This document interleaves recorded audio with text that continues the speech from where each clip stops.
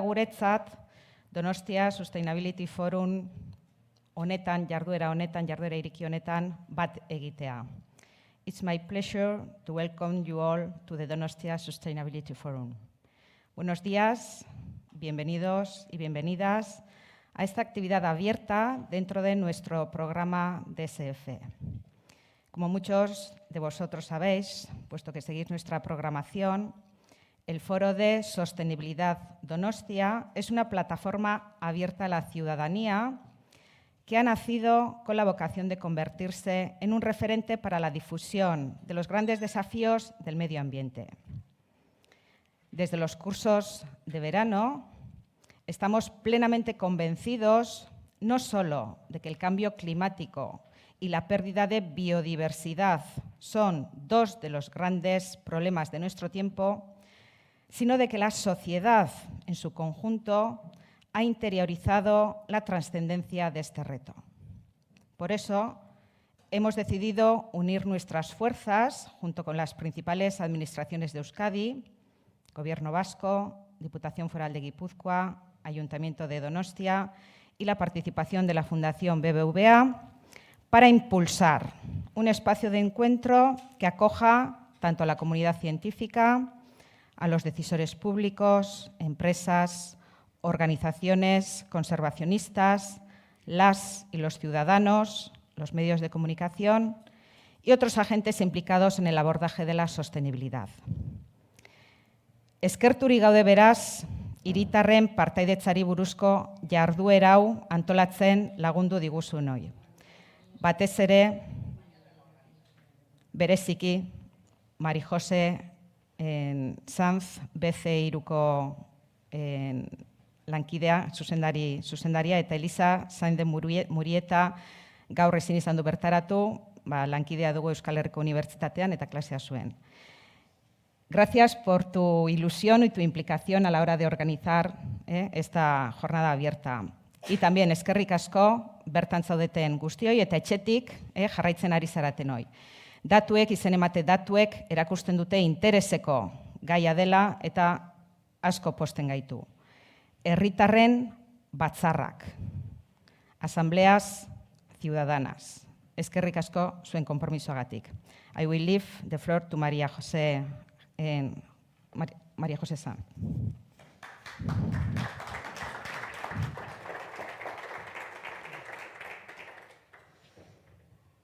Bueno, yo voy a hablar en castellano.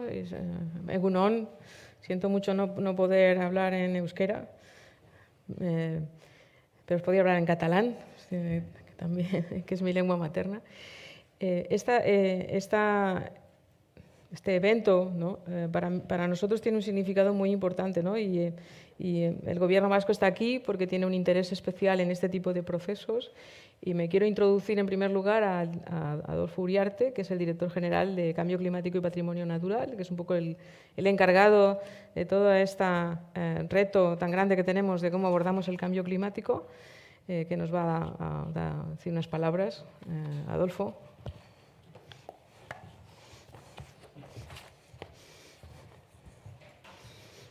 Luego ya introduzco yo un poco los temas y...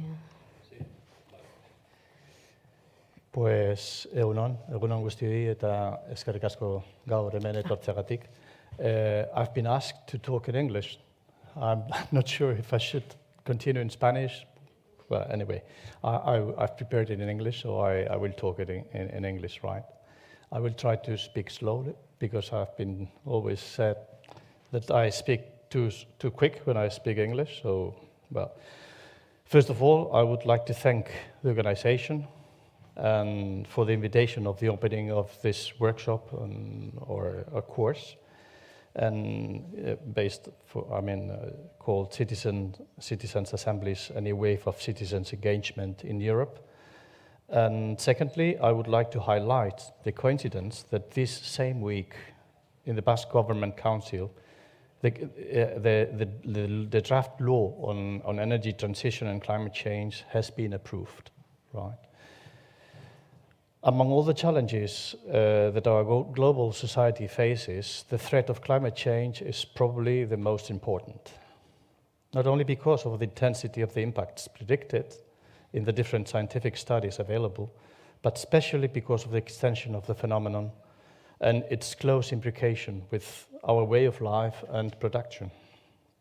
The response to this challenge requires the establishment of a legal framework that paves the way to the definition and implementation of strategies, action plans, and tools to achieve neutrality in greenhouse gas emissions by 2050 and move towards a territory more resilient to climate change. At the same time, activating different coordination, cooperation, and participation bodies in the field.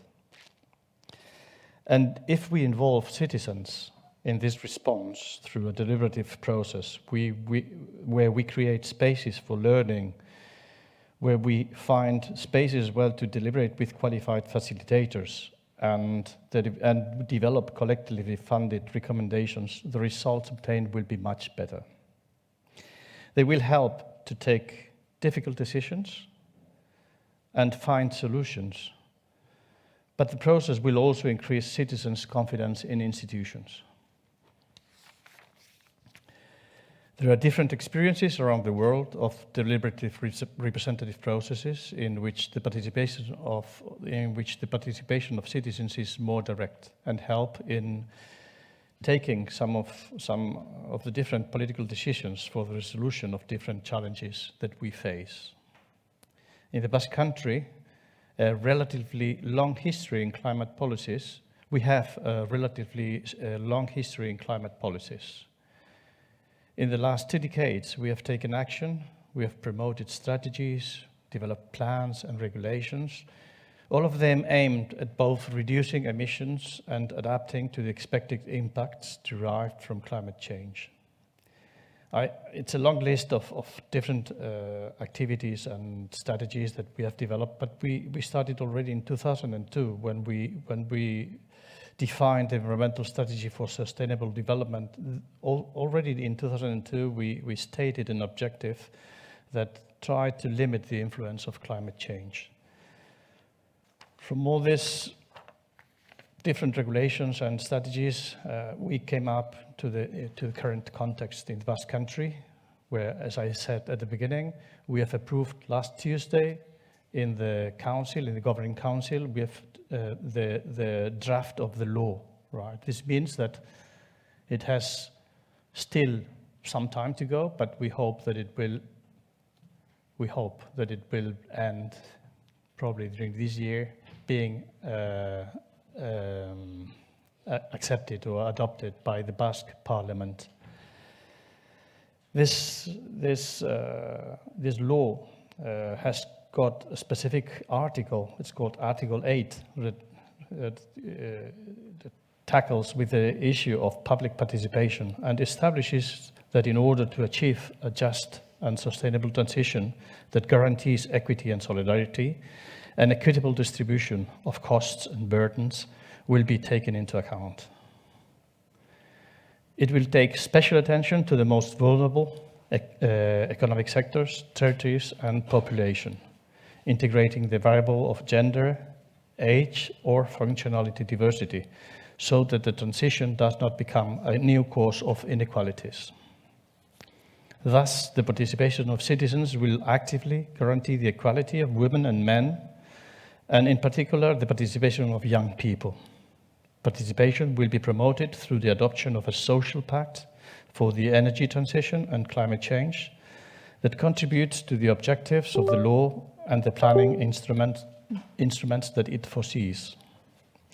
Additionally, this same Article 8 of the law states that the Basque public administrations will encourage the participation and involvement of citizens by setting up the Citizens' Assembly on energy transition and climate change in the Basque Country. We are currently working in the design of the Assembly for the Basque Country, for which we will take into account the principles of good practice contained in the OECD report, Innovative Citizens' Participation in New Democratic Institutions, the deliberative wave, but also the recommendations of the NOCA network.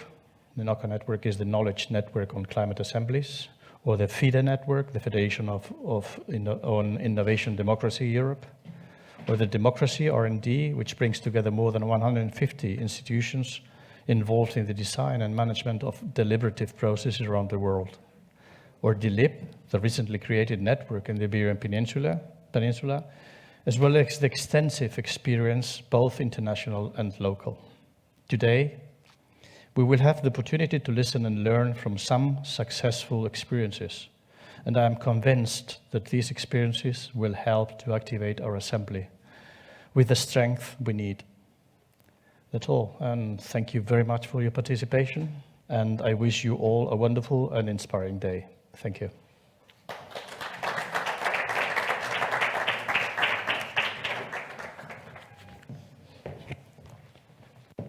Thank you very much, Adolfo, for the words and for telling us that Euskadi is also going into this process, which is extremely interesting and exciting for everyone. I mean, the reason why we organized this event was because, well, some of us have been participating in different processes across Europe. And despite of that there are guidance and studies already, there is so much being learned in recent years on the way of practicing those processes, that every step to share those experiences and lessons learned is a unique opportunity that we have to capitalize. And the Donosti Sustainability Forum was giving us this opportunity here today. And we made an effort to bring as many processes as we could think about. I guess also looking into that those processes are happening despite that most of the well-known processes at the national level, those processes are happening also at the subnational levels. And that also are engaging citizens from small towns to regions, and other subnational levels. And we have here a representation of those processes. It's not complete. There are many other processes going on at the moment, but we think that it will merit to have a reflection on those processes from different perspectives. And in order to introduce that, what we thought it was a good idea is, due to this diversity of processes, the knowledge network on citizens' assemblies was created in Europe, and we thought it was a good opportunity to ask them to give us a brief overview of how they are seeing these, because they have a better look of what is going on, and for that I have the pleasure to introduce Dr. Alina Abrechenkova. She will be the first speaker today. She holds a PhD in economics and international development for the University of Bath, is currently a distinguished policy fellow at the Grantham Research Institute in the London School of Economics, and a visitor senior in the Royal Elcano Institute. Alina and myself, we know each other from some time already. We've went through things together in different contexts. And he has extensive experience on climate change. You want to ask something on climate change, ask Alina, she knows, and international development. And recently she's been engaged in analyzing and assessing these type of processes we are trying to look at today. Alina, thank you for being with us today, and it's a pleasure to give you the floor. You have 15 minutes, 35 minutes, sorry. But if you want any time, we can have a few questions from the floor afterwards. So thank you so much, Maria Jose, for this very generous introduction. Good morning, buenos dias. Can I have my, yes, so I'd like to start today very briefly by asking the question, why should we care about public participation? Surely the climate crisis is so urgent, we can't actually waste time running consultations, running citizens engagement panels. It's very costly, it might delay us. Why? Why are we discussing the subject today? And this is what I would like to start with. All these things are very true. What I've just mentioned, it is costly, it does take time, but if we don't do it, let's take a short discourse to history. So this is pictures for 2018 Gilets jaunes protests in France. After the introduction of green taxes, we all very well remember how that went and how long it took the government to get a grip on the debate. This is very recent, Netherlands, 2023. A farmer has set up a protest in response to ambitious policies to deal with nitrogen emissions in the Netherlands, which, among other, would require buying up farms which are close to protected areas. How did that turn out? Well, the new party was formed, Citizens Farmer Union. They did very well in the local elections, and they're actually challenging the national elections as well. And finally, in the UK, where I'm based, very recently, Oxford, the city of Oxford, introduced what would be a beautiful policy called 15-minute city. The idea is we develop infrastructure so that citizens don't have to travel more than 15 minutes to get access to all of the basic services. We would all like to have that. Well, not really, because the right-wing parties organized protests which labeled the proposal city lockdown. And there was quite a lot of social movement around that. So why am I talking about that? It's because if we want to achieve ambitious climate transition that we surely need to do at the scale and speed that is required, we can't do that without bringing the society with us, without ensuring that citizens understand they are on board with climate policies and they're actively taking part in it. And this is why we're discussing climate assemblies as one form of such citizens' participation today. So I'll talk a little bit more about the case for public participation, and then I'll share the lessons learned from citizens' assemblies on climate change that are happening recently. And I'll talk more about impact and engaging climate policy community in that debate, because we at CNOCA see it as one of the weaknesses at the moment. So just very briefly, CNOCA that I represent is a knowledge network on climate assemblies. We've been established just over 2 years ago. Together, we're non-political, we are a knowledge network, so we really want to gather best practice, learn also from what hasn't worked very well, and to share guidance and lessons learned with the community that is considering doing climate assemblies or are already holding one. Our focus is primarily at the national level, but over time we've of course also studied and learned from experiences at other levels. And as I've just demonstrated, citizen engagement and citizen participation is important at all levels of governance, nationally, regionally, and also locally. We currently have over 600 members from 39 countries. We have a website which presents the latest guidance and lessons learned that we have gathered. But we also hold regular learning calls where we invite organizers and participants sometimes of previous assemblies to have honest conversations about what works and what doesn't. Before we go into detail on that, I think it's important to clarify some definitions here, because I mainly work with climate policy community. And oftentimes when I say public participation, I get the response, of course we do it. We have an advisory committee where different NGOs from environment, from climate, from business come together and give us feedback on our policies. Well, that's not quite it. That's usually what we refer to stakeholder engagement. When we talk about public participation, we really mean direct engagement of everyday people into decision-making and development of climate policy. And climate assembly is one form of such participation, a very special one, where citizens are selected to represent the average makeup of the society in a random form.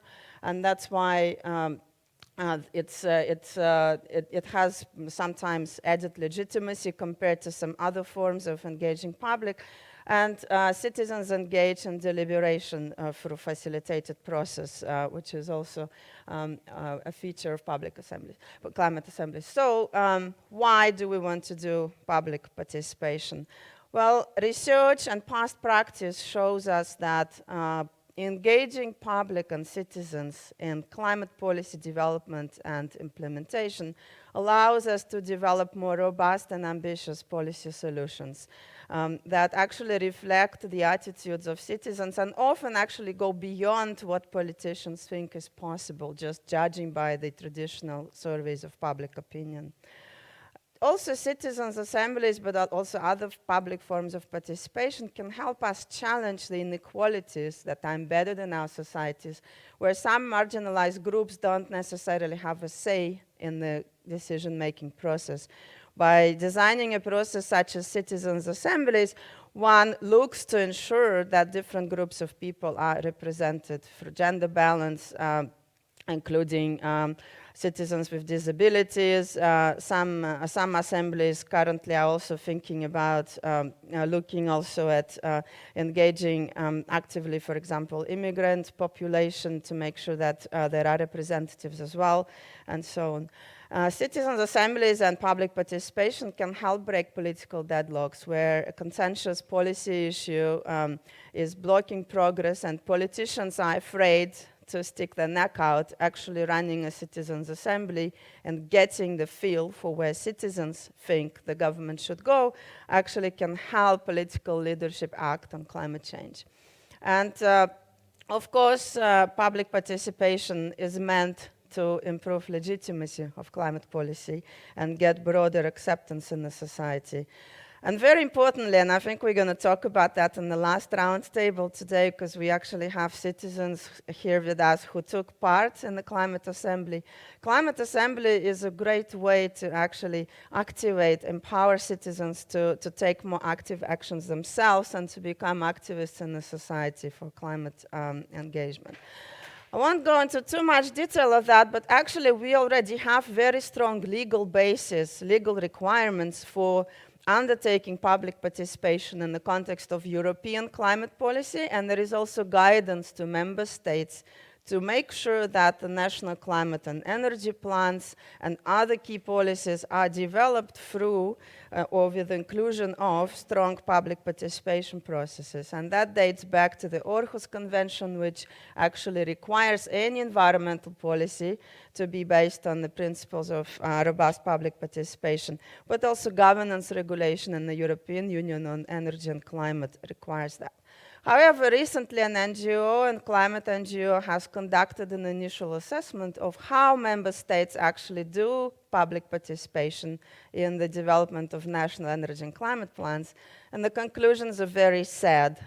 If at all, many member states just tick the box, they put the policy on the website, they may be open it for consultation, but the practice of robust public participation and policy development is still at the early stage. And there is now a campaign in Brussels to make sure going forward this changes. Now, why actually public participation hasn't historically been very strong in climate policy? Well, for the reasons I started from, critics say it costs too much, it may actually delay climate policy, citizens might be subject to lobbyists while they're going through climate assembly, and so they might be influenced, so could we actually trust what they will come up with? And importantly, competence.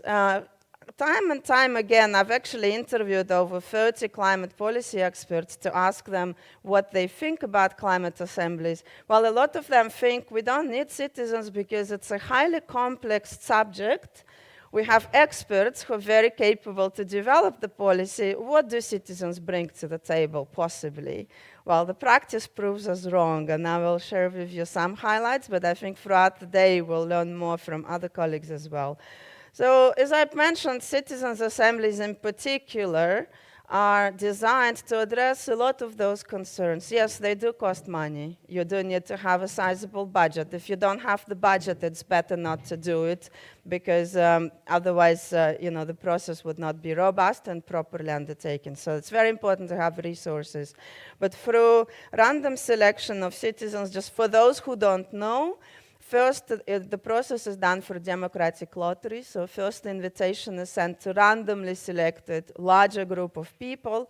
And then from those who respond, a quota sampling is applied to reflect the average makeup of population in terms of economic status, social status.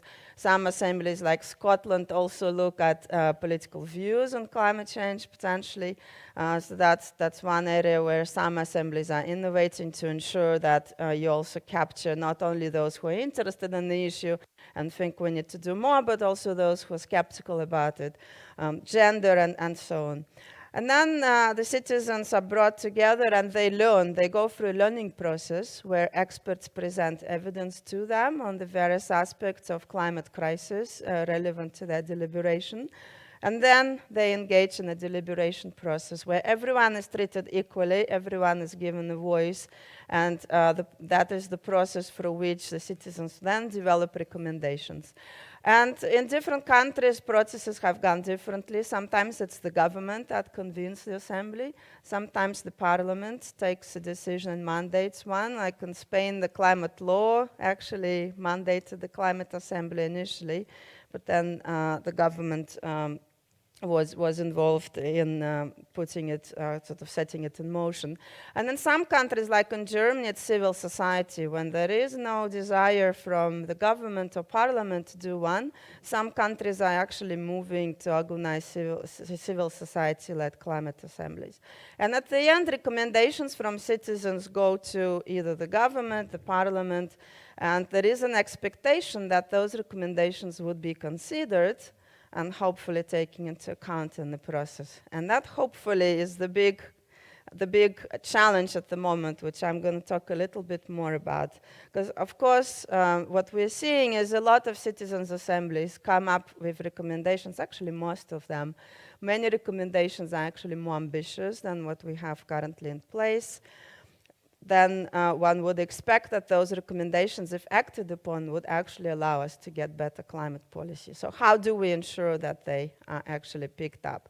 So here are some examples of the national climate assemblies that we have had over the past years. You can see France's climate assembly, which Lise will talk about later. So I won't talk in too much detail about that, but this was probably one of the most visible and quite highly impactful assembly, and one of the first ones at the national level as well. Irish Climate Assembly preceding that, and then we had assemblies in Austria, in Germany, in Scotland, most recently also in Poland. There was a national assembly focusing on energy issues.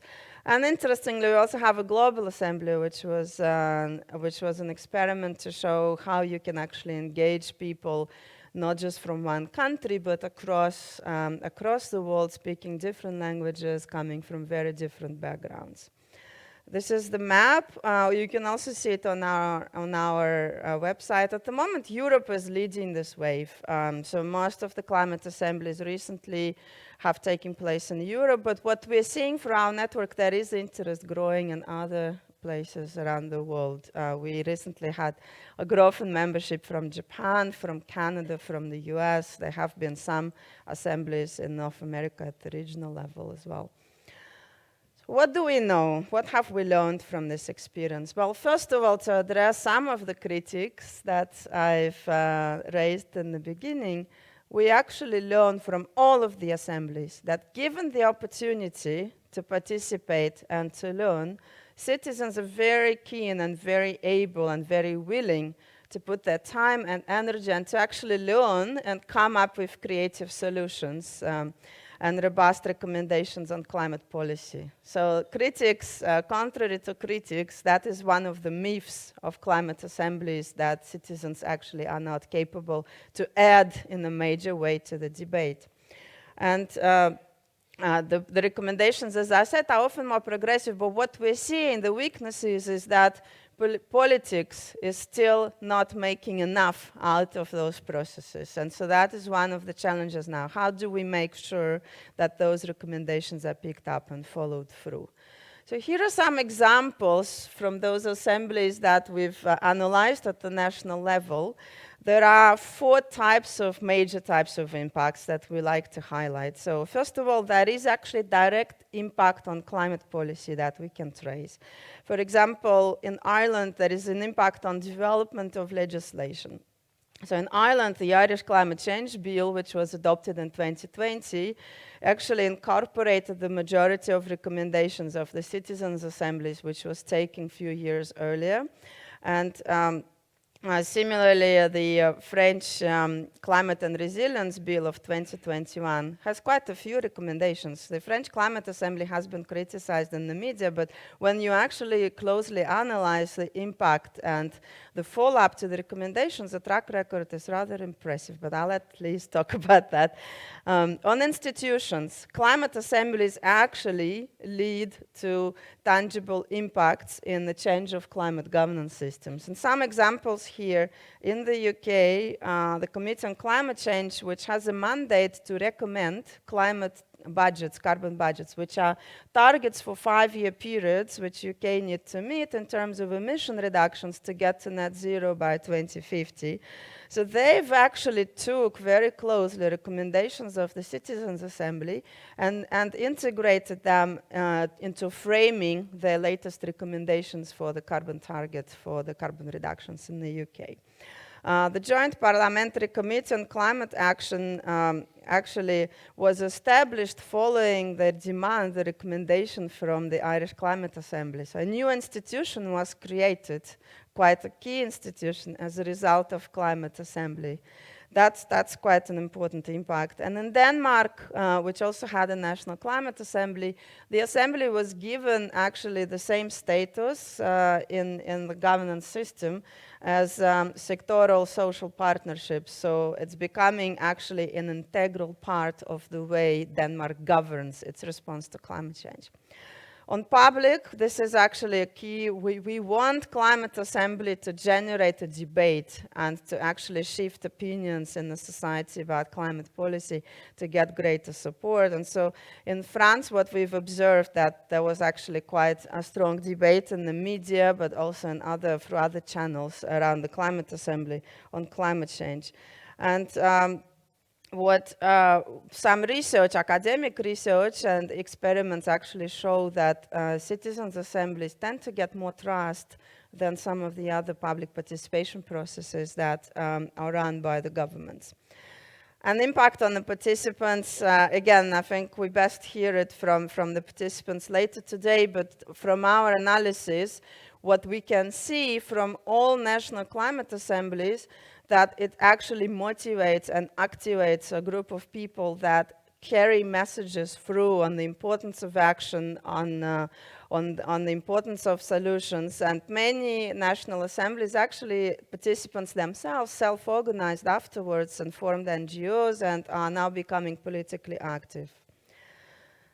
I'd like to share some quotes with you because it's all well me saying that based on our research, but this is something I've conducted interviews with, as I mentioned, with over 30 experts across Europe. Some of them are climate policy NGOs, some of them are government, and some of them are assembly commissioners. And some of them are actually very powerful. So you can see that the staff of parliament actually said that the added value for the climate assembly is to get people engaging with the complexity of climate change issue to even to a greater extent that politicians would ever will. And the advantage of an assembly is that this is a view of a representative group of people which politicians can then carry through and work with. And from the UK, member of parliament actually who was involved in receiving recommendations of the assembly, that person said that one of the most important outcomes of the UK Climate Assembly was for the government to find out that in certain ways the public actually is ahead of the government's own thinking and is prepared to go further and faster. So I think these are really powerful feedbacks from those who have been directly involved. But it's not all rosy, and what we're picking up is that the practice of climate assemblies is still at a very early stage. We're still learning. We've learned from previous experiences, from deliberative methods, from other fields. But climate space, it's less than 10 years that this is really coming to front. So there is much to be learned. And some of the areas that we have picked up as the areas where more focus is needed are those 4 areas that I mentioned here. The first one is the definition of relevant remit. It's very important to actually give a very good thought, what is the appropriate question for the climate assembly? Because if it's too broad, it might be too broad and too comprehensive to address in a time frame and also to impact the policy outcomes. If it's too narrow, maybe you're missing the opportunity to actually deal with broader range of issues. So the question is to understand what is the political context, the state of policy making in the country, and to define the remit accordingly. Very important, there is little point in doing citizens' assembly if all of the decisions have already been taken. So that's one message that I'd like you to take away. The second, the robustness and transparency of the process. And this is one of the main reasons why CNOCR exists, because we want to generate guidance and sharing of lessons on how can you design the process that is seen as legitimate, credible, so that the impact of climate assembly can actually be significant. And the process plays a key role in that. So it's important to invest well in the recruitment so that it truly represents the average makeup of the society and the different social groups. Also, have information easily accessible prior, during, and after the climate assembly. And very importantly, to think through your communication strategy. Because unless there is a communication strategy, the climate assembly might be amazing. It might come with wonderful recommendations, very credible process. But if no one has ever heard about it, what is the point? So, and finally, integration into political system. I keep coming to that, but we need to strengthen the engagement of politicians, government officials, parliamentarians, and NGOs. Civil society, sadly, has not engaged with climate assemblies, in some cases not at all. In some they've been critical, and I'll talk a little bit more about that. So we definitely need to address that point. The misconceptions by civil... So we set this project, which I mentioned, to understand why do politicians and civil society not engage with climate assemblies. And these are results of the interviews that we've conducted. And this is not a particular country. There was a good balance of different European countries represented in that. Well, the misconception that I mentioned, that citizens can't handle the issue, importantly, that came very, very strongly. Politicians, government officials, and NGOs alike, they think that doing a citizens' assembly will delay climate policy, and potentially citizens might come up with recommendations which would prevent the government of going ahead with what they've already outlined to do. Well, as again, the practice shows that this is not the case. If not, the opposite is actually true. If you don't engage citizens, you might not be able to go ahead with all of your wonderful plans. Here are some considerations that, as a result of this work, we are now engaging with a wide range of actors, in particular with civil society, trying to raise awareness and to address some of those misconceptions around climate assemblies. And I'm very pleased to say just a few weeks ago, there has been a major development where civil society organizations operating in Brussels and across Europe have come together with democratic NGOs and with support of CNOCR as well, and sent a very strong message to the European Commission on the importance of meaningful public participation in the preparation of national climate and energy plans, and called on the European Commission to actually give clear guidance to member states how they can do it, beyond just saying you should do it. Well, come up with some principles. And so what some of the key messages here is that what we see from the practice of climate assemblies around Europe is that citizens actually are the most powerful allies of civil society and climate activists, if given the opportunity to actually deliberate and be involved in the development of ambitious climate actions. And recommendations developed by a group of people which represents the average makeup of the society, they carry much greater legitimacy than a statement by an NGO or even a coalition, because they reflect to the politicians what the voter sentiment is much more credibly than some kind of public opinion survey, which usually gets picked up only by people who have very strong opinions on the issue rather than by representing the average kind of view in the population.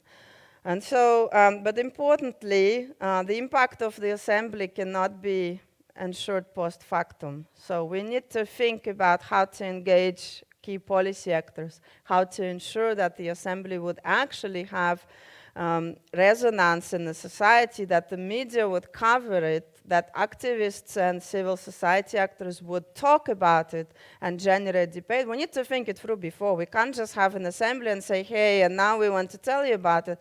Well, the train has left the station. Nobody is going to take it as something newsworthy. So it needs to be done up front. Oops. So that is my cue to come to the end of it. So I just wanted to mention that we are currently finalizing the development of the playbook for NGOs to make sure that civil society actually understands climate assemblies and understands the role they can play in the climate assemblies.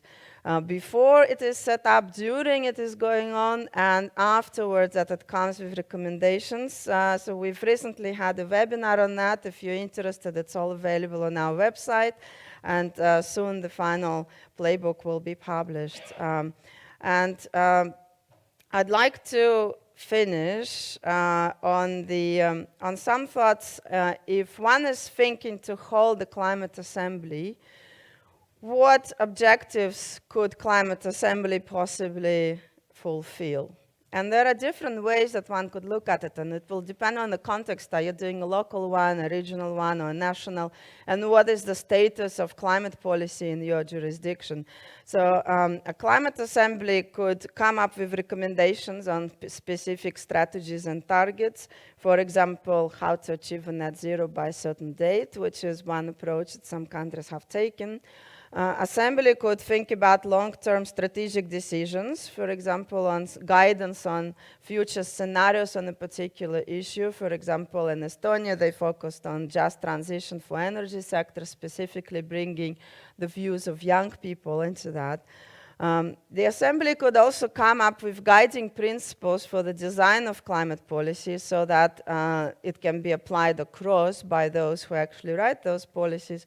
Or sometimes the Assembly can come up with concrete proposals, as we have seen, will be talked about by colleagues from the specific assemblies, but one example in France, the partial introduction of domestic flights, a ban on domestic flights came as a recommendation of the Citizens' Assembly. And climate assemblies, from what we see, have best potential to affect change when the decision has not yet been taken, and that there is a policy dilemma that needs addressing. Because if everything is clear, what's the point? But if there is a contentious issue, and it's not quite clear the way one should go, or how far and how fast one should go, then Citizens' Assembly offers a great potential to do that.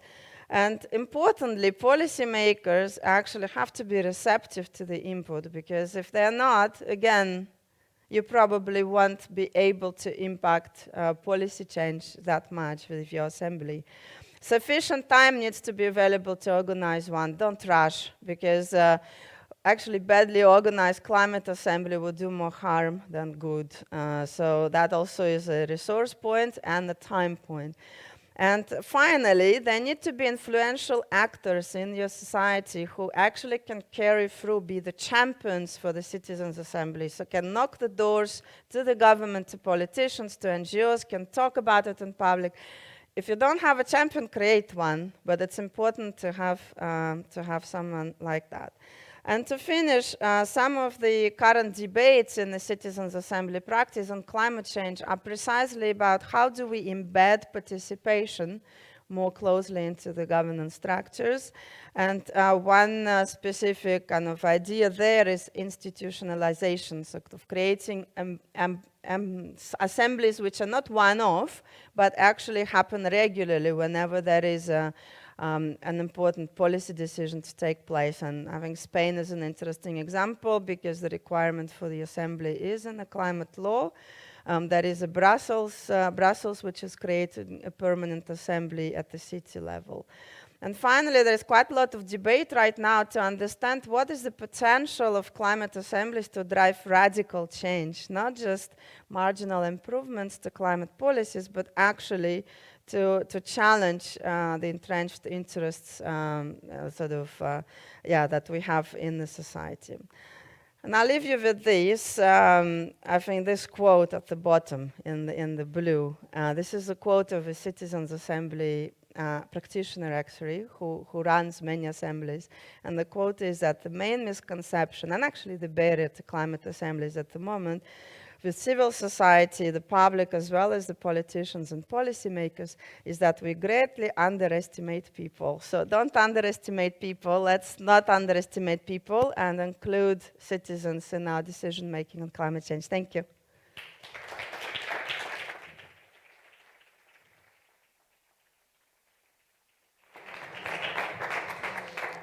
Well, we don't have time for questions, but I will ask Alina, because he's going to be here with the mic, if there's any question that you want to answer through the discussions all over the morning, please feel free to jump in.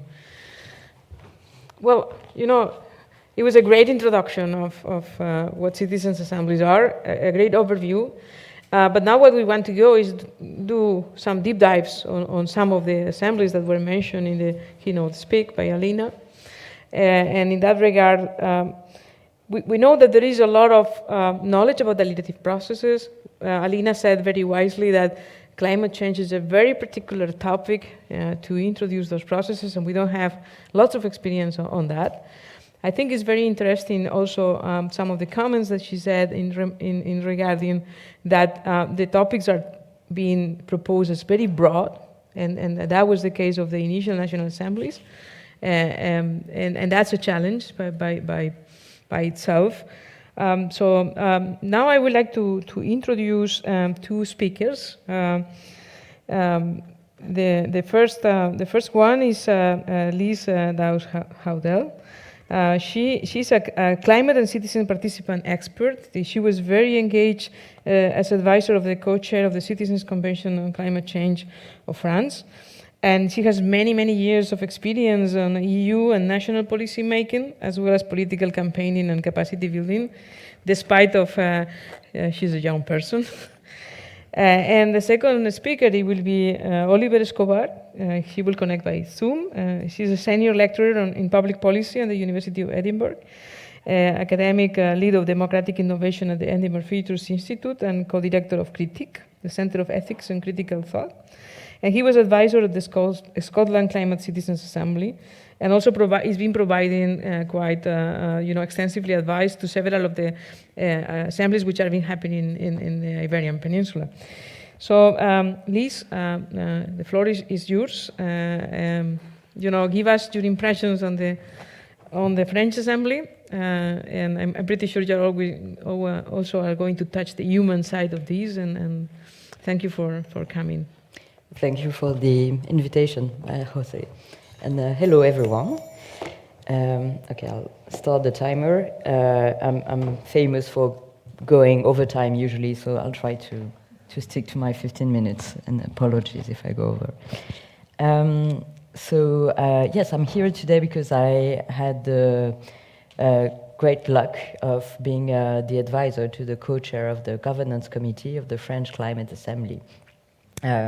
I'll probably touch upon what was my role more exactly in a couple of minutes. And I have the great luck of having worked and co-founded CLOCA with Alina and a great team of people.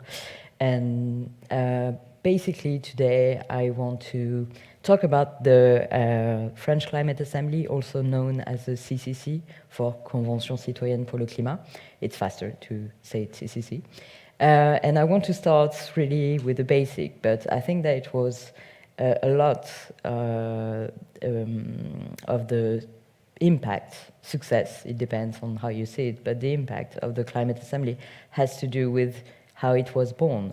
The thing is, we are in France, we are at the end of 2018 at the time.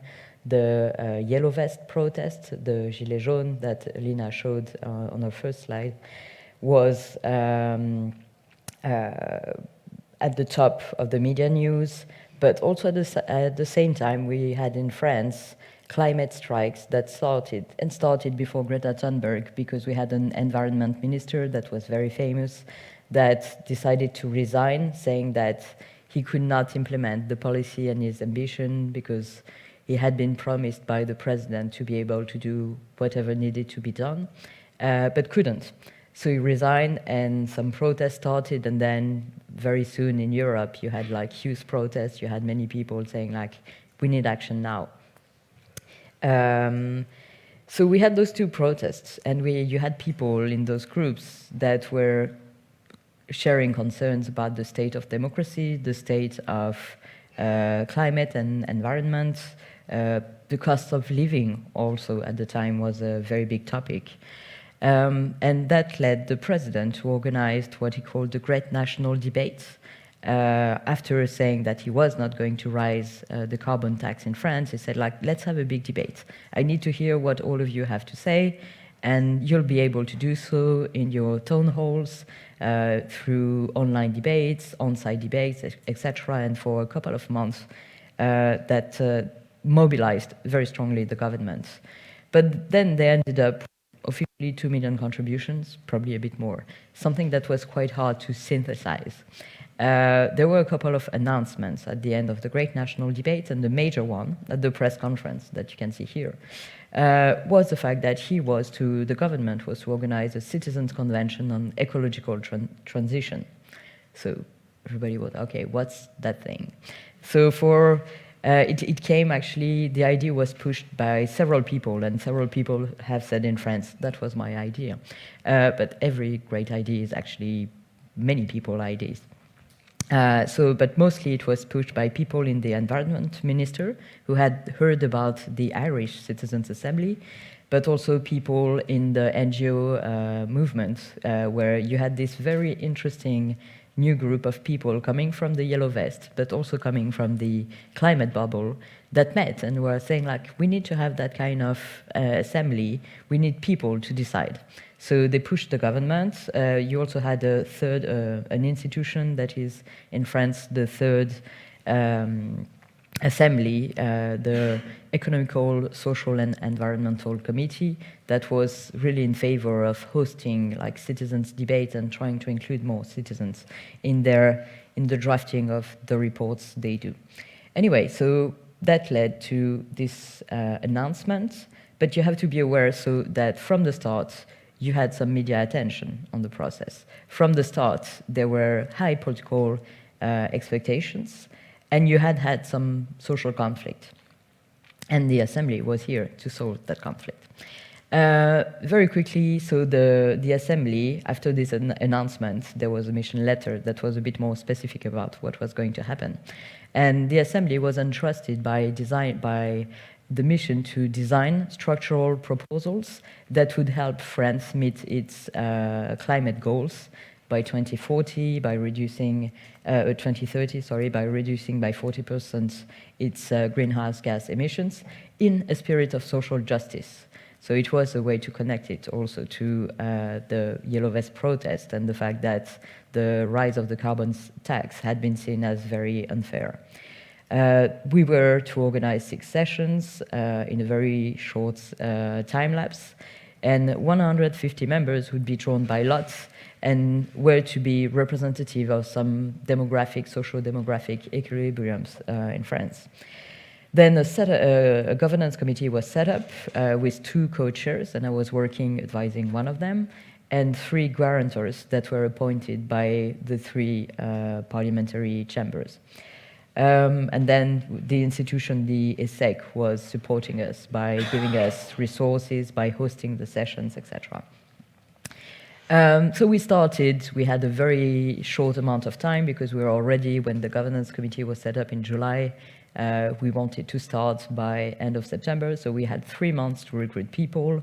Even though the press conference had been highly mediatized, nobody really paid attention that much to what was exactly this convention. So we asked the company to generate phone numbers randomly and then to call them and say, like, would you like to be recruited to take part in a citizens' assembly that will work on that, explaining, let's say, the deal. And we had a very good response rate, also because climate was, and environment was really something that was high in the public debate, but also in the main concerns of the French population at the time. So we managed to recruit quite quickly a pool of 190 participants. 150 of them were full members, but we also had substitutes. We used 6 selection criteria here to ensure that the assembly would be quite diverse, but you may notice that we did not list in the criteria the attitude of people towards climate change, and it's something that the assembly was criticized for quite fairly, and it's true that in many assemblies we've seen this criteria being used. To be honest, we then had some analysis done by the Paris School of Economics that showed that they were pretty close to the population in terms of climate awareness, maybe, or the attitude towards how climate action should be done, maybe a bit higher than in the population. But also when you looked at their attitudes towards redistribution of resources, for instance, they were actually quite right-wing, let's say. But it's interesting to use those criteria also as a preemptive way to not to face criticism afterwards. And that was one of the criticisms met by the French Climate Assembly, that there were a bunch of green people, they were just green activists, etc. It's absolutely not true. Anyway, and we had a different approach for specific people that you cannot really reach through that system of recruitment. That's just to illustrate this diversity. Here you have members, like in a small working session. The people with the blue badge and the laptop are actually facilitators that helped us, and that really played a key role in that process. They were a group of 3 companies, and they've done a great job. But you also have members, so you have Samir, who is a surgeon in Marseille. You have, I'll go quickly, but you have many diverse professions, people that, and they told us that at the end of the assembly, the first thing that the assembly brought them was the ability to meet and discuss with people they would have never had. Because we are all in our social groups, we have like our ways of living, our paths don't cross that much. So they really appreciated that.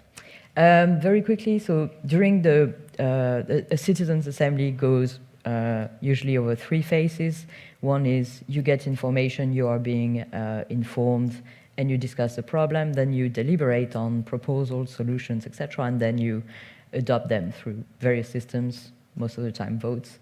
And for us, it was very important because of all the media and political attention that they would hear from speakers that were from very diverse background. So you can see here that the first group they heard from is actually companies, private sector, but then just after that it's NGOs, think tanks, administrations like civil servants, etc., some trade unions, academics, etc. And that's how we worked. The plan was a bit different when we started. There was 1 session less, but then we had to change some of the dates because of strikes. It's France, so strikes always. We had to adapt one because the president decided to show up in January. He was supposed to open the assembly, but then couldn't because the former president had died.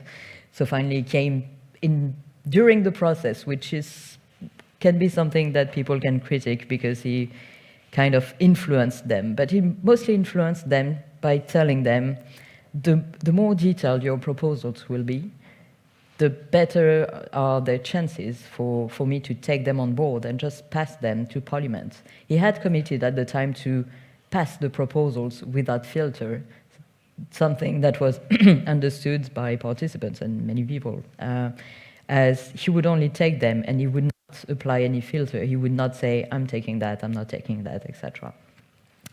And then the assembly continued, and then, of course, March 2020, COVID happened. There is a session that you cannot see here that happened online, and that was actually a kind of political, psychological session about what was happening, how the climate crisis was connected to the COVID crisis, and the questions of once this epidemic is done, what's going to happen to the economy? Should we build it the same way? Should we do it differently, etc.? So at the time, we had a session working on that. And I know that the UK Assembly, the British one that was also working at the same time than us, they also they had a specific moment of work on that. It's also the beauty of those tools and the fact that we had quite some means to work on it, is the fact that we're able to adapt constantly, because we had so little time to prepare it. We were building it as it was going, which is great, but can be also sometimes a bit dangerous. Here you can see the economy minister at the time, who is still the economy minister today, and a bunch of parliamentarians who came and witnessed the debates. We tried to open as much as we could the assembly without endangering the privacy of the participants or the content of the deliberation. But some debates were open to the public. There were live streams and people could come in the public. And very early on, we tried to connect with the political and the governmental bubble by telling them, come and witness, to try to build the trust, to try to make them more ready to receive the proposals. And one of the MPs told us afterwards, like, if the quality of our debates at the National Assembly was as good as this one, the country would be in a much better state, which was good. Okay, then he fought the recommendations of the Assembly, but you know. Okay, yeah, 2 minutes to go. In terms of outcomes, and this is super frustrating because I want to tell you about the debates that happened during the Assembly. It was really great. But to be short, we had the participants divided in 5 groups over 5 topics where they would work on recommendations, but all of them were not able to work on the food proposals, etc. Even though once the proposals were ready in the groups, they would join and discuss them all together, and then we had an amendments procedure, etc. And we drew them by lot to go in those groups. So if you were a farmer and you ended up in the housing group, too bad, but actually you were in the housing group. But they were quite okay with that. One thing that was interesting, though, is that if at some point the group working on farming would say, like, but we don't know how this works, and if we implement that proposals, maybe actually the farmers are not ready to do that, etc. Let's go get the farmer, and they would do that.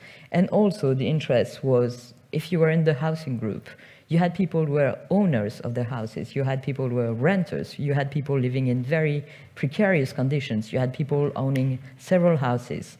So it's that kind of diversity that you try to bring in, not because they just represent themselves and that they're going to fight for that. It's about what happens if you put a renter and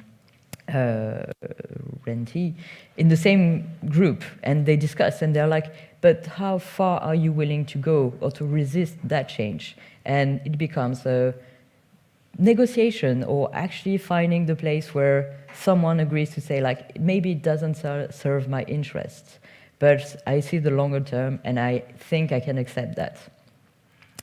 So basically, this great 9 months, very long pregnancy, or a pregnancy actually, delivered this interim communication on green transition and the COVID pandemic, and also, more importantly, a final report of 149 proposals.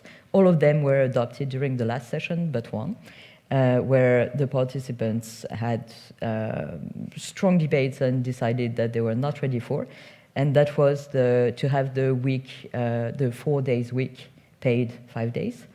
Something interesting, because it paved the way for more debates, and the place where I work now in local government, we are actually implementing that. It's really connected to the debates that happened at the time. And so this report was presented to the public. There was a leak a couple of weeks before, so the media attention was very high. We had like TV outside of the hemicycle where they were voting and they were commenting on stuff, saying like, and now they've moved to the next proposal about limiting the speedway on highways in France. And it was a bit crazy, because when you are in politics, and I've been working in the European Parliament, where you dream that people would pay attention, because the votes that are happening in the European Parliament are extremely important and have an impact on our lives. but it's quite hard to get attention for several good reasons. And then you have that happening, and you're like, okay, politics is not something that's just left to some people. You can make, sometimes it can be something of interest. So anyway, the president received the participants a week after the publication of the report and this final session, and decided and announced to the participants that he would pass on all the proposals to the government, but 3 proposals, explaining why he was not keeping them on board. It was his choice, a political choice, but it was quite well accepted at the time by the participants, or they could understand why. Then he said to the government, then you have to work with the members of the assembly and create a law. And that happened through the form of workshops that were organized during the autumn of 2020, where you had governments, you also had stakeholders, so trade unions, business, companies, etc. And those were closed sessions. Those were sessions where there was no facilitation. Not all the members were taking part in that. So the assembly was kind of officially over, but some members accepted to stay on and to work on that law. And it was a very tough exercise for them, because they criticized the organizers for leaving them with the rest, but for us, our mandate had been terminated. And that's one thing that you should consider when you do a climate assembly, that it's not only about the process of the assembly, you need to create the structure for after. Anyway, so 3 years after the end of the assembly, I can tell you in terms of like concrete outcomes, I'll talk more about impacts later on. We have a climate and resilience law that comes directly from those proposals. There was a proposal to reform the constitution that was made by the CCC, that was ultimately vetoed by the Senate, because they wanted a referendum of the whole population on that. But the Senate, that is a different majority in France, blocked it.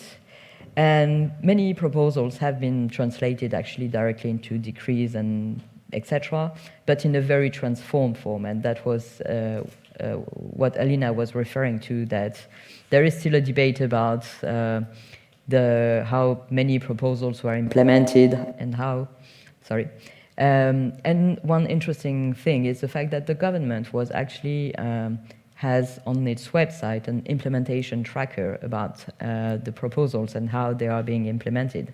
But of course, it's not an independent one. So we also have like alternatives one that are done by the media. And I was telling Yarencha, we were discussing just yesterday, there was a news piece in Le Monde about, but what happened to the proposals of the Climate Assembly? So it's still there. People are still remembering this very big adventure that we took part in. I just wanted to say that at the time, but you most probably know it, many people in the French population were aware that the process was happening. On the day after the final session, 7 out of 10 people had heard about the process. There were many, big majorities that supported those recommendations, that found that they were legitimate. And yeah, I'll come back to that later on. Thank you very much for your attention.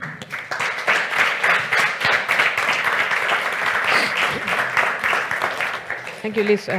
You can stay here or go back to your seat as you wish. The questions will be after Oliver intervention. I think we have Oliver online. Tenemos a Oliver conectado en Zoom. Hi. Good morning, Oliver. Buenos días. Hi. Good. We are going to have an introduction of Oliver through the process of the Scottish Assembly, and after that we can get some questions from the audience, and we can have a small debate. So Oliver, thank you very much. I introduced you earlier, so I don't need to say a few words about you again. So the floor is yours. That's great. Thank you, Maria Jose. I hope that you can see the slides and you can see me, but just shout if you can't. Yeah, it's great to be here. I wish I could be in Donostia. I'm going to do this in English as well, because I understand that there are quite a few colleagues from around the world. So we decided to keep this session in English. But I'm from Galicia, just for full disclosure, although I've been for 17 years in Scotland.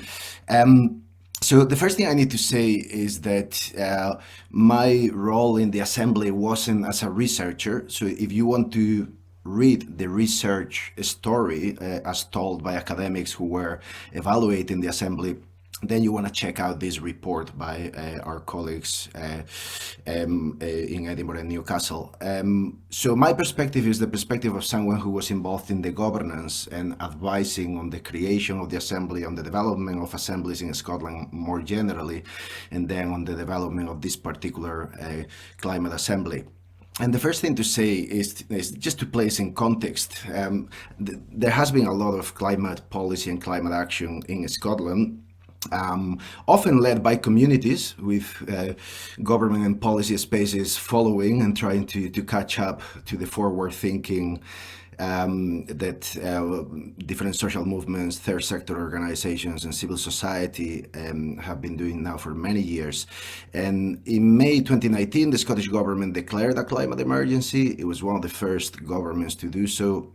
And then there was, we had already a Climate Act in 2009, and the 2019 Climate Change Act was an update and a further development of climate policy. And this included the creation of a Citizens' Assembly on the climate and ecological emergency. In parallel to that, we also had a Just Transition Commission to work out how to make sure that transitioning towards net zero and towards an economy, a low carbon economy, a well-being economy was done in a fair way. So that was happening in parallel as well. So a lot of activity. And in that context came the Assembly, which was created by the Scottish Parliament formally, although again it was a response to social movements such as Extinction Rebellion and others to place an amendment in the Climate Change Act and host this assembly. But then it was up to Parliament to set it up. So the Scottish Government was tasked by the Scottish Parliament to put together a secretariat, which essentially was made of public servants with some civil society participation experts involved, seconded for the time of the assembly. Then there was a governance group, a stewarding group. That's the one where I sat, and the stewarding group included representations from different sectors, from housing, from transport, from agriculture and business, as well as social movements. So there were representatives from Extinction Rebellion, climate youth activists, as well as every political party represented in the Scottish Parliament. So we had a parliamentarian from each of the parties, and that was the governance body.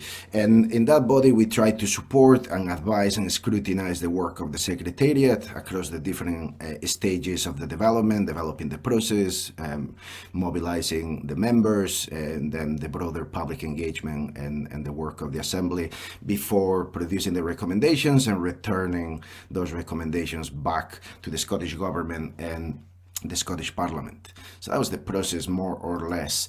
The question that the Assembly was asked to address was, how should Scotland change to tackle the climate emergency in an effective and fair way? There were 106 members, recruited on the basis of socioeconomic demographics, as well as attitudes and perspectives on climate, on political views, etc. As it is often the custom, they received support to lower the barriers to participation, so that meant an stipend and other resources. This was the first fully digital Citizens' Assembly, because it was right in the middle of the pandemic. So there was a lot of IT support and IT literacy, digital literacy skills that had to be, members had to be supported to develop skills that perhaps some of them didn't have. It lasted 8 weekends. Initially it was 7, but there was a follow-up a year later to respond to the government response, and I'll come back to that. So that's a picture of the Assembly that you can see there on the left. We are keeping their anonymity, although some of them are now have made public statements, but that gives you a snapshot. Then it's worth noting that we did have an online pre-engagement phase where we wanted to try and invite input from the broader public.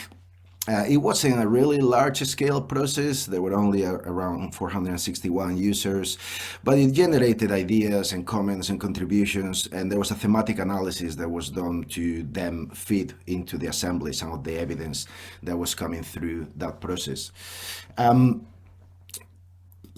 Then, as it is typical in this kind of deliberative process, there was a learning phase. In this case, the design of the assembly was to split the assembly into 3 strands or streams: on diet, on land use and lifestyle, homes and communities, travel and work. And they got the chance to engage with over 100 speakers, experts from all kinds of different fields, people with different experiences and expertise, on climate action, on climate policy, on climate development, community voices, activist voices, as well as scientific voices. And they did a really comprehensive job at trying to get assembly members to a point where they could feel comfortable engaging with a wide range of these issues. And then one of the aspects I really want to highlight, because it's perhaps one of the outliers or one of the unique or fairly unique points of this assembly, is that it was understood from the beginning that we did want to make sure that children and young people had a role in the assembly. The assembly was an adult assembly, so it was 16-year-olds and above, which is the voting age here in Scotland. Young people from 16 and above can vote. So, but we wanted as well younger people and children. So the Children's Parliament is a charity, it's a centre for children's participation in Scotland. And they were invited to join the process, and they did so by starting with some digital surveys, and then there was a smaller group of children from the Children's Parliament who then were invited to become investigators and to go into their communities and to generate material that then the Assembly could engage with. And that meant creating a number of different films that were played at the Assembly, as well as some opportunities for the children to speak to the Assembly members on some of the themes.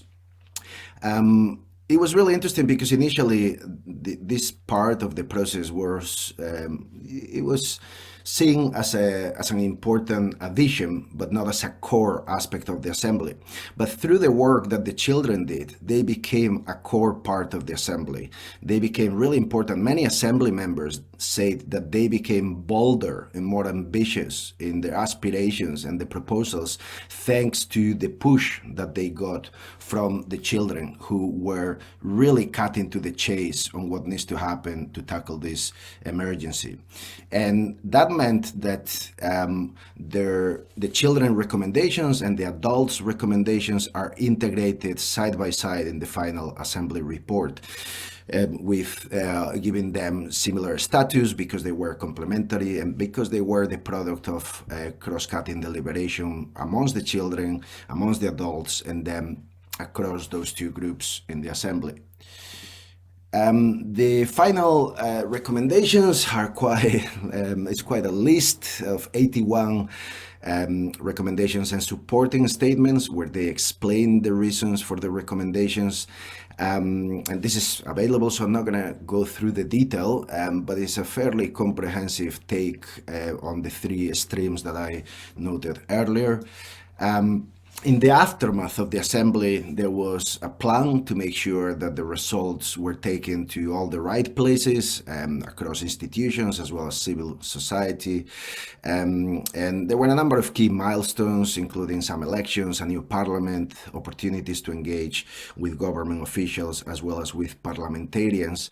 And then in parallel, there was a civic charter movement started, or an attempt to create a campaign so that different organizations in civil society, in the business world, in academia, in all kinds of non-state institutions, as well as civic organizations who wanted support the recommendations of the Assembly and who wanted to make sure that the Assembly recommendations were taken seriously, they had a chance to sign the Civic Charter, and it was used to have a broader public campaign on the results of the Assembly. And then there was quite a lot of ministerial engagement. Different members and members of the Children's Parliament met with 17 ministers in 7 different portfolios across the Scottish Government.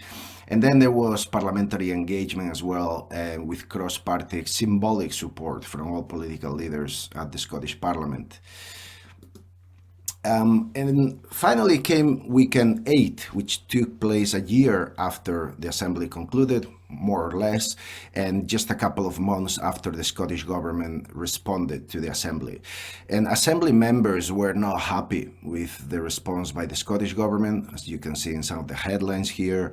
They thought that the Scottish Government in its response was not being bold enough, was not being ambitious enough, and was not being fast enough.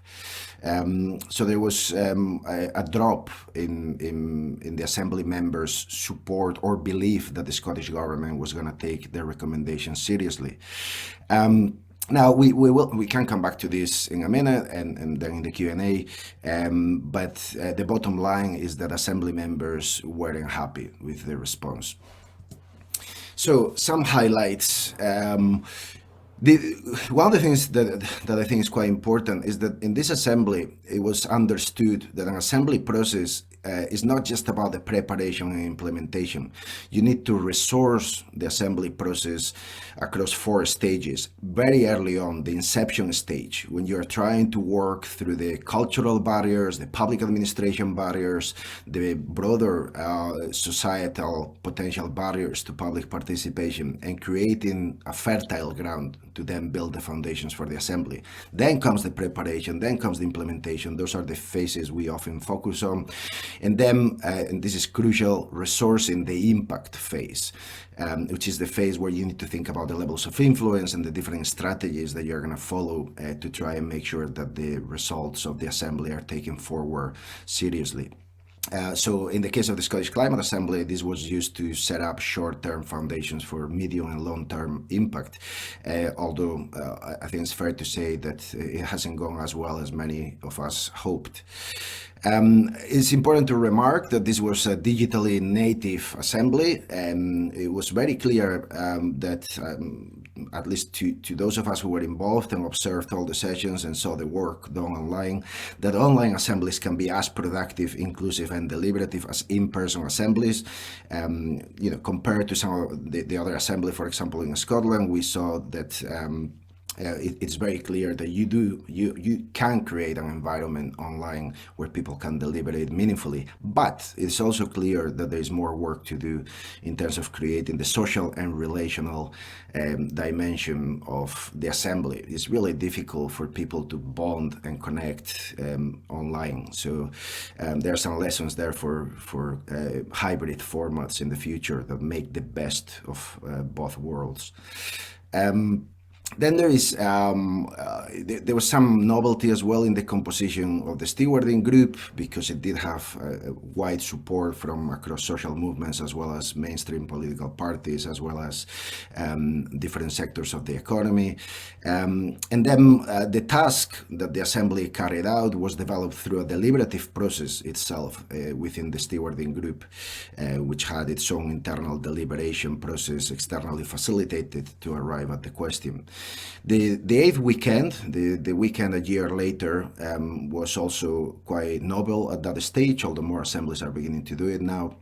And then the Civic Charter public campaign was also quite important. Some areas for development.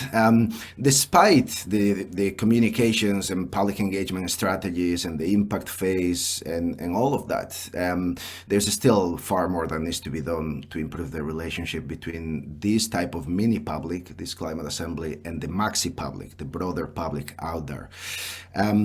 There's plenty of room for development of the crowdsourcing side of the process. That side of the process there's so much potential that is still untapped, and I think climate assemblies need to get better at online crowdsourcing at different stages of the assembly. The learning phase, like many other assemblies, was quite heavy on speakers and presentations and so on. There were other things as well. There were roundtables, there were more kind of a small group conversations with experts and so on.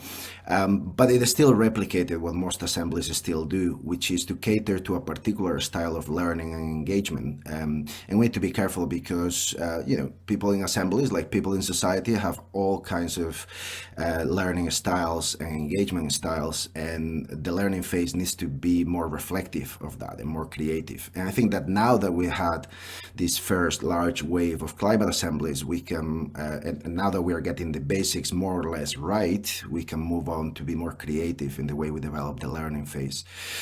Facilitation practices, it remains a challenge because although there are some really great facilitators, and this is a capacity that is being built, and this is a practice that is developing relatively fast. This deliberative facilitating a deliberative process is quite different from facilitating a dialogue process or a debate. It requires a different set of skills and techniques, and there is more that needs to be done to strengthen deliberative facilitation. And then there is also a lot to do in terms of understanding how climate assemblies need to work alongside the policy process, and understanding that policy making is messy, it's complex, it's not linear, and therefore climate assemblies cannot work on the assumption that they can just fit into a process that is more or less linear and straightforward. It is not. So there's a lot to be done in terms of institutional fit between assemblies and policy processes. And then there is also more development to be done in terms of the role of things like stewarding groups, governance groups, particularly to support the work of backstage workers and the people in between, the brokers between institutional and civic spaces, the boundary spanners, policy networkers. I don't think we're paying enough attention to that. And there is also not enough attention to make sure that there is capacity being built within public administrations to continue in the future. That requires, making sure that there are programs to establish the expertise that is now available after an assembly, and then to make sure that practitioners and officials have the support to them build that institutional memory and that capacity for future practice. And then we also need to be better at how we talk about impact, because policy impact, civil society impact, public impact, there are all kinds of impacts, and NOCA, the Knowledge Network on Climate Assemblies, has done a really good briefing on different types of impact. But often people talk about impact in a very linear, simplistic way.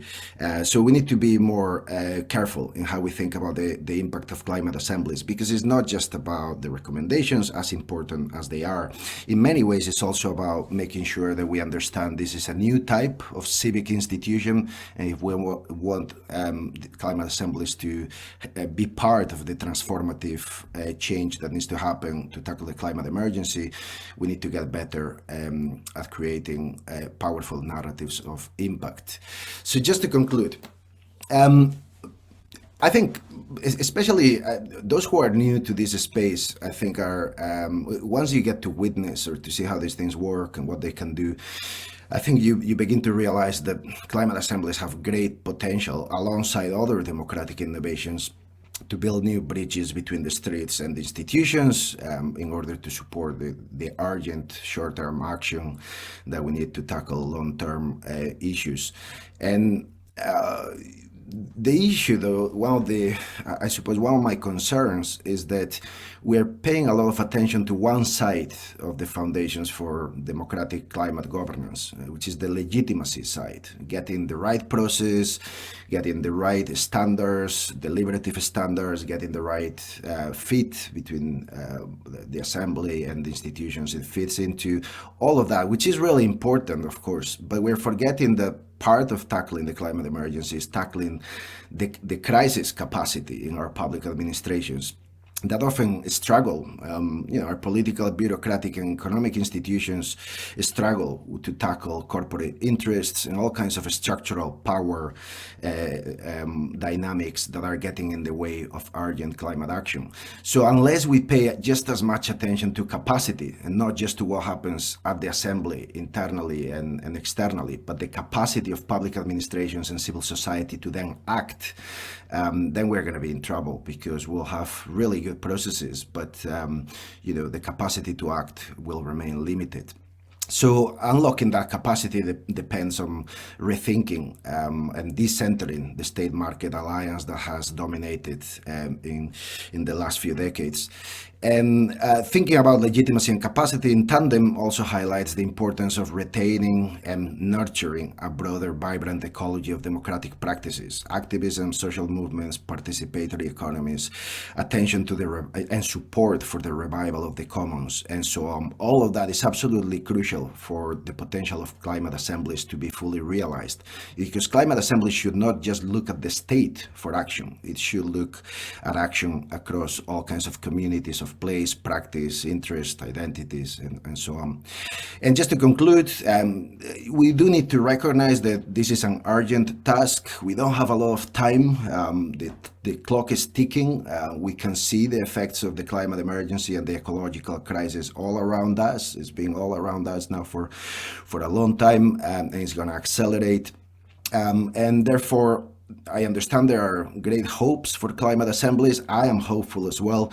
But the reality is that the field of democratic innovation is messy and it's complex. And it's a story of beautiful failures, in many cases where there were amazing processes, but perhaps they didn't have the impact they deserved, and troubled successes, cases in which there are important impacts and outcomes, but the processes could be improved in a number of ways.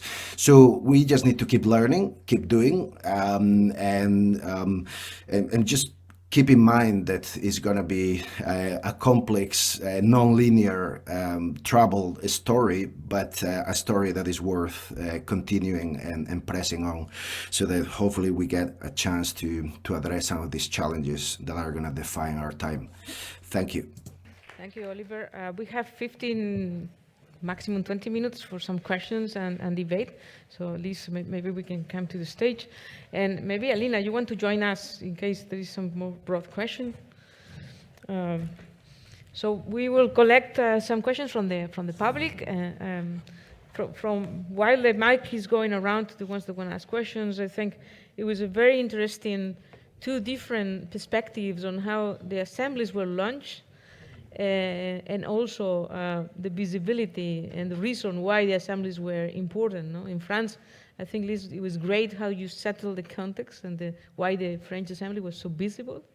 It coming from a conflict and coming from, and in Scotland has more tradition already on this type of processes, and therefore it was easier for them. So I invite the audience. Is anyone wants to ask a question? So then I can start. I mean, if you will launch an assembly today with all what you've been learned already, what will be your priority to do differently? Liz, Oliver. Oliver, would you like to go first? Yeah, so I'm going to take the difficult ones and I'll leave the easy ones for you. Is that the deal? Perfect. And I'm happy to do that.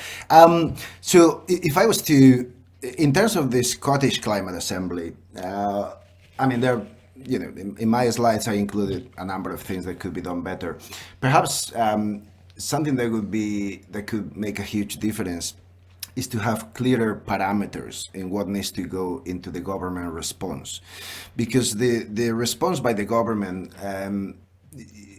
it took the research team quite a bit of time to work out what was new in the response, what were in policies that they already had in place, what was unique about the response that suggested that the Assembly was having an impact in changing policy or introducing new policy. And there were a number of recommendations, the more radical ones, that were not taken up.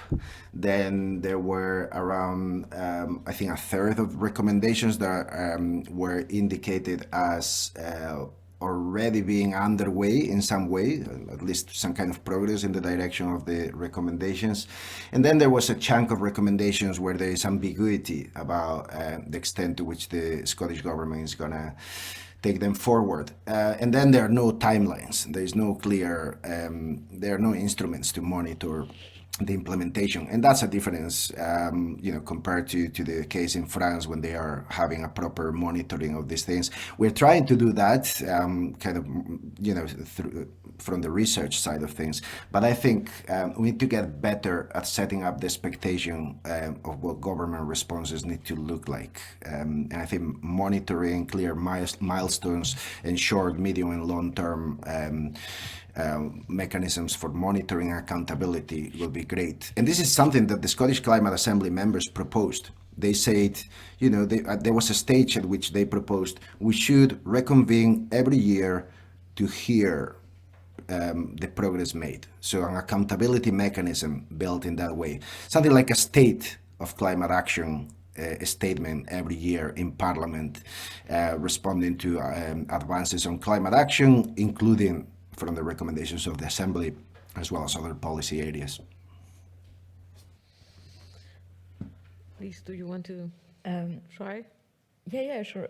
I think for me, I think there are many reasons why you may want to organize a climate assembly. We use them for, and Lina was also pushing us in that direction, like on the content. Is it like long-term strategy, concrete propositions you want, etc., etc. So you can always improve different parts connected to that and to reach the perfect climate assembly. But I think that today the big challenge is about when this is over and government takes over, and that you go back to the usual decision making. Who does the government listen to? How do they make their trade-offs, their decisions, etc.? And I think that we need to find a way to. You can have the most perfect process if it's all about doing politics differently, and then you go back to government, and the government receives the unions and the businesses saying like, yeah, but if you ban, for instance, if you ban flights where you have an alternative by train, and that was one proposal of the French Climate Assembly to say like, where there is an alternative by train in less than 4 hours, there should not be a direct flight. We're in a country that is quite well deserved in terms of public transportation. Then you have the industry coming. You also have the own services of the state, the administration coming and saying like, we shouldn't do that. In some projections, we feel like we may lose some jobs. But rather than thinking, how can we transform those jobs? They just say, don't do it. So for me, it's about finding a way to make sure that the climate assembly is not just one shot, it's something that transforms public action in the longer term. Sorry if it's I don't like, every time that someone asks me like, what would you improve in the French Climate Assembly? You feel like you've built this castle of cards, and if you take something out, like something is not going to work. So it was not the best and the most perfect process. It was probably there are many things that I would do differently right now, but you never know if you change something, like the butterfly effect, Yeah, okay. Alina, do you want to? Yeah. I'd like to mention, I think, to what Oliver has said, and also Liz, in some ways, I think assessing impacts of the climate assembly is a very difficult, challenging task, but I wanted to mention that there is some work being done to develop guidelines to help assemblies do that, and researchers afterwards do that, and the government. So initially, OECD has developed guidelines in general for citizens' assemblies, and we at CNOCA launched a project to develop guidelines which would be specific to climate assemblies to capture different types of impacts. So we've recently had a webinar on that. It's available on our website, and the guidance you could also find there very shortly, so watch this space. I think I hear some very interesting words here, like not focus only on the recommendations, how the recommendations are translated in a way that policymakers can swallow them.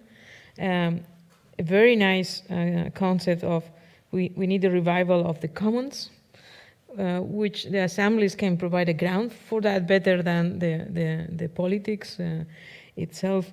So I guess it's not what we will do differently, but what is the next step in evolution of what is the purpose of the multi-purpose of the climate assemblies? I guess that's the question that comes to my mind after listening to what is being said. So what will be the next step, the direction we have to take to capitalize fully what the climate assembly's power is? Who wants to start? I think it's not the next step that we should wish for, but it's the next step that we're seeing already maybe in France, is the fact that I was not expecting the government to organize any more citizens' assembly after how the first one went, and they seem to be quite overwhelmed, and they had troubles kind of getting out of the many things that happened after the assembly. After the assembly, we had big debates about the climate and resilience law. We had like demonstrations around that law in the streets at the time in between two lockdowns. So, and the government, you could see that they were willing to shut that debate about climate and say like, okay, we've done our part, this is over with climate. So I was surprised when they announced that they were going for a new one that just happened on assisted dying. And actually you realize that they went for that one while other people were asking to have a citizen assembly on the pensions reform that just happened and that generated a lot of social conflict, where you actually had unions that are not, and many intermediary bodies that are not, let's say, the big defenders of direct participation, ask for that. So it's interesting that they kind of see it as a legitimate tool now, but you can also see how governments in general, I'm not talking about France only, can now see those processes as a way to channel citizens and to kind of control what we debate on or not. So by deciding, oh, we're going to have one on that, and not on, by avoiding social conflict, I'm kind of worried that citizen participation has backfired or will backfire somehow by avoiding the big issues. When we have climate assemblies that are very broad and you don't really talk about stuff like, we need you to drop your car, we need you to abandon and move to other ways to move, etc., to be transported, it's a worry. So I think the next step is really to try to keep those tools politicized. And there is a role in asking government for that, but also a role maybe for civil society in general to use more of those tools. And I think the UK welcomed the People's Plan for Nature that was organized by WWF. And I think it's interesting that those tools are being integrated also and as a way to question the positions, the policy, the advocacy work of civil society. Oliver, you want to? Yeah, if I may. Yeah, great. I mean, this is a great question because in many ways, one of the interesting things about this field is that it moves really fast, right? Because there's a lot of energy and there are a lot of people working on it within the state, across civil society. So the next few years are going to be revealing to what extent climate assemblies are going to be more inclined towards reproducing what we have or transforming what we have. And I think they have potential to do both. They could, potentially try and reproduce existing dynamics and just an incremental approach to an exponential crisis, or they could be transformational. And we've seen signs of that. The excellent overview earlier gave a clear sense that there is potential for the more radical as well as the more moderate advances. But there is the next steps to me have to do with the two key dimensions, the internal and the external dimensions. Internally, we need to keep improving the governance of these processes. We need to keep developing more interesting, creative, and comprehensive learning phases that are not just about content, but have more to do with experiential learning, as well as other forms of learning that are not giving an advantage to those who are really good at writing and speaking and reading. So there's a lot of creativity that can be brought in, all kinds of, with virtual realities, with visits to the front lines of the climate emergency, with all kinds of things that can be done.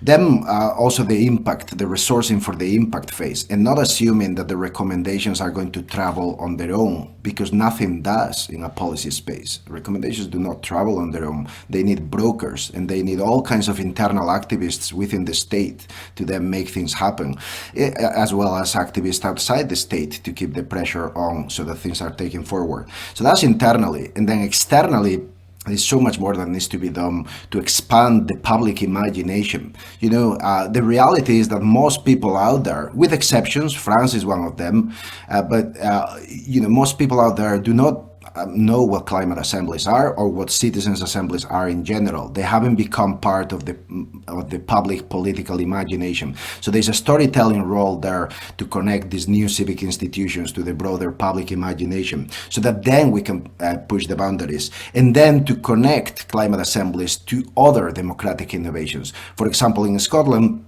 just now we have a green participatory budgeting program in the northeast, which is where all the Scottish oil comes from, and there's a just transition program to try and change the socioeconomics of the area. Participatory budgeting is a key part of that.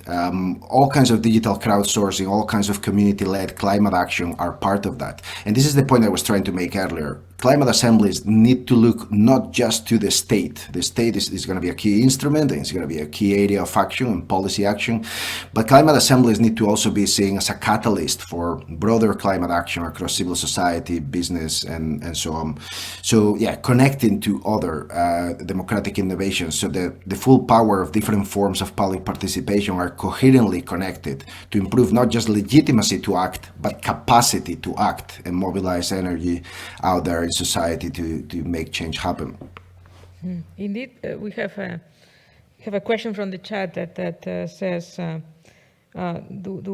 what extent can citizens' assemblies on climate to be seeds, inspirations of novel governance systems where public participation is extended beyond climate and environmental issues, which I think you elaborated on that.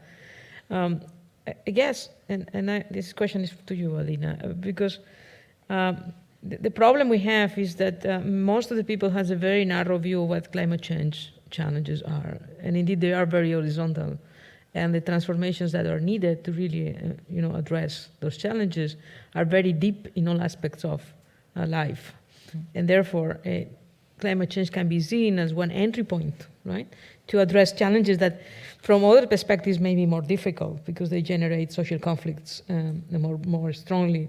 So. You are better than me on that. So how you will sort of use the climate change opportunity on the assemblies to really go, as this question and Liz was elaborating, beyond lock in these narrow views that many people has on what climate change is? That's a great question. Thank you, Maria Jose. I think that narrow view is actually one of the key reasons why we are where we are in the fight against climate change, because for many years we saw it very narrowly as an environmental issue, where indeed it is about social justice, it is about transforming social and economic systems as we have them today.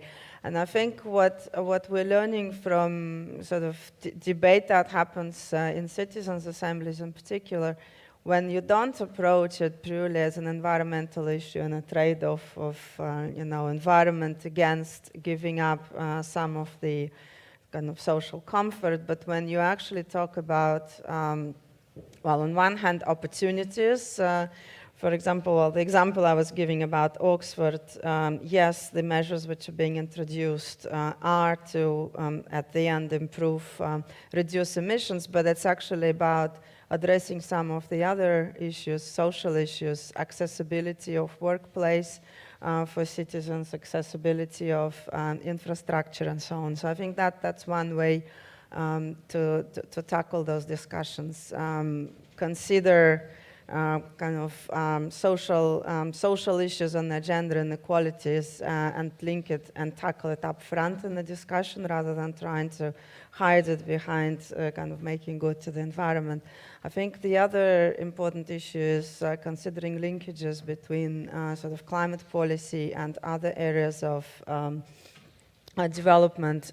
I think I give you an example from outside of Europe. I'm currently working with Fiji and Fiji's climate policy. It's a small island, highly vulnerable developing state, yet they have committed to net zero target and are working on decarbonization policies. And one would think, well, why they should really focus on adaptation? Well, the reason is they're highly dependent on diesel imports, which come through ships from Singapore. So their view of net zero is actually addressing their energy security, giving access to clean energy to the population so that they're not dependent, and therefore improving their resilience to the impacts of climate change. So it's not just about climate, it's tackling actually underlying economic and social issues. But it's a difficult question. There is not a simple answer to it, but these are just some examples of how you can do that. Yeah, I think now we have questions from the floor, so can you give the mic there while the mic comes?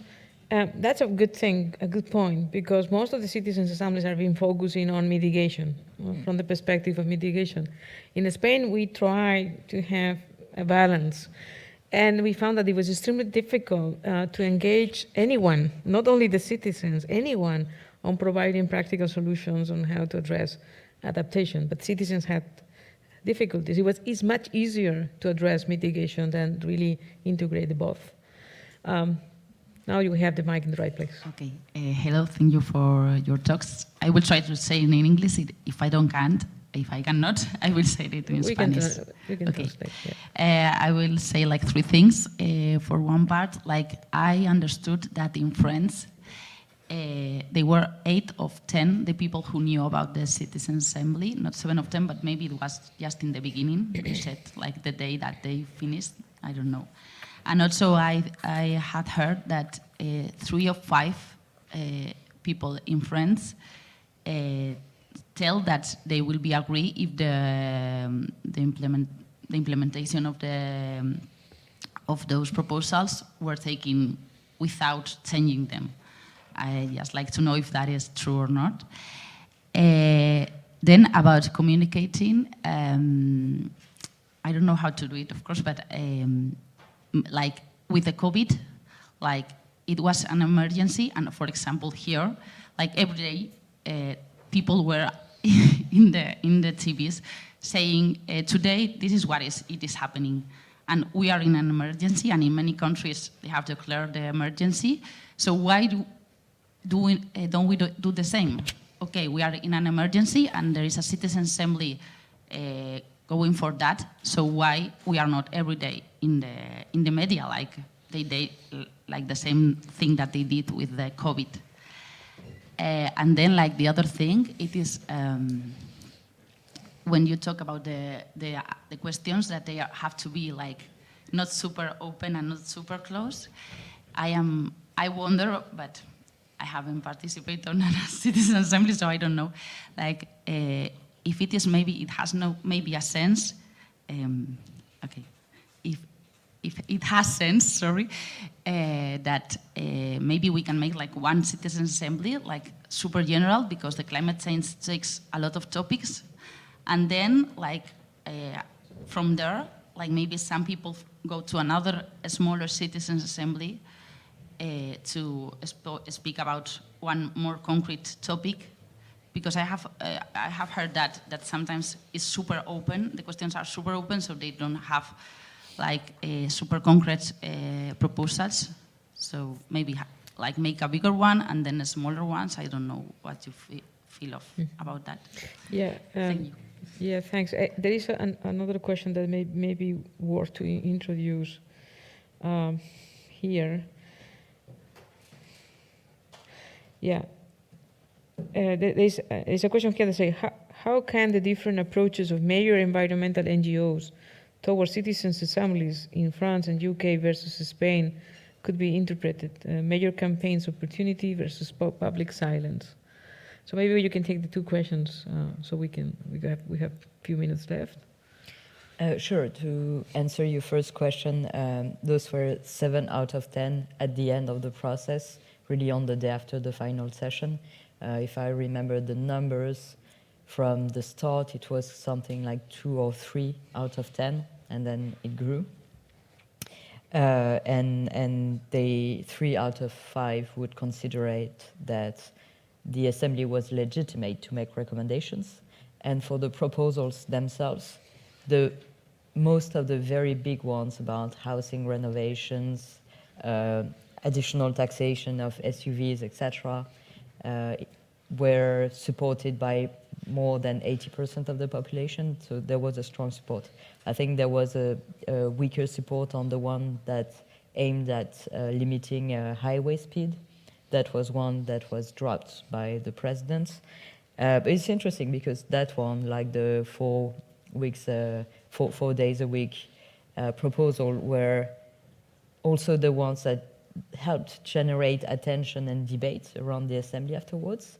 So it was also interesting for them to go in like new areas or on proposals that were still dividing the society, but then helped to have more debates about that. And when you look at the proposals of the French Climate Assembly, they were not that revolutionary, not radical. It's the ensemble. All together, they were proposing a system change. That was what was interesting, because they went over what we asked and also considered issues that were not really in the scope of France only. It was more stuff that has to do with the EU. But it was interesting for them to ask the government and say, you should ask this on the trade policy at the European level. They also had a couple of proposals that were more for the local level. And it was interesting that a couple of weeks after they adopted the proposals, there was a meeting of mayors that were newly elected from the elections and that committed to implement some proposals that were relevant for them as mayors or city halls. So that's it on this one. And the idea about a big general assembly and then a division of work is like most of the time those assemblies kind of work like that, because you say like you have this big thing and you're going to work on production, you're going to work here and there. It's also the problem that when an authority, a local, a national one, agrees to organize that, you also want to get the more you can out of the tool. It's understandable also, but I agree that it should be considered that maybe it's about a distribution, organization of several processes. It's also interesting to consider that the remit could also not be left in the hands of the commissioning authority. In Belgium, the very interesting part of the Oost-Belgian model, where they have a permanent assembly, is the fact that one assembly decides the topic for the next assembly. And this is something that I think is really interesting here. Also, maybe just to be... Actually, no, I'm not going to cover that, sorry. And the last question... It was on NGOs, the reaction of NGOs or the engagement of NGOs in the UK and France. Okay.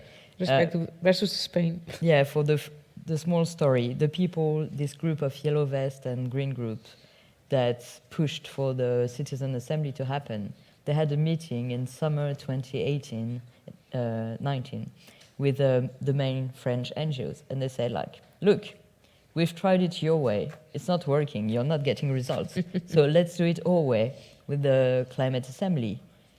That was absolutely not a very tactical move to make, because then all the NGOs were like, what the fuck is that thing? And the government is ready to implement that. It's really, it's a trap. So they publicly criticized the process, or not the process, but they said like, Macron is delaying more action. We know the solutions. Let's implement them.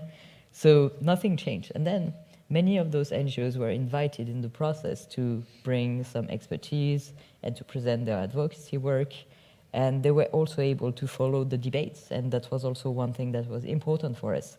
The opening the assembly was really about trying to help people understand what was happening inside. And I remember a meeting a couple of weeks before the end of the assembly where I met with several of those NGOs, and they were like, okay, what can we do now? Because actually we hear that the proposals are going to be interesting. We hear that they are not ours, they're not all proposals, etc. They're different. They are insisting on fields where we don't invest a lot or that we don't feel are strategic or interesting. But we feel ready actually to support them and to push the government. And they really became allies of the French Climate Assembly and the members afterwards. So I think it's also about, and Alina has worked a lot on that, on the attitude of those actors. I think it's really about to try to help understand that those processes are beneficial, not even in the long term, but in the short term as well. And that, yeah, it's about admitting that nobody is holding the right answer today. If it was the case, then things would be moving. If it was the case, and to come back to your second question, we have declared the climate emergency in many parts, but we also declared the pandemic emergency, and look at us, we're back 2 years after. I don't think things have changed that much. So but it's about evolving as a species also. It's something bigger, I think. So we should not, climate assemblies are really not the solution to all the big problems, but they're bringing some solutions. Yeah, you want to comment on the NGOs? Just maybe to add on what Liz was saying about NGOs, we have seen, well, one of the issues with NGOs has been that a lot of times they'll criticize the assembly at the beginning, and then when they actually start seeing value at the end, it becomes politically difficult for them to turn around and say, oh, we actually welcome it now. So that has been a challenge in many countries. And we have seen some innovations in that space. Recently, the Austrian Climate Assembly has introduced a specific position, which was an NGO or stakeholder liaison officer. So they actually had designated colleagues whose brief was reach out to the civil society to make sure they inform, they share information and so on. Because one barrier, in addition to that political switch that I mentioned, is that a lot of NGOs don't have resources to focus on climate assemblies, because traditionally that hasn't been part of their brief, they haven't fundraised for it. And so anything that assembly organizers can do to facilitate that exchange with civil society, I think will help amplify impact.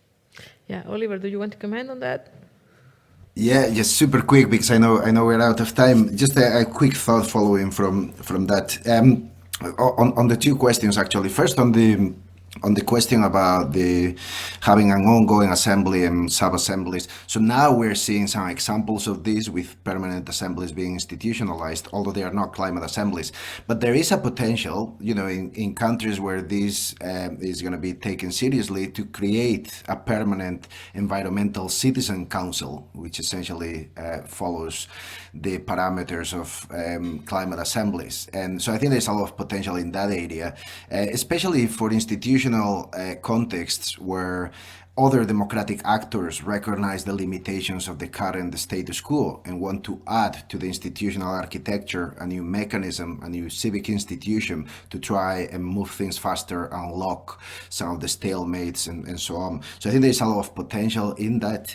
And we're going to learn a lot from the current experiments in West Belgium, in Paris, in Brussels, and other places where they are introducing permanent bodies in other policy, well, across policy areas rather than just on environment. And then on the point about NGOs, now the thing is, we had this situation as well in Scotland, where with many NGOs being supportive, others being initially skeptical.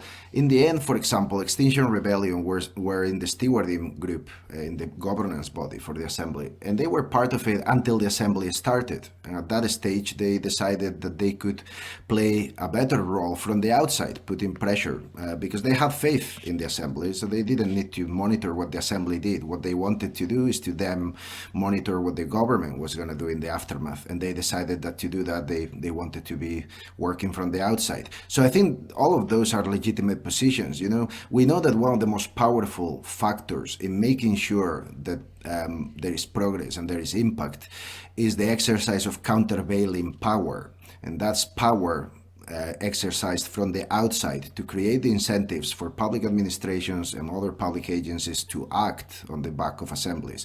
So I think this is really important. But we need to recognize as well that any type of new institution, and these are new civic institutions, is going to disrupt the status quo, and that applies to NGOs. So those who already have a seat at the table in stakeholder forums might feel that their power is going to be diminished. So in many ways, this is a recalibration of the space and the relationships between the state and civil society.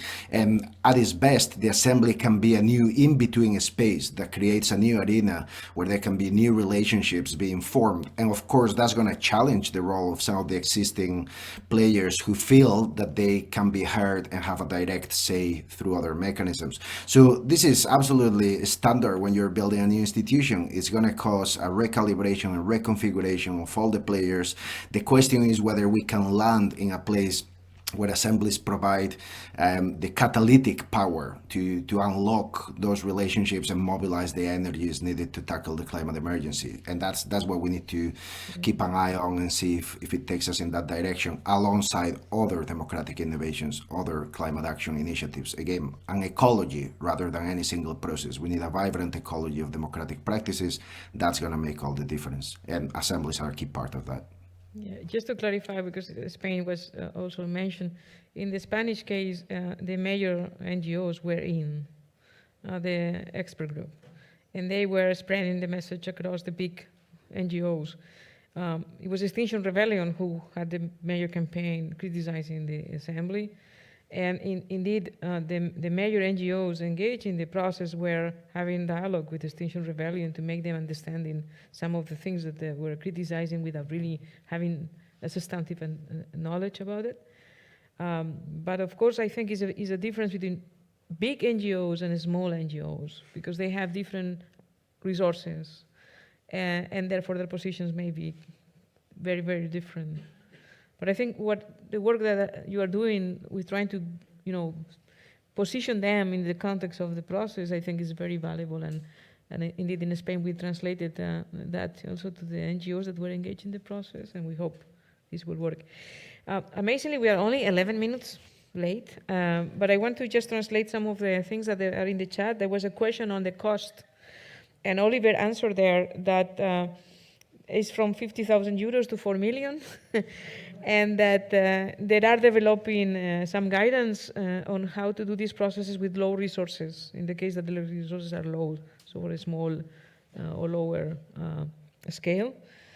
And we have, yes, also saying Greenpeace participated giving evidence, but did not even brief his own members on the fact that it was an assembly going on. No, because they were participating on the basis of their expertise on climate change. Right? It was not Greenpeace participating, it was somebody that was part of Greenpeace participating as an expert on their own capacity. But obviously this has, this make the bridges better in any case. So now we have a coffee break. Let's do 15 minutes, maximum 20 minutes, and we come back. Thank you very much. Thank you, Oliver, for being here. Yeah, thank you so much for the opportunity. Have fun in Donostia.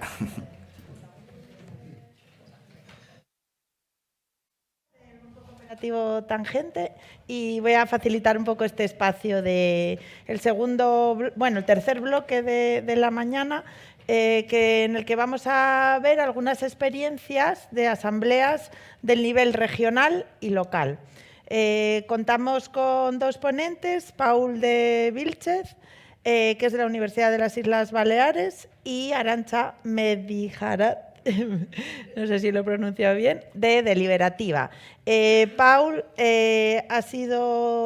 pertenece a la Universidad de las Islas Baleares, que es el grupo que ha impulsado la Asamblea Ciudadana de Baleares. Concretamente, se desarrolló en la isla de Mallorca.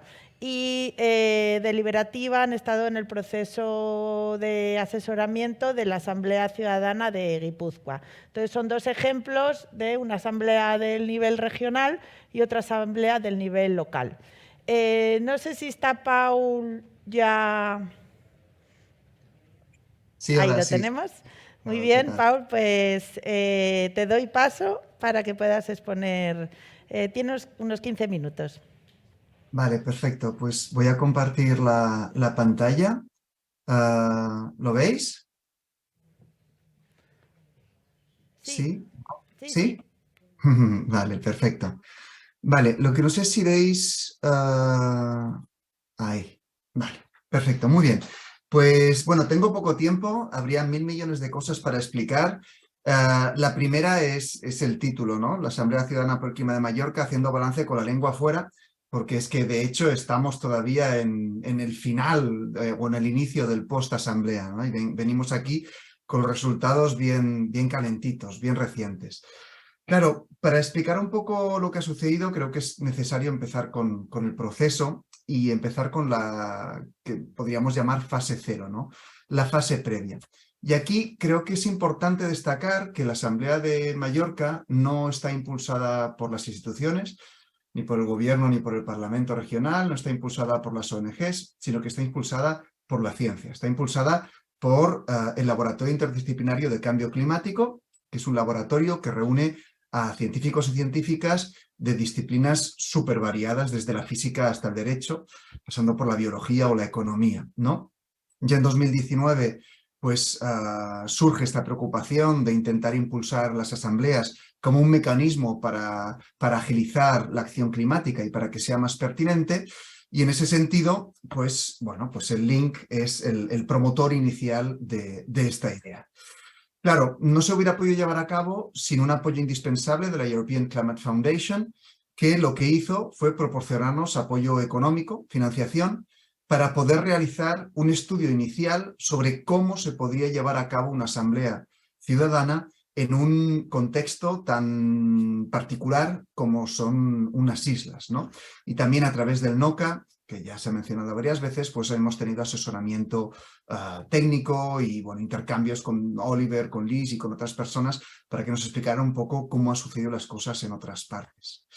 Claro, montamos un equipo que era interdisciplinario, había biólogos, había juristas, había sociólogos y que era interinsular. Es decir, siendo un archipiélago, para nosotros era súper importante que en esta fase de identificación contáramos con personas que pertenecían a realidades insulares distintas. Y había gente de Mallorca, de Menorca y de Ibiza. Contactamos con la gran mayoría de actores relevantes, tanto institucionales, políticos, económicos, sociales, ambientales, sindicales, para explorar su visión previamente, si tienen un conocimiento de lo que eran las asambleas, explicarles un poco las experiencias que había habido e intercambiar con ellos de qué manera encontraban que se podría llevar a cabo de una manera válida una experiencia de este tipo en las Islas Baleares. Y con todo esto nos fuimos de nuevo ante las instituciones con la propuesta, digamos, definitiva, ¿no? Las instituciones autonómicas y las 4 instituciones insulares, que una vez que vieron la propuesta que les presentamos, estuvieron totalmente de acuerdo en que era válido, era relevante, era necesario y que ellos le daban el apoyo para que se pudiera llevar a cabo. Y claro, todo pintaba color de rosa. Esto era septiembre de 2021. Las elecciones pues tenían que ser ahora en mayo de 2023, nos decíamos tenemos prácticamente 2 años, esto irá muy bien, irá sobre ruedas, pero la realidad es caprichosa y la verdad es que estuvo a punto de descarrilar todo el proceso y estuvo a punto de no existir esta Asamblea Ciudadana en Baleares o en Mallorca. ¿Por qué? Vale, entramos en una fase de incertidumbre en la cual había 2 inputs totalmente contradictorios. Teníamos por una parte el apoyo político total de las 4 instituciones insulares, una de ellas un apoyo que quizá era un poco más hipócrita, era un apoyo quizá desde un poco más lejos, pero que estaba allí. De hecho, hay un comité de coordinación interinsular entre el Govern Balear y los 4 consells, y en ese consell interinsular se aprobó dar apoyo a esta medida. Y contrastando totalmente con este apoyo político, teníamos un bloqueo total por parte de los técnicos de la administración que ponían trabas constantemente. Decían que esto no podía ser una iniciativa del Govern ni de los consells, que esto era una iniciativa de la universidad y que si la universidad lo quiere llevar a cabo, que lo llevara a cabo y que como mucho, pues que pidiera subvenciones a los 4 consells y a la comunidad autónoma. Por supuesto, para nosotros nos sobrepasaba sobremanera lo de pedir 5 subvenciones a 5 administraciones públicas distintas, con procedimientos administrativos distintos, que aunque sobre el papel se parezcan, los técnicos que lo llevan a cabo no siguen los mismos criterios. Y ahí estábamos hasta el punto en que, bueno, pues, disculpa, porque hasta el punto de que la asamblea que se tenía que celebrar en Baleares, pues prácticamente cayó y al final, pero cuando digo al final, fue en agosto de 2022, finalmente se decidió que sería solo en Mallorca y tuvimos la luz verde. Es decir, que estuvimos un año, desde septiembre de 2021 hasta finales de agosto de 2022, cuando ya estaba todo hecho, perdimos un año simplemente para saber si realmente se podría llevar a cabo. Y eso ha condicionado mucho, porque ha hecho que el tiempo se nos caiga encima. Lo que pensábamos que dispondríamos prácticamente 2 años antes de las elecciones, pues teníamos básicamente algunos meses para hacerlo todo. Y cuando digo todo, es todo, porque evidentemente no podíamos contratar a nadie antes de saber si realmente se llevaría a cabo. No queríamos marear a la gente. Y entonces, pues la constitución de los equipos, del equipo de coordinación, tuvo lugar en agosto. Hay que decir que se cayeron varias personas por el camino porque por motivos familiares o de trabajo no podían estar a la expectativa de saber si esto finalmente se llevaría a cabo o no, con lo cual tuvimos que reconstituir parte del equipo de coordinación. El equipo de facilitación también. Hay que decir además que, dada la novedad de la experiencia, tuvimos que recurrir a facilitadores también de otras islas, no solo de Mallorca, porque no había, digamos, el know-how en la isla. Y el equipo de comunicación, que por supuesto hasta septiembre no lo pudimos contratar y no se pudo poner en marcha para pensar la estrategia de comunicación juntamente con nosotros, no digamos ya ponerla en marcha esa estrategia de comunicación. Con lo cual, el tiempo pues, ha sido un reto y un desafío importante. Después llevamos a cabo el sorteo cívico en las primeras semanas de septiembre. Ninguna de las administraciones públicas quiso hacer el envío de cartas, con lo cual nos tuvimos que buscar la vida y conseguimos contactar con una empresa que hace envíos electorales para que enviara 10.000 cartas aleatorias a ciudadanas y ciudadanos de Mallorca. Y Sortition Foundation nos ayudó con la selección definitiva en base a las respuestas que habíamos obtenido, con base a 5 criterios demográficos de los que disponíamos información estadística fiable, que eran básicamente género, edad, población, nivel de ingresos y nivel de estudios. Las sesiones se desarrollaron a lo largo de 5 sesiones entre noviembre y febrero del 2023 y es importante tener en cuenta que estas 5 sesiones duraban todo el día, empezaban a las 9 de la mañana y acababan a las 6, 6:30 de la tarde. Eran intensivas, eran intensas y la pregunta que planteamos a los asambleístas era la siguiente. Perdón, aquí me hace vuelta a salir el tiempo porque realmente nos comía. Se ha mencionado varias veces la importancia de la pregunta, el riesgo que sea muy genérica, el riesgo que sea muy precisa. Nosotros intentamos encontrar una pregunta que fuera lo suficientemente precisa para ser relevante, pero lo suficientemente amplia para ser también relevante. ¿Y a qué me refiero con esto? Y es que la crisis climática toca muchos aspectos. Entonces no queríamos centrarnos justamente en uno de los aspectos de la crisis climática, queríamos tocar varios, pero queríamos acotar el ámbito de análisis y de respuesta. Introducimos en ese sentido una dimensión temporal, es decir, eran medidas que habían de tomarse antes de 2030, e introducimos 2 elementos. Uno, la eficacia, es decir, no valían respuestas basadas en pensamiento mágico, no valían respuestas que tuviera una incidencia limitada sobre la reducción de emisiones, etc. Y además tenía que ser socialmente justa.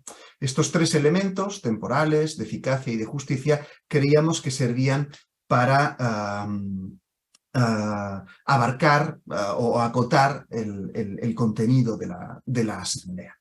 Pues bien, de esas 5 sesiones, hubo una primera sesión que fue introductoria para introducir toda la dinámica del proceso y que la gente se conociera. Para nosotros era fundamental crear, digamos, buen rollo entre la gente, que hubiera la sensación de participar en un movimiento colectivo, en una experiencia colectiva.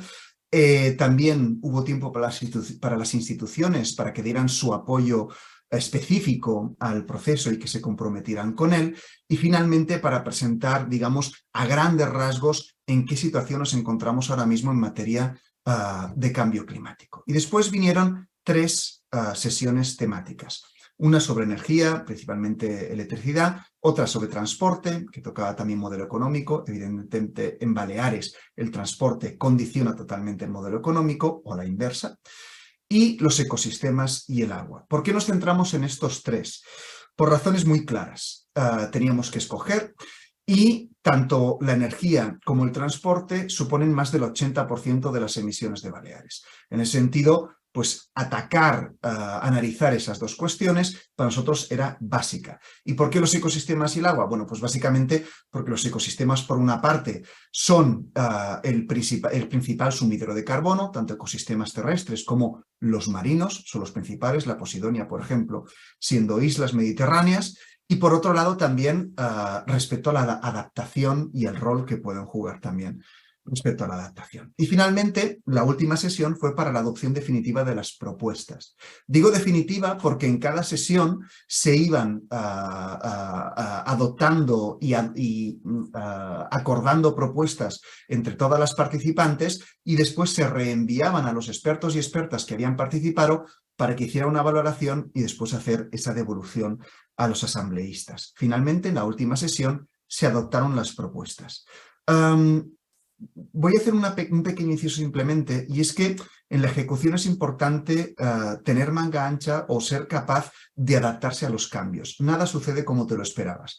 Y en ese sentido, por ejemplo, al principio las intervenciones de los expertos sucedían durante la asamblea, pero nos dimos cuenta que eso quitaba mucho tiempo de deliberación, de reflexión, de intercambio. Y en ese sentido lo que decidimos fue grabar previamente y poner a disposición de la asamblea y de toda la ciudadanía las grabaciones de los expertos, y la intervención de los expertos durante las asambleas servía únicamente para dar respuesta a las dudas que podía tener la gente y también para ayudarles a la hora de elaborar propuestas, ¿no?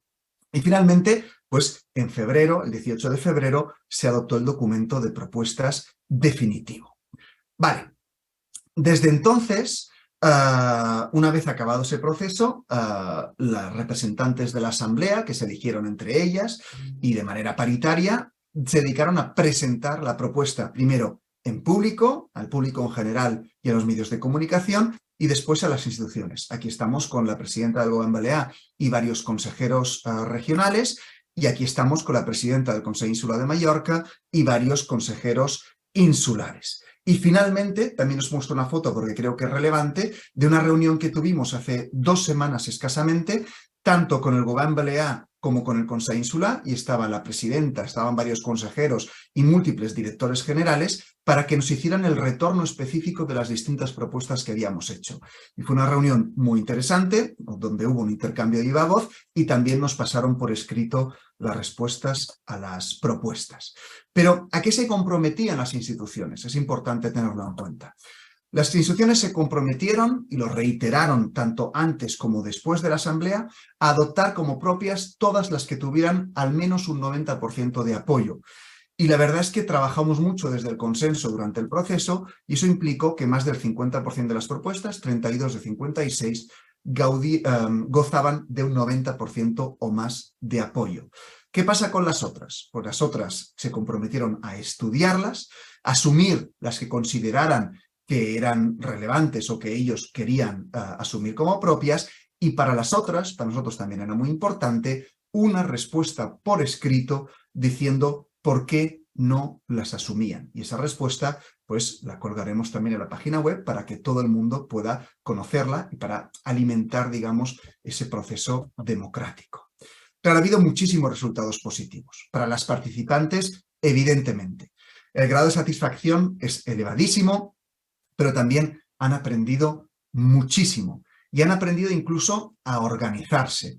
Es decir, que más allá de la asamblea, a día de hoy se ha constituido, como en otras partes, en otras experiencias en Europa, una organización de asambleístas que luchan por varias cosas. Primero, para que se cumplan los compromisos de las distintas instituciones sobre las propuestas. En segundo lugar, para promover las propuestas a distintos actores sociales. Y en último lugar, para promover las propias asambleas ciudadanas como elemento de dinamización democrática y de mejora democrática. Y todo eso implica pues un empoderamiento ciudadano muy fuerte, que para mí es el resultado más positivo. De hecho, ese empoderamiento ciudadano ha permitido incluso superar dificultades objetivas que hemos tenido durante la asamblea. Aquí están, por ejemplo, hace tan solo 10 días en Vilafranca, en un pueblo de Mallorca, exponiendo pues toda la experiencia, y como veis hay muchos asambleístas y muchísima gente del pueblo escuchando tanto las propuestas como la propia asamblea de la propia experiencia de la asamblea. Y estas experiencias, estas presentaciones las están llevando a cabo en múltiples pueblos, en múltiples municipios, y también se han reunido con todos los partidos políticos que se presentan a las elecciones. Es más, acaban de elaborar un manifiesto que han trasladado a todos los partidos políticos para que lo firmen antes de las elecciones como compromiso de cara al proceso. Vale. También ha sido un resultado positivo el aprendizaje que hemos tenido nosotros, los organizadores, el equipo de facilitación, el equipo de comunicación, todo el mundo que ha participado ha aprendido muchísimo. Y evidentemente lo tendremos en cuenta para eventuales asambleas futuras. La red que se ha creado es muy importante. Red a nivel local, red a nivel estatal, entre asambleas, entre promotores, entre nosotros y el NOCA, entre nosotros y la European Climate Foundation, entre nosotros y el BC3, entre nosotros y Deliberativa, entre nosotros y Tangente, Altequio.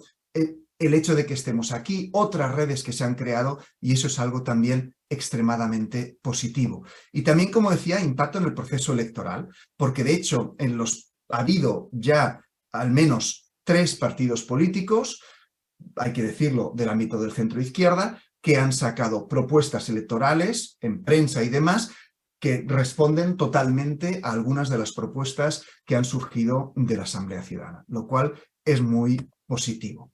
Y aquí también me gustaría destacar una pequeña cosa que es el valor del ejemplo, el catering, la comida. ¿Y qué quiero decir con eso? La comida para nosotros era un momento muy importante porque era el momento en el que la gente podía desconectar, pero también reconectar. Y la comida ha sido buenísima y eso ha facilitado muchísimo las cosas. Pero más allá de que fuera buena, la comida la hacía una cooperativa agrícola ecológica local, con lo cual se comía producto de temporada, producto local y producto ecológico hecho por una cooperativa, que era un ejemplo básico de otras formas de hacer economía. Es decir, era como un ejemplo de lo que se puede hacer más allá del turismo, que no os escondo, era una de las cuestiones transversales básicas de todos los debates que hubo durante el proceso. Y finalmente, pues han surgido múltiples infinitas dificultades, se han identificado muchas necesidades y desafíos. Y os destaco solo algunas. La primera, las administrativas. Ya he hecho referencia al principio a las dificultades que tuvimos, pero la administración pública no está preparada para las asambleas ciudadanas, no está preparada en España para procesos innovadores de participación ciudadana, pero además no está preparada para la transición energética y para dar respuesta al cambio climático. Transformar la administración pública tendría que ser una de las prioridades de todos nosotros a la hora de afrontar la crisis climática. Problemas económicos. Se ha quedado corto el presupuesto para algunas cosas que necesitábamos. Y eso que fue más de lo que esperábamos, porque al final para Mallorca hemos tenido el presupuesto que estaba previsto para todas las islas. Suerte, pero aún así no ha bastado. Y además el gran problema de la disponibilidad de tiempo.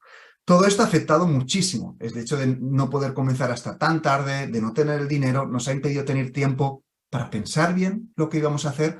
Como os he dicho, desde que nos dieron ya finalmente el sí y aquí tenéis el dinero, hasta que empezamos, pasó 1 mes y medio, con lo cual la fase de arquitectura básica, de traducir ese estudio previo en la acción concreta, pues tuvo que ser corriendo, y las prisas nunca son buenas consejeras, y también nos ha faltado tiempo para hacer. Hubiera sido necesario hacer más sesiones y para eso también hubiéramos necesitado más tiempo. Bueno, nos ha faltado recursos tangibles e intangibles. Todo esto también ha dificultado la coordinación entre equipos.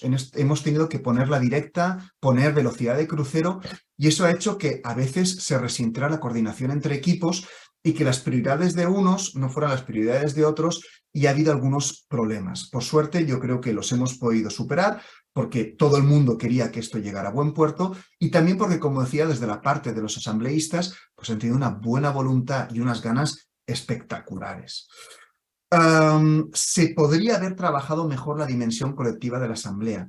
Hemos trabajado mucho desde la participación individual y desde la participación en pequeño grupo, lo cual ha permitido a todo el mundo sentirse muy bien, muy a gusto y muy escuchado, pero nos ha faltado tiempo y espacio para trabajar más el colectivo de la asamblea, y eso hubiera sido necesario. También ha faltado concretar más los compromisos de acción de las instituciones. Antes Oliver hablaba de todo esto, ¿no? Quizá establecer un marco para la respuesta que tiene que dar la administración hubiera sido interesante. Y también nos ha faltado llegar más y mejor a la sociedad. Hemos tenido una muy buena cobertura comunicativa, el equipo de comunicación lo ha hecho súper bien, hemos tenido presencia en redes, presencia en televisión, en prensa escrita, el hecho de que vinieran además expertos de fuera de las islas y de fuera de España nos ha permitido también multiplicar las acciones y establecer sinergias con otros actores locales, pero aún así nosotros queríamos hacer mucho más y no hemos tenido ni tiempo ni dinero para poder hacerlo. Y finalmente, conclusiones rapidísimas. Hay que ir ya cerrando. Sí, rapidísimas. Menos de 1 minuto, 30 segundos. 30 segundos. Ya se ha dicho, pero la involucrar a la ciudadanía es clave. Es clave para que sea posible la transición, para que la acepten, pero además para que tenga sentido. El efecto multiplicador que tienen las asambleas, muchísimo. Increíble lo que está sucediendo ahora aquí en Mallorca. La necesidad de acompañamiento. Se ha dicho también al principio, no termina con el fin de la asamblea, sino el post es importantísimo y nosotros nos hemos quedado cortos. Lo estamos haciendo, pero de buena voluntad, sin recursos, ¿vale? Y finalmente, esto es solo el principio. Estamos en la fase inicial de las asambleas, estamos en la fase inicial de la transición, tenemos que aprender y tenemos que ir mucho más allá. Muchísimas gracias a todos. Desde toda la asamblea os saludan.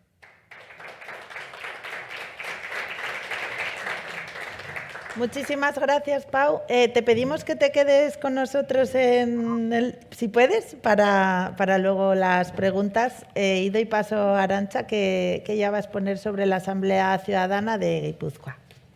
15 minutos. Lo voy a intentar. Egunon, buenos días. Encantada de estar aquí. Gracias por la invitación y gracias por ese lujazo de panel y de jornada que me parece riquísima. Ya muchísimas cosas se han dicho, con lo cual voy a intentar no repetir. Pero como ha dicho Pau y como han dicho todos, hay tantas cosas que contar de cada proceso que bueno, en fin, lo intentaremos. Soy Arantxa Mendiara de Deliberativa, como ha dicho antes Laura. Deliberativa lo cofundamos con Iago Bermejo en 2020 y lo que hacemos es asesorar gobiernos y organizaciones que quieren poner en marcha asambleas deliberativas. Yo soy de Iparralde, por eso este acento, y vivo en Bilbao. Esta es una foto de la Junta General de Guipúzcoa, que es el Parlamento de Guipúzcoa, que no sé por qué lo llamáis local. Local sería algo municipal, aquí estamos a nivel regional. No, esto es una broma. Donde la Asamblea de Guipúzcoa hizo su última sesión de trabajo.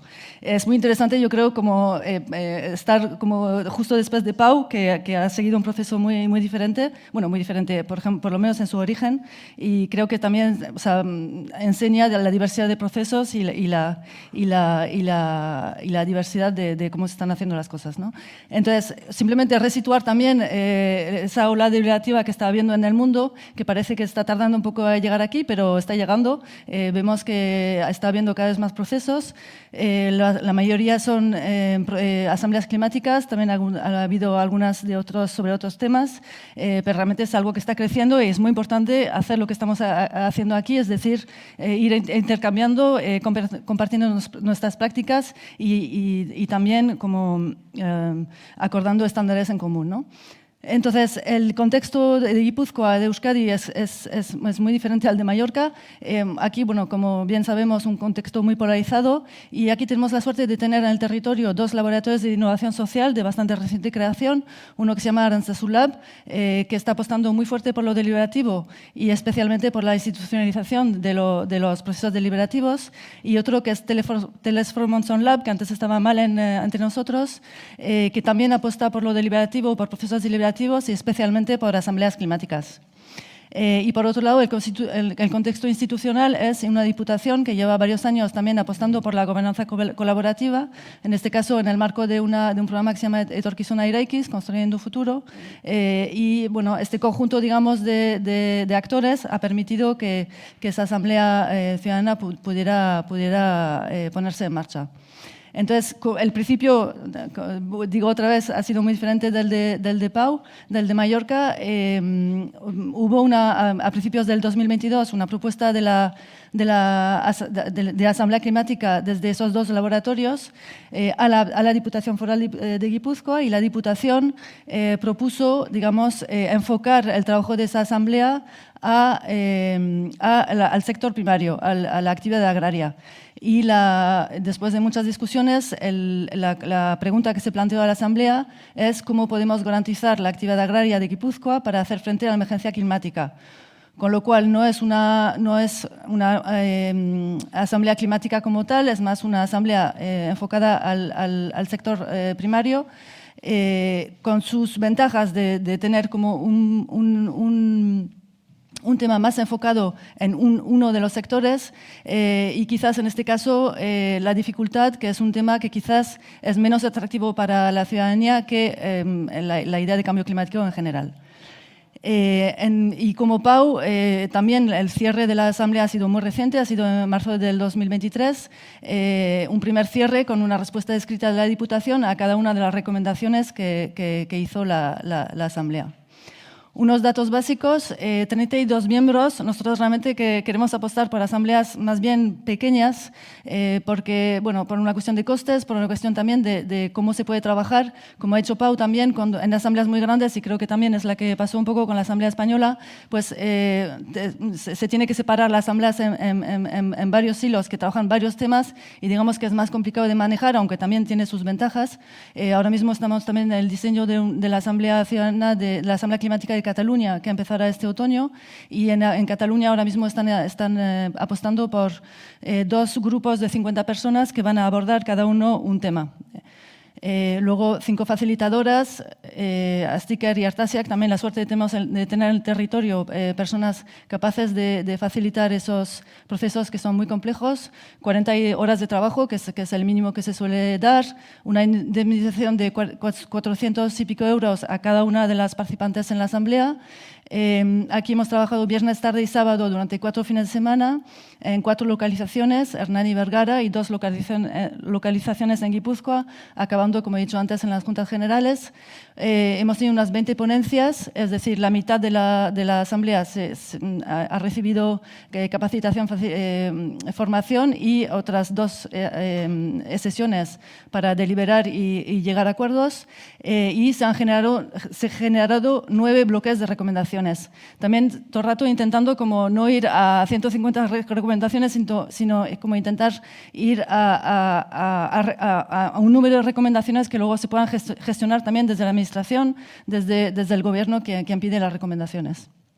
Entonces, La gobernanza, que para nosotros es una cosa muy importante y que le dedicamos mucho tiempo al principio, bueno, creo que en todos los procesos se dedica mucho tiempo al principio, son modelos complejos, siempre hay un grupo motor, en nuestro caso, que en este caso estaba el Departamento de Participación de la Diputación, que ha hecho un gran trabajo, los 2 laboratorios y deliberativa, luego un comité de seguimiento donde estaban todos los partidos políticos y los principales grupos de interés alrededor de la pregunta que se planteaba, y luego un comité de contenidos, que era quien elaboraba esa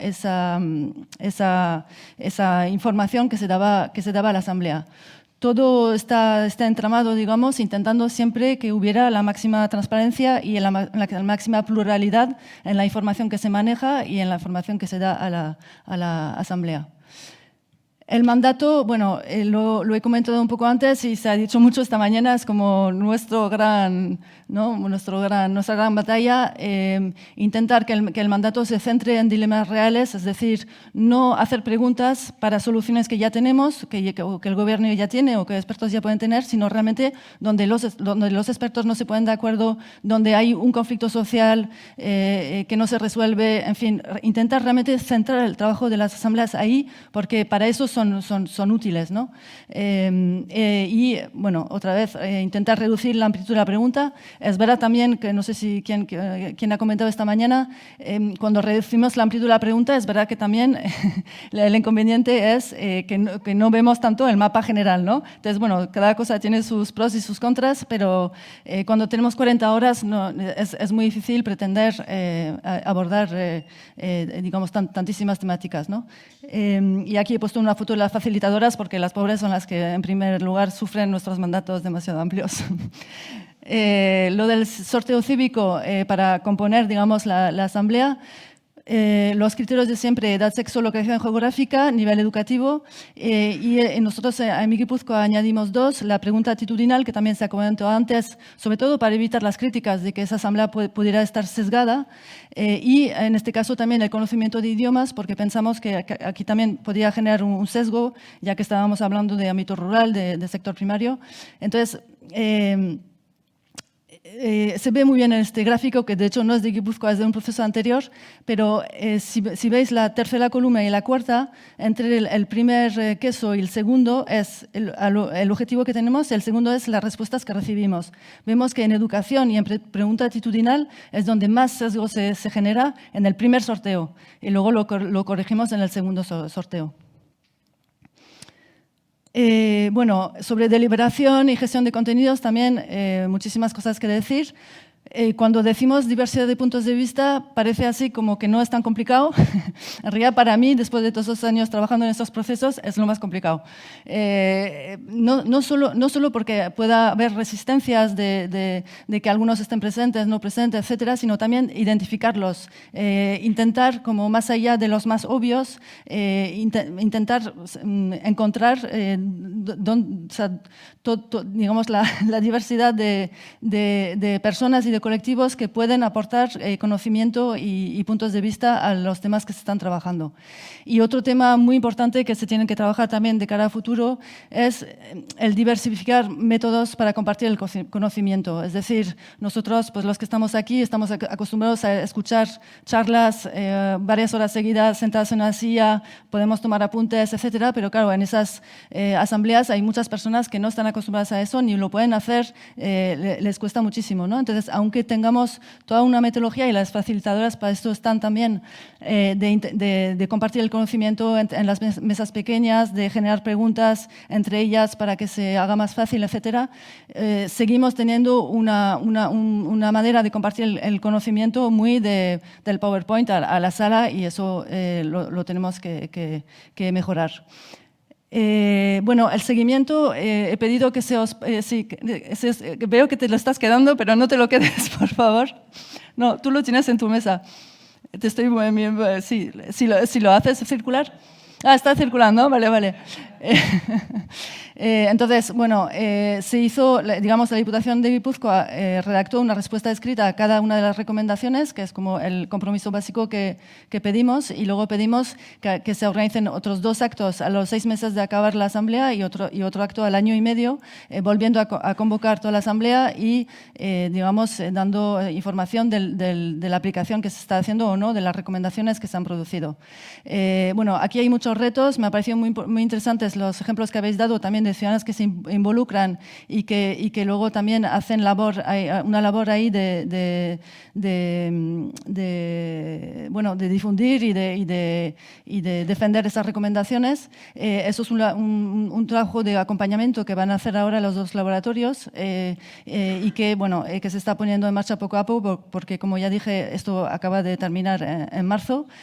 También aquí, bueno, uno de los múltiples retos del seguimiento es el reto de la cooperación entre departamentos dentro de la misma institución y también entre diferentes instituciones. Aunque se pida a la Asamblea que realmente haga recomendaciones muy dirigidas al departamento quien la está pidiendo, pues obviamente luego esas recomendaciones muchas veces tienen que ver con múltiples, no solo departamentos, sino también instituciones. Hemos tenido también la suerte de contar con la evaluación de un grupo de investigación de la UPV. Bueno, como suele salir en este tipo de asambleas, un grado de satisfacción muy elevado por parte de los participantes. También, como dijo Adolfo esta mañana, son procesos que aumentan la confianza en la política y también en los responsables políticos. En este caso, la confianza en la participación ciudadana siguió más o menos al mismo nivel porque era ya muy alto de base. También se vio que aumenta el grado de confianza en la potencialidad de los procesos deliberativos en distintos aspectos, por ejemplo, en la capacidad de llegar a acuerdos. Los retos ya se han comentado mucho. ¿Voy bien? ¿Me queda? Sí, vale. Los retos, ya es mi última slide. Creo que ya todos han comentado a lo largo de la mañana, la cultura política, no estamos acostumbrados a pensar en términos de dilemas, no estamos acostumbrados a pensar en términos de deliberación, no estamos acostumbrados a pensar en la manera en la cual se piensan en las asambleas ciudadanas, entonces hay toda una cultura política ahí que desarrollar. Pau ha insistido mucho sobre eso, la gestión desde la administración. Yo repito, hemos tenido la suerte que en la Diputación pues, han hecho un gran trabajo ahí para gestionar, digamos, todas las dificultades que efectivamente esto supone para una administración, desde el pago a los participantes, el hecho de sortear las direcciones desde el padrón, etcétera, etcétera. Pero bueno, se puede hacer y se está haciendo, o sea que se puede hacer. Luego, igual, eso no ha salido tanto esta mañana, el equilibrio entre autonomía y capacitación, es decir, buscar cierta autonomía del proceso y a la vez capacitar las administraciones para que sean capaces de poner en marcha este tipo de procesos. Necesitamos esta autonomía también un poco para asegurar, o sea, para legitimar, para que desde la ciudadanía se genere más confianza en nuestros procesos, que no se vean procesos totalmente cooptados por la institución, pero a la vez necesitamos capacitar a la administración para que la propia administración pueda poner en marcha esos procesos y no siempre depender de terceros para hacerlo, ¿no? Retos del propio proceso, creo que todos han comentado, entonces no voy a volver a decirlo. Retos externos, la relación con el propio sector, objeto de las recomendaciones. Ahí hay que hacer muchísimo más trabajo previo, durante y después. Con la sociedad, esto también ha salido mucho y creo que es uno de nuestros retos pendientes y obviamente el impacto en la acción política. Eso es lo que quería comentar. Eskerrik asko, abierta a preguntas. Nos sentamos.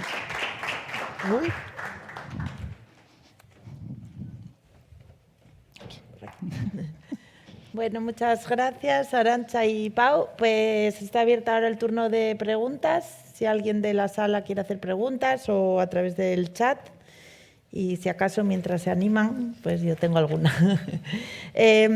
Sí, veíamos un poco, pues, si encontráis alguna ventaja entre las asambleas más de tipo nacional, como la que ha habido en España, y estas asambleas de tipo regional o local, ¿no? O sea, hay un mayor contacto con la ciudadanía, con los decisores políticos, ¿no? En estas asambleas de escala subnacional. ¿Veis que puede tener algún tipo de ventaja este tipo de asambleas frente a las de escala más grande, ¿no? Como nacional. Yo creo que no necesariamente. Es decir, lo importante es que el trabajo que haga la Asamblea tenga que ver con las competencias de la institución, el gobierno, quien las pida. Entonces, si tú tienes que tocar competencias que se dan a nivel estatal, tienes que trabajar a nivel estatal, etcétera, etcétera, ¿no? Entonces, creo que hemos visto ejemplos, y creo que a nivel de España y en Francia y bueno, en muchos lugares se han visto que también ha habido este contacto entre los propios participantes de la Asamblea y los responsables políticos, y creo que esto se puede dar a todos los niveles. Debería de ser más fácil, igual, luego para tocar a la ciudadanía en general, pero vemos que no lo es, no es tan fácil, y que realmente ahí o haces un gran trabajo y pones muchos recursos para que esa comunicación se dé, o no se da de manera, digamos, automática. Pau, no sé si quieres comentar algo. Todos los procesos son necesarios y complementarios, por una cuestión competencial, evidentemente, pero también porque la propia realidad de la crisis climática es multinivel, y en ese sentido, pues, y sobre todo también porque, a mi modo de entender, la respuesta básica que tenemos que dar a los desafíos climáticos, económicos, etcétera, ahora mismo es construir colectividad, construir sociedad. Y en ese sentido, creo que una iniciativa a nivel local o a nivel regional permite llegar más y permite generar más ese espacio colectivo permanente, digamos, con presencia real, y que la gente se pueda ver, tocar y escuchar. Sí, muy interesante, ¿no? Yo creo que el punto está ahí, ¿no? Al nivel de las competencias. O sea, qué competencias, bueno, en este caso en términos de acción climática, ¿no? Tiene cada estamento, y cómo las diferentes asambleas pues, pueden abordar esas competencias, ¿no? Justo creo que esto lo vamos a ver después también con la nacional, ¿no? ¿Qué tipo de competencias son las que se han abordado en esta escala nacional? Sí, quizás si puedo añadir algo, competencias, y también, como comentábamos antes en una conversación, en realidad a todos los niveles también se puede plantear a qué está dispuesta la ciudadanía, como personas, a qué estamos dispuestos, porque sabemos que los cambios van a tener que ser también individuales, no solo a nivel social, ¿no? Exacto, sí, sí. No sé si hay alguna pregunta en la sala o también a través del chat del Zoom. Recogemos algunas dudas, cuestiones.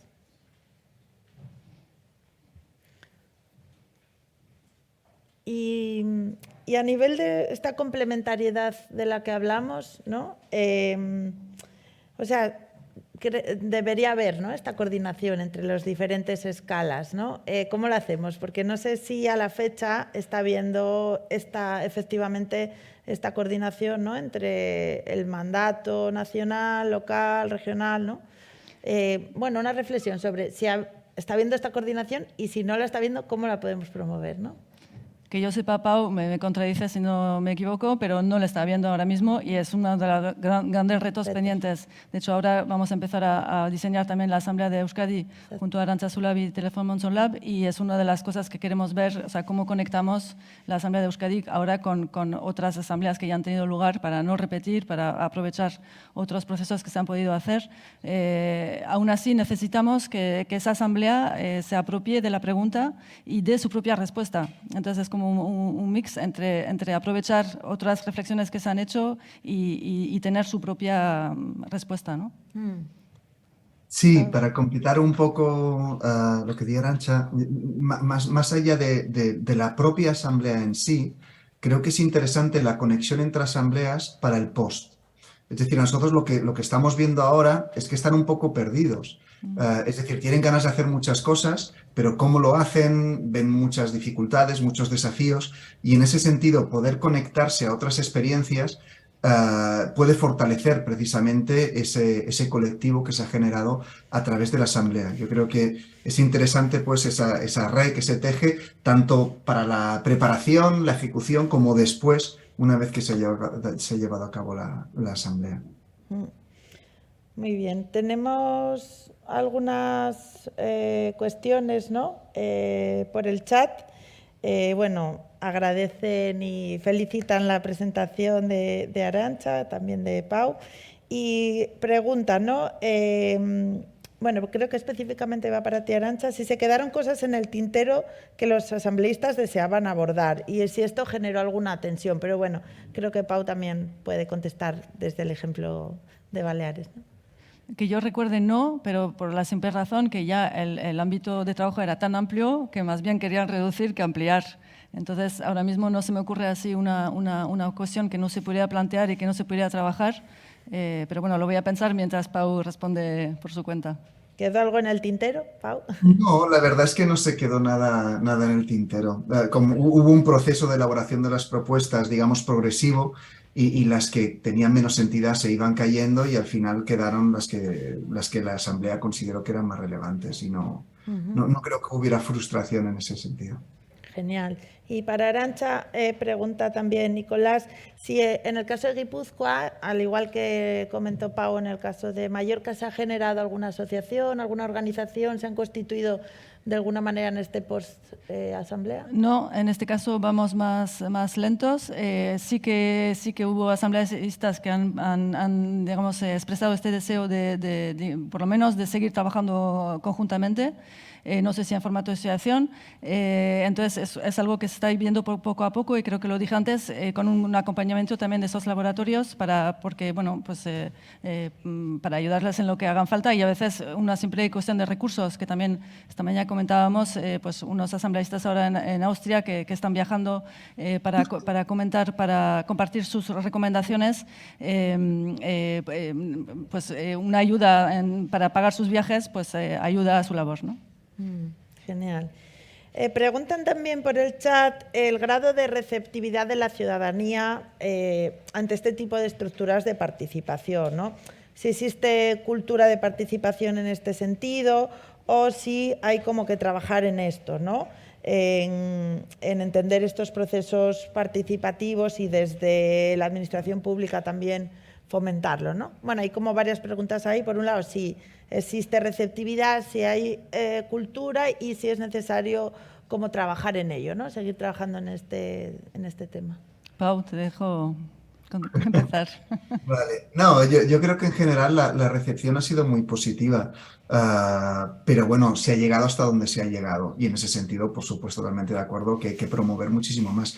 No lo he dicho, no lo he comentado, pero la idea, y en ese sentido desde las instituciones también están de acuerdo, no solo es replicar la de Mallorca en las otras islas, sino seguir haciendo asambleas también en Mallorca y sobre otros temas, lo cual es muy positivo, ¿no? O sea que... Bueno, también dependerá del resultado de las elecciones, es así, condiciona, nos guste o no, y veremos, pero en principio, si las mayorías son similares, es posible que se repita la experiencia sobre otras cuestiones, ¿no? Y se vaya profundizando en ese tipo de experiencia. Sí. Creo que esos mecanismos todavía son muy poco conocidos, aquí muy poco conocidos. En Francia le hemos dado unas cifras antes, vemos que es posible que se conozcan más, con lo cual pues lo tenemos cerca y nos da esperanza. Ya la Convención Ciudadana por el Clima generó un debate enorme, también por su origen, etcétera, pero generó todo un debate en la sociedad. Ahora la Convención Ciudadana que se acaba de hacer sobre el final de vida también ha generado un debate enorme en la sociedad, con lo cual es posible conectar esas asambleas con una ciudadanía, digamos, más amplia. Entonces, bueno, yo creo que tenemos que seguir trabajando en ello y seguir simplemente también, o sea, difundiendo lo que se está haciendo, ¿no? O sea, que un poco el reto sería difundir más, ¿no?, estos procesos asamblearios para que el resto de la ciudadanía también pueda conectar, pueda tener algún tipo de, ¿no?, interacción, ¿no?, o por lo menos conocer el proceso para que tenga más amplitud, ¿no?, más efecto. Sí, quizás uno de los mecanismos que se podía probar, no sé muy bien si se ha probado en otros lugares, es dar la posibilidad, pero incluso con recursos, a que este proceso que se hace en una asamblea pequeña se pueda replicar en múltiples ámbitos en la escala de país o de la escala de la cual estamos hablando, para que cada cual pueda también seguir su propio proceso en colectivo más que de manera individual y pueda llegar, digamos, a sus propias conclusiones, ¿no? Creo que sería una manera interesante también de involucrar a más personas en esos procesos. Claro. No sé si hay alguna pregunta en la sala para Pau, para Arantxa. Sí, adelante. A ver, bueno, son dos, una es más para Pau, pero bueno,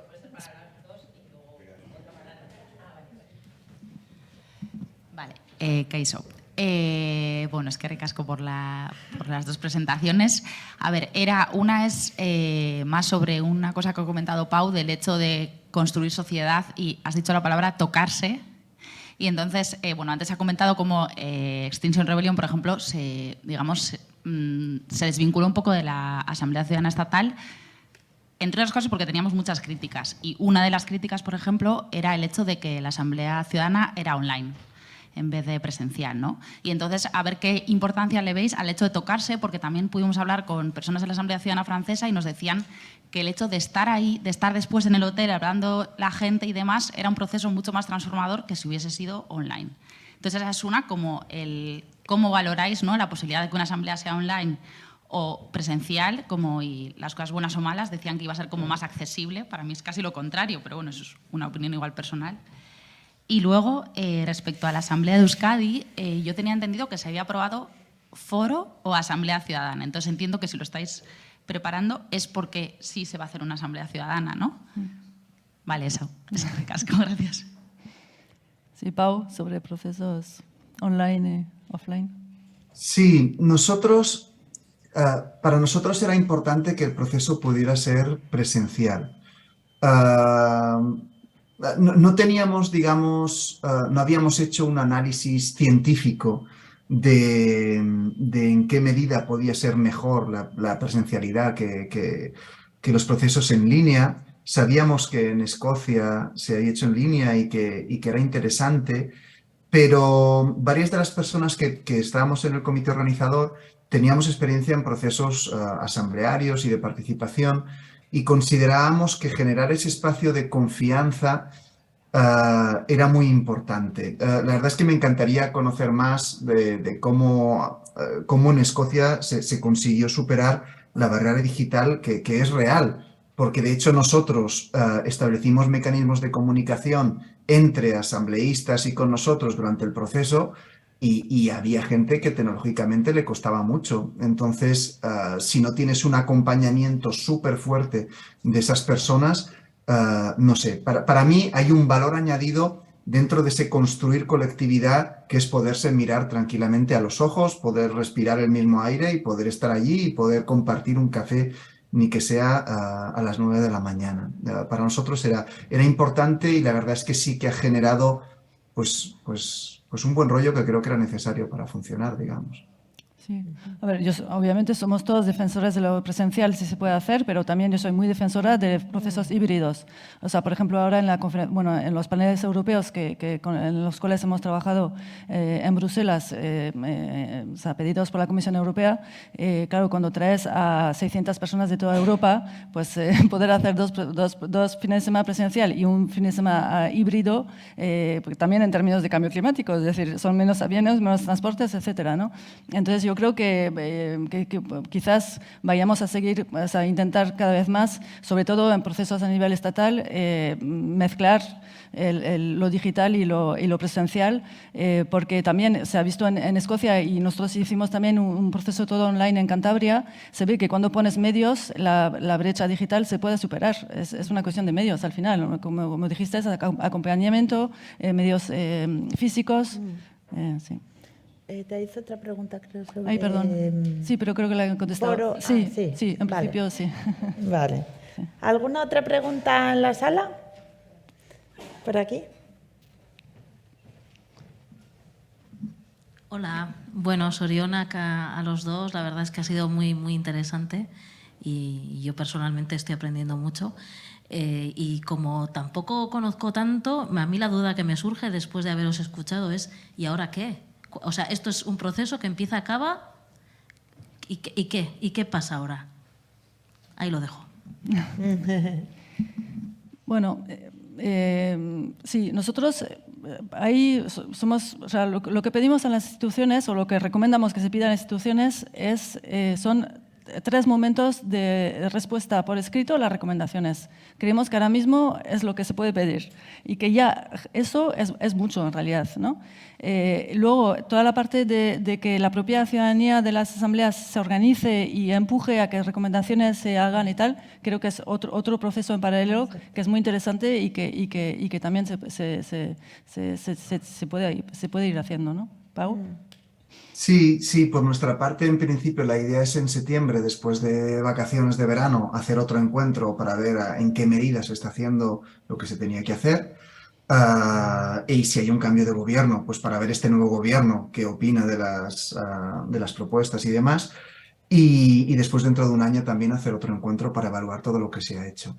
Yo creo que el y ahora qué se refiere a varias cosas. Se refiere, como tú decías, al propio contenido del proceso y de las propuestas, a la propia vida de la asamblea, más allá de la asamblea, pero como he dicho yo antes, este es un ejemplo de nuevos modos de participación que también se tendría que extender e ir más allá, ¿no? Y en ese sentido, el y ahora que, para mí, también incluye el hecho de fomentar que se hagan otras, ¿no? Como vosotros que ahora vais a trabajar en la de Euskadi. Sí, no solo otras, quizás también, no sé si igual te referías a eso, digamos, procesos más de institucionalización que ya se están dando en varios lugares, asambleas permanentes, donde hay una rotación de miembros, pero digamos que es un órgano, otro órgano, en este caso un órgano ciudadano, que muchas veces decide su propia agenda y que luego convoca asambleas ciudadanas sobre los temas que ellos consideran importantes, ¿no? Es el modelo belga y, bueno, ahora está habiendo más instituciones de este tipo.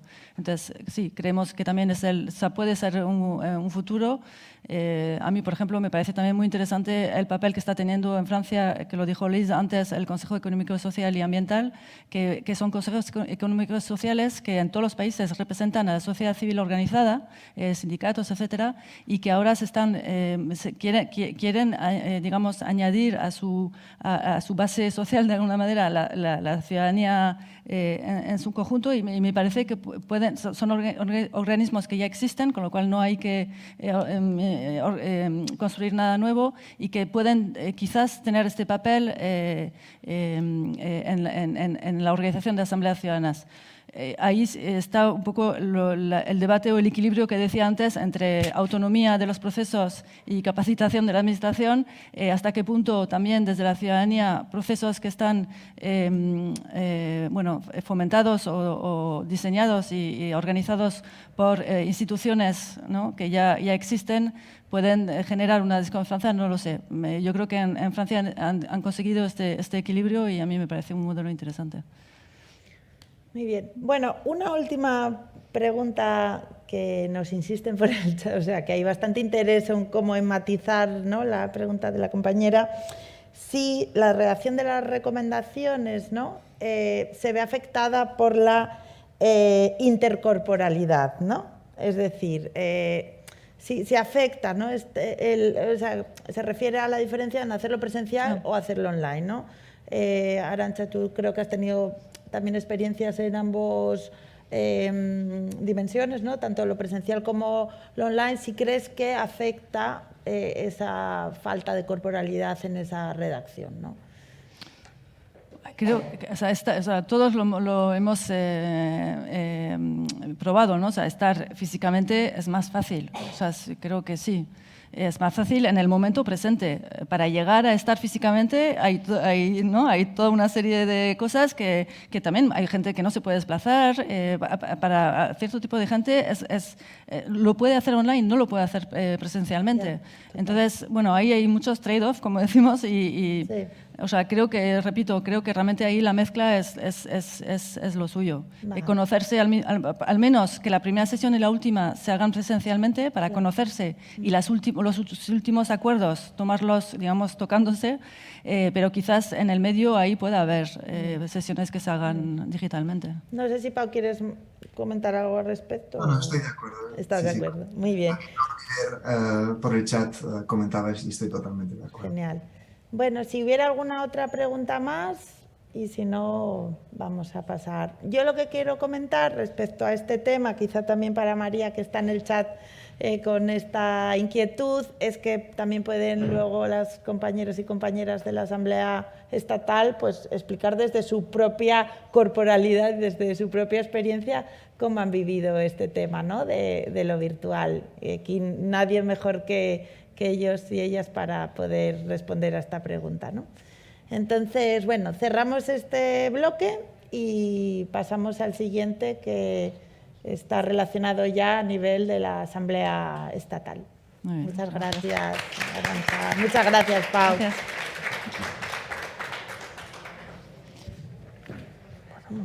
Bueno, yo me quedo aquí.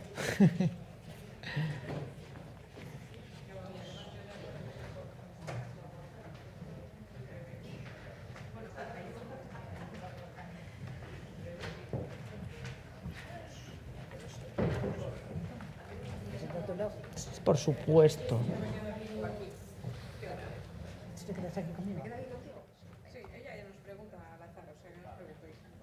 Pero la presentación previa la hacemos por orden. Es que tiene sentido, ¿no? ¿No hay una presentación previa? Sí. ¿De 5 minutos? A base de preguntas, nos preguntas. Ah, pensé que era como... Sí, pero encaja con tu presentación previa. Esto es para lo de las preguntas, ¿no? Sí, hay en el chat. Vale, vale. Claro, porque yo pensaba, ¿no? Hola. Es que como estamos cortos de tiempo... ¿Sí? No. Sí. Hola. Igual llegamos a las ¿Sí? 2, pero aún así, no. Hola. Sí. Hola, Conchi. Hola. Hola, Cris. Hola. Hola. ¿Nos escucháis? Según Qué bien te ha salido el acento, Cristina Linares. Qué bien te ha salido. Bueno, pues Egunon, muy buenos días de nuevo. Y vamos a llegar a la parte final de esta sesión con un panel que es un lujo, porque es tener aquí una representación de los diferentes actores que han sido protagonistas en la Asamblea Ciudadana por el Clima, que se celebró hace año y medio ya, ¿no? Empezó un año aproximadamente que terminó. Yo creo que tenemos una oportunidad aquí para, primero, aplicar muchas y contrastar muchas de las cosas que se han dicho en las sesiones previas, ¿no? Hay muchos debates que nos contaba Pau, que nos contaba Arantxa, que nos contaba Lynn, que nos contabais desde otros sitios, que realmente nos veíamos muy reflejados, ¿no? En dilemas que hemos compartido, en discusiones también que se nos han planteado.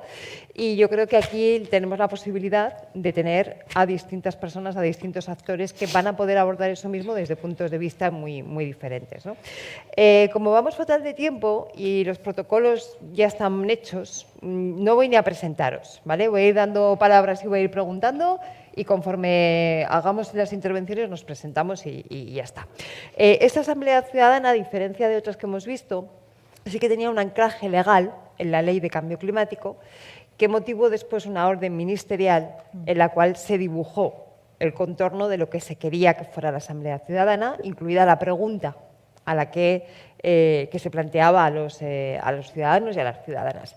Así que tenemos a Paco Eras, que aparte de una referencia inexcusable en temas de cambio climático, educación ambiental, participación y cambio climático, etcétera, por parte de la Oficina Española de Cambio Climático ha sido una de las personas que más presente ha estado a lo largo de todo el proceso.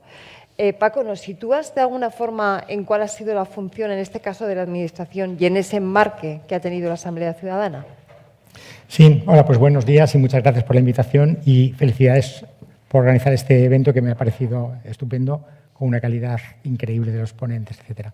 Bueno, yo lo que sí que quizá destaque de este ejercicio respecto a otros de los que estamos oyendo hablar esta mañana en el ámbito, digamos, de las comunidades autónomas o de los municipios, este ha sido un evento respaldado legalmente, es decir, como tú bien dices, la Asamblea Ciudadana está incorporada en una ley de ámbito nacional, que es la Ley de Cambio Climático y Transición Energética, y además era un compromiso que estaba explicitado en la Declaración de Emergencia Climática que hizo el Gobierno de España. Por tanto, aquí el mandato viene de arriba, que con las ventajas y los inconvenientes que eso pueda tener, que por supuesto tiene de todo. Respecto ya a lo que es nuestra impresión de lo que ha sido la Asamblea por dar un salto al presente, a mí, bueno, en primer lugar, reconocer que ningún ejercicio participativo es igual que otro. O sea, el proceso a través del cual una comunidad, un grupo de personas reconoce un problema, un reto y reacciona ante él y planteando soluciones, alternativas, posibilidades, es único. Por tanto, nunca puedes decir esta asamblea ha conseguido esto y esto es lo que consigue una asamblea, ¿no? Cada asamblea es única. Pero yo creo que en el caso nuestro hay varias cosas que a mí me gustaría destacar, quizá porque ha sido la primera que se ha celebrado en el ámbito estatal español, pues a mí me parece que hay dos cosas que yo destacaría. Una, ha demostrado que la sociedad española,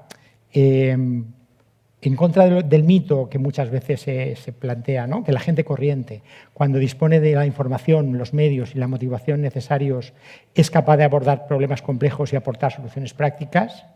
Y además se ha roto el mito de una sociedad encerrada en sus posiciones, eternamente polarizada y por el contrario, yo creo que ha demostrado que la sociedad española puede ser generosa, tolerante y constructiva. A mí me parece que la principal lección, yo sé que esto puede sonar populista, pero es que me lo creo y tengo que decirlo, la principal lección de la Asamblea han sido los asambleístas, para mí.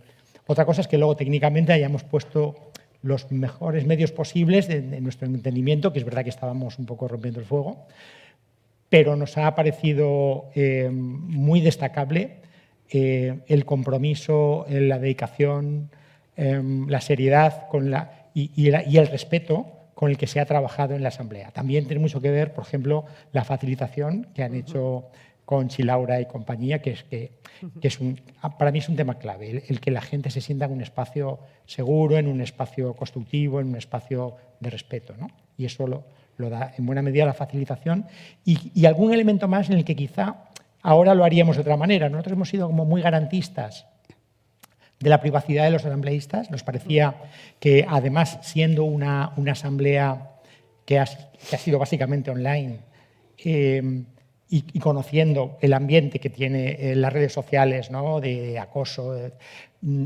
estábamos muy obsesionados porque los asambleístas se movieran en un campo libre, en un campo libre de presiones, me refiero, ¿no? Sí. Y quizá eso ha restado algo de incidencia pública a la Asamblea, ¿no? Ha faltado quizá ha tenido algo menos de transparencia de la que a lo mejor podría haberse. Pero al final hay que buscar un equilibrio y el nuestro en este primer ejercicio ha sido ese. Bueno, yo creo que quizá sería una de las cosas que habría que repensar, ¿no? Si en el futuro tienen que ser ejercicios algo más transparentes, más abiertos. Por ejemplo, me ha parecido muy interesante el hecho de que en la Asamblea Francesa se planteara la posibilidad de que hubiera gente que asistiera a los debates. Nosotros esa posibilidad pues no la previmos. Hay que decir también que esa Asamblea pilló en plena pandemia. Por lo tanto, aunque hubiéramos querido, hubiera sido imposible, salvo la última sesión, que sí que se pudo hacer ya presencial. Además, fue muy curioso porque se hizo en la Escuela de Minas de Madrid, un sitio emblemático de las políticas de combustibles fósiles, ¿no? Y fue bonito decir, vamos a resignificar de alguna forma esto. Paco, una pregunta muy concreta, porque a lo largo de toda la mañana, y creo que en esta mesa también, se han nombrado muchas veces los miedos que generan todo lo que se hace de nuevo, ¿no? En la propia ciudadanía, en las organizaciones que están detrás y en la administración. ¿Tú crees que podía haber miedos en el sentido, no de desconfianza, sino en el sentido de desconocimiento, ¿no? ¿Ha podido haber algún tipo de procesos que haya ayudado a ir laminando esa sensación de desconocimiento, de miedo, de incertidumbre? Yo diría que en general los procesos participativos, no solo esta modalidad, sino cualquiera, tienen un componente de impredecibilidad que hay gente a la que le ponen nervioso porque no está todo controlado, no está todo previsto de antemano, no se sabe exactamente lo que va a ocurrir. Y en este caso esto se exacerbaba por el hecho de que la técnica, el procedimiento era también nuevo, ¿no? Y lo que yo creo que precisamente el resultado, el conocimiento de lo que ha dado de sí la Asamblea va a ser muy útil de cara al futuro. Y, de hecho, yo creo que en parte el efecto contagio, que nosotros nos beneficiamos de él, porque al final nos contagiamos de la oleada europea, pero luego también está habiendo un efecto contagio más local, ¿no? Tiene que ver también con esto, con la constatación de que realmente se pueden hacer ejercicios serios en los que se saquen recomendaciones solventes y en un ambiente en el que no haya grandes problemas, grandes conflictos. Yo creo que esto es así. Entonces, es verdad que existe un poco ese temor inicial, pero yo creo que se va a disipar a medida que vayamos teniendo más experiencia. Está claro que esto es un proceso para todos y para todas, organizaciones e instituciones incluidas. Yo tengo que contar que he tenido el enorme privilegio de formar parte de esta aventura de la mano del BC3, dentro del equipo del BC3 dirigido de manera absolutamente magistral por María José Sanz. Yo creo que ella tiene buena parte de la culpa de todo lo que ha pasado, ¿no? Entonces hay que decirlo públicamente.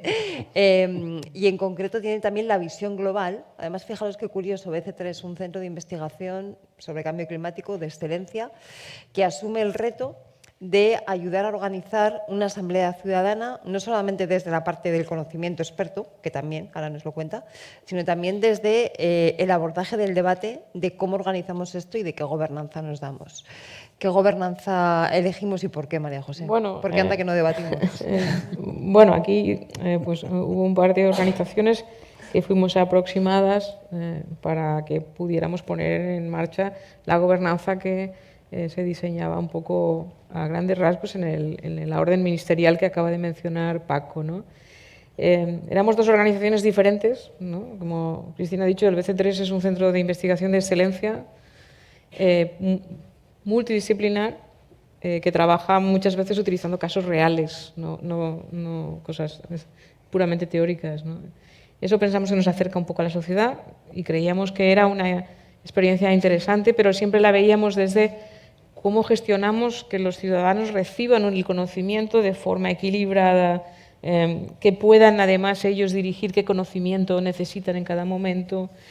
Entonces, bueno, pues la gobernanza al final fue relativamente sencilla. O sea, había este panel de coordinación que era REDS, la Red de Desarrollo Sostenible Española, y BC3. REDS se encarga más de temas de outreach y más cerca de lo que es la sociedad, y nosotros tratamos más el tema del conocimiento.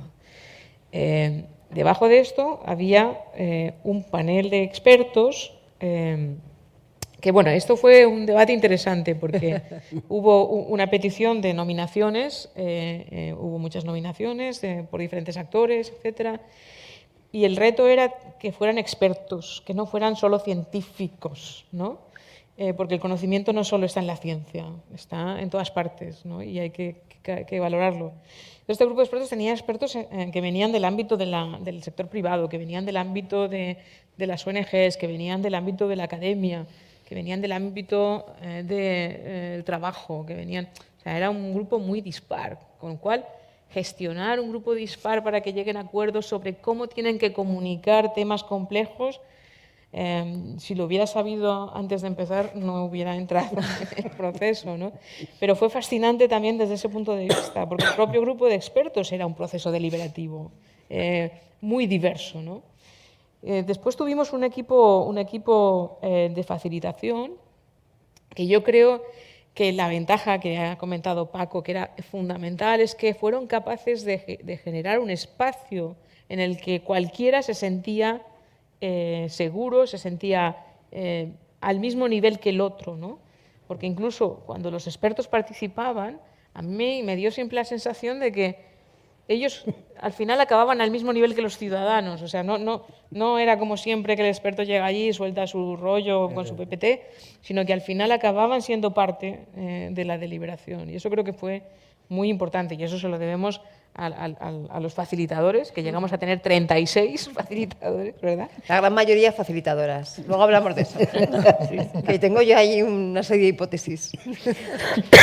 Eso, ¿no? Y bueno, también hubo otros grupos pues, que hicieron la selección, como ya se ha comentado, muy similar a las de otras asambleas, con una base de datos, y ahí, bueno, pues el tema de la selección varía según las disponibilidades que hay, una base de datos ampliada, pero luego siempre se hace el contraste con el perfil, ¿no? De la población, y ahí la verdad es que fue sorprendente que hubo muy buena coincidencia, ¿no? Eran 100 ciudadanos seleccionados a sorteo, estaba el grupo de facilitación, el grupo de expertos el panel de coordinación, y la verdad es que el panel de coordinación, el grupo de facilitación y el grupo de expertos se reunían todas las semanas por lo menos 2 veces. O sea que al final fue un trabajo de colaboración de los 3 pilares de la gobernanza, ¿no? Y bueno, pues los criterios fueron muy similares a los de otras asambleas: sexo, edad, nivel de estudios, tamaño poblacional, origen geográfico por comunidad autónoma, nacionalidad, porque en nuestro caso pensábamos que era muy interesante, teníamos que tener inmigrantes. Claro. Teníamos que tener una parte de la sociedad que es fundamental en España en estos momentos. Y la verdad es que sí, que tuvimos muy buenos representantes del grupo de inmigración. De hecho, uno de los portavoces es de esa parte de la asamblea. Y después, bueno, por no extenderme mucho, ¿no? Pues no os voy a contar los números de la distribución, pero fueron proporcionales. Y el tema, la cuestión, como visteis, es muy amplia. Cómo hacer una España más resiliente y más baja en carbono. O sea, yo creo que fue una de las primeras asambleas que puso encima de la mesa el reto de la adaptación, el reto de los impactos climáticos, junto con la mitigación. Y yo creo que en eso hemos sido pioneros, porque es muy difícil poner estas 2 cosas a la par. Y sobre todo cuando uno tiene que poner conocimiento encima de la mesa, que se pueda asimilar, que pueda ser debatido y que pueda de alguna manera dar, ¿no? Pues esa pulsión que necesita la deliberación ciudadana, ¿no? Y esto fue un reto muy grande. Entonces, al final lo que se hizo fue, los expertos decidieron una serie de temas, pero pensamos, vale, los expertos pueden tener esta visión, pero ¿qué pasa con la sociedad? Entonces se hizo una consulta abierta sobre estos temas con la posibilidad de adicionar otros temas, ¿no? Y la verdad es que, bueno, pues más o menos siempre se priorizaron. Fue muy curioso porque la ciudadanía en general priorizaba los temas relacionados con la naturaleza. O sea, se iban hacia ese lado, ¿no? Pero al final, pues hubo 5 áreas de vida que luego, cuando se hable de las sesiones, se contarán cuáles son y cómo se organizaron. Pero yo comparto totalmente lo que ha dicho Paco, ¿no? O sea, yo creo que en realidad muchas veces tendemos a darle mucho valor y lo que voy a decir puede parecer contradictorio, al fin del proceso, cuando en realidad el proceso tiene muchas veces más valor que el propio fin. Es verdad que nosotros, como ha dicho Paco, fuéramos muy cautelosos con el tema de la privacidad. No tuvimos un contexto como el de la francesa, en el que, digamos que la visibilidad estaba antes que la asamblea, y por tanto la asamblea fue un elemento más de un proceso social muy intenso que tenía ya una visibilidad, y a lo mejor tuvimos, pues eso, no fuimos suficientemente buenos en la parte de comunicación. Yo creo que fuimos buenos, y creo que Laura Conchi vais a hablar de ello, en que fuimos bastante ágiles en lo que acaba de decir Pau, que cuando acaba, ¿qué pasa? Y ahí creo que fuimos bastante ágiles en adaptarnos a la situación y generar un proceso de acompañamiento, no solo en las recomendaciones no al gobierno, sino a otros actores, porque los propios ciudadanos en la última sesión identificaron grupos de actores a los que querían llevar sus recomendaciones, porque reconocían que todas las competencias y toda la capacidad no está en el que lanzó la asamblea, ¿no? Entonces fueron a las comunidades autónomas, han ido a otros grupos, como por ejemplo pues sindicatos, el sector privado, a poner encima de la mesa las recomendaciones, ¿no? Y yo creo que todas las comunidades autónomas ya también las han recibido. No te me adelantes, que vais sacando muchos temas. Vale. Y vamos a ir ordenando, sí, porque si no es que aquí hay un montón de temas. Toda la información que acaba de dar María José de cómo se hizo la selección, cómo se hizo la distribución de los ciudadanos y ciudadanas, etcétera, está en la página web. O sea que para conocer detalles y demás, por favor, en la página web, ahí lo tenéis todo colgado. También el informe final con las recomendaciones. O sea que todo lo que estamos comentando aquí, si queréis ampliar, por favor, ahí en la página, ¿no? Y efectivamente la pregunta para mí era muy significativa, porque se puede hacer de muchas maneras, pero aquí la pregunta que se eligió fue cómo hacer una España más segura ante el cambio climático. El hecho, además de meter el concepto de seguridad, también tiene una fuerza, o sea, tiene una dirección, ¿no? Y es decir, el cambio más exacto, más segura y justa. Más segura y más justa. Bueno, va una cosa con la otra también, ¿no? Pero sí, más segura y más justa, efectivamente. Tiene una dirección en el sentido de que tiene una intencionalidad, porque ya estamos relacionando crisis climática con un problema de seguridad. ¿Qué es la seguridad? ¿no? Lo estamos viendo en el norte de Italia estos días, lo estamos viendo en muchos sitios, y que es la justicia asociada a la crisis climática. Por lo tanto, eso ya generaba un marco muy importante. Cristina, en el grupo de expertos, de personas expertas, Cristina Linares, para que si hay alguien que no la conozca, que lo dudo, ella es científica titular del Instituto de Salud Carlos III y una de las personas que más ha trabajado sobre la relación entre cuestiones ambientales, crisis climática, contaminación atmosférica y salud, ¿no? Dios se lo sabe todo. Pero aparte de eso, ha sido no solamente participante del grupo de personas expertas, sino también una de las dos coportavoces. Teníamos dos colíderes, coportavoces, pues Joaquín Nieto era uno y Cristina Linares era la otra, por lo tanto probablemente la habréis visto en más de una ocasión actuar como portavoz. Cristina, aparte de preguntarte tu experiencia en el ámbito del grupo de personas expertas, a mí me gustaría concretamente que nos contaras dos cosas. Primero, ¿cómo se vive, bueno, con el nivel de transparencia que tú quieras, pero cómo se vive desde el ámbito científico, ¿no? De la persona del conocimiento científico, que en un grupo de personas expertas no solamente haya expertos científicos, sino que aparezcan expertos de sindicatos, de confederaciones empresariales, de ONGs, es decir, personas que pertenecen a otro mundo que no es el del conocimiento científico académico? ¿Cómo se vive eso? Y en segundo lugar, la gran pregunta que nos hacíamos en el café unos cuantos y que siempre flota en el ambiente, ¿cómo se hace para que esa labor tan importante que tienen las personas expertas a la hora de facilitar el conocimiento de los asambleístas no supongan un sesgo que traslade la opinión personal siempre sesgada de cada una de esas personas expertas? Ya sé que te pregunto dos cosas que cada una de ellas requeriría una mañana entera, pero yo conozco la capacidad de síntesis que tienes.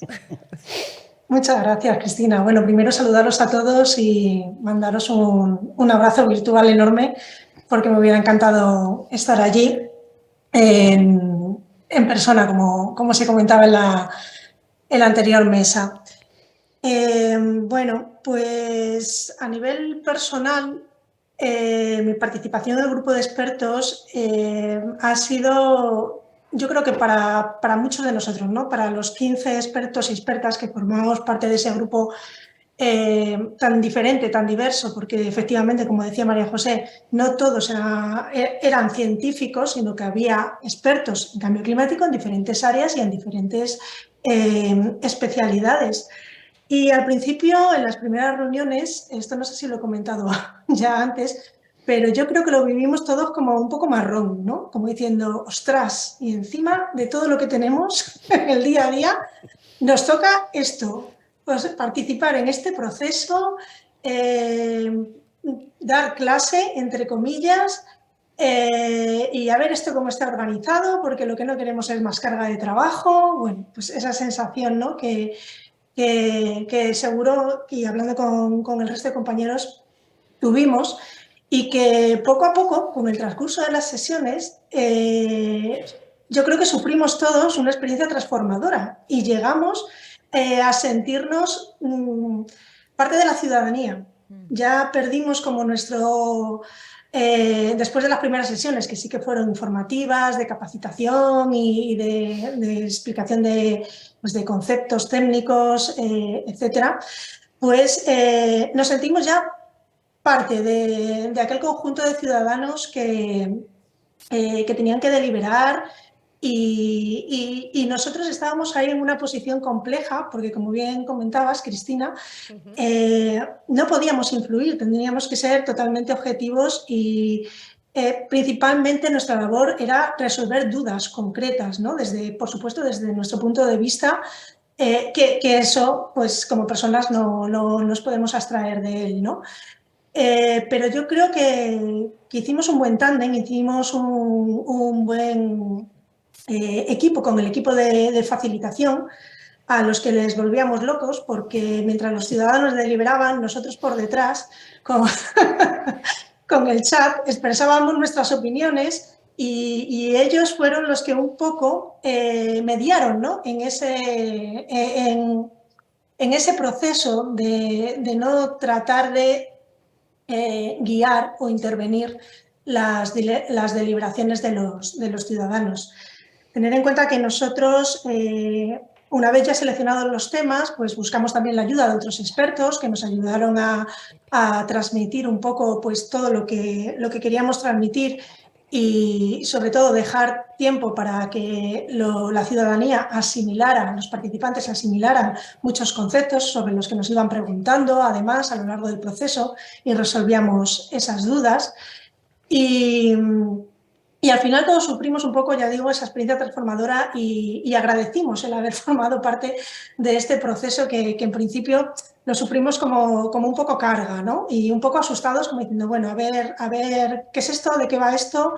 ¿Y cuánto tiempo me va a quitar? ¿No? Que es un poco lo que pensábamos al principio. Y luego, pues fue totalmente diferente, o sea, fue un proceso precioso de comunicación, de respeto, en el cual, no sé, se generó muy buen rollo, ¿no? Diciéndolo así, en el que cuando nos conocimos ya presencialmente parece que es que ya nos conocíamos y enseguida nos reconocimos y, no sé, yo lo viví como un proceso muy transformador y muy bonito, ¿no? Y sobre todo desde el punto de vista técnico me ayudó a mí personalmente a asimilar y a comprender muchas veces cómo se transmite la información a la ciudadanía, qué les queda, qué conceptos previos tienen,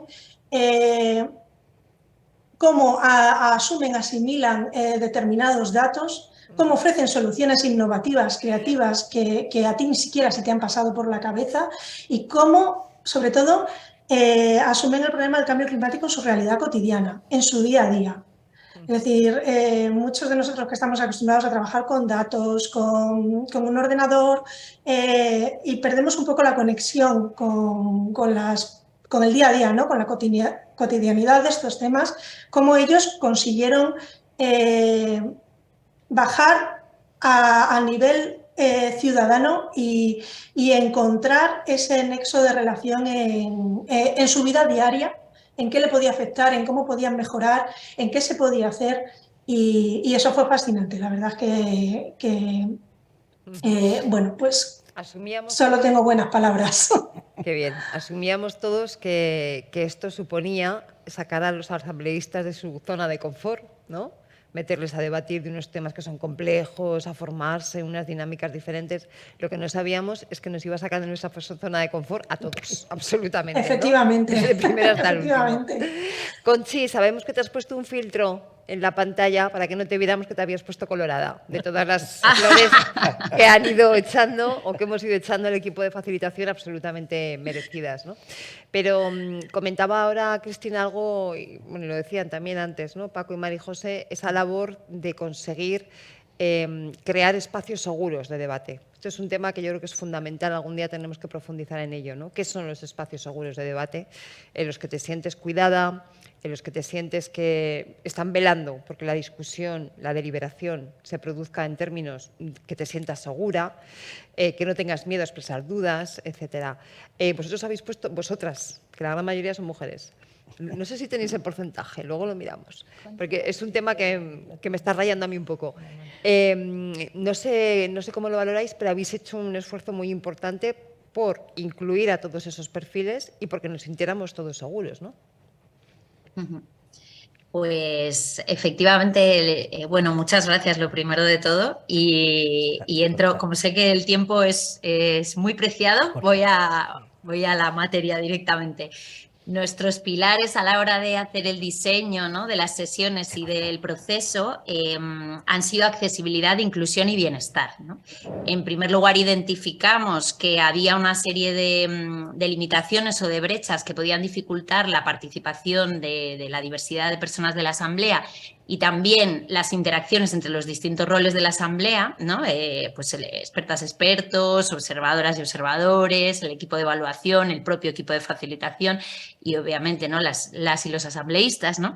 Y de ahí, pues pensamos, ¿no?, pues en términos de accesibilidad, pues trabajamos en distintos aspectos, en la accesibilidad de los contenidos y de los materiales, en la accesibilidad informática, de la que se ha hablado también en la mesa anterior, comentaba Oliver en el chat, ¿no?, que tenían un herrero que no sabía, que nunca había usado un ordenador. En nuestro caso tuvimos 8 personas a las que les facilitamos distintos equipos, y en la sesión previa, incluso a la asamblea, participaron 22 personas para poder entender mejor cómo era esto, ¿no?, de una asamblea online. Y no solo eso, sino que tuvimos un apoyo técnico permanente durante todos los meses que duró la asamblea.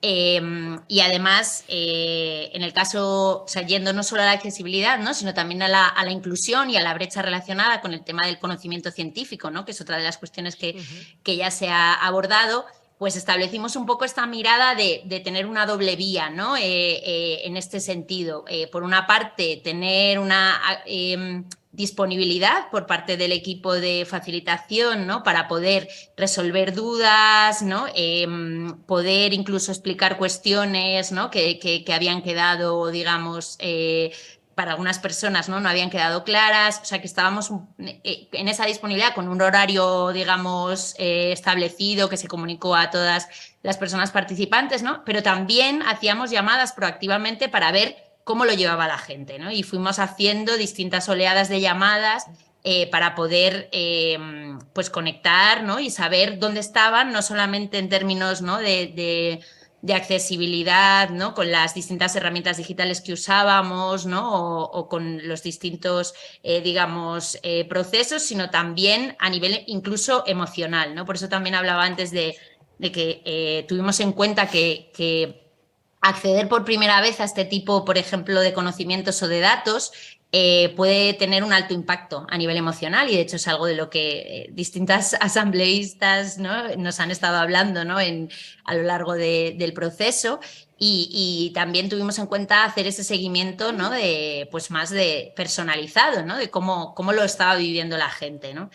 Y bueno, yo creo que trabajamos en pequeños grupos, pero siempre también equilibrando, ¿no?, el trabajo en pequeños grupos con el trabajo en sesiones plenarias, para poder mantener esa cohesión, ¿no?, como asamblea general, que aunque estemos trabajando en distintas áreas de vida y sociedad, las recomendaciones a través de distintas técnicas, todo el mundo pudiera aportar, entender las recomendaciones y finalmente votarlas con conocimiento, ¿no?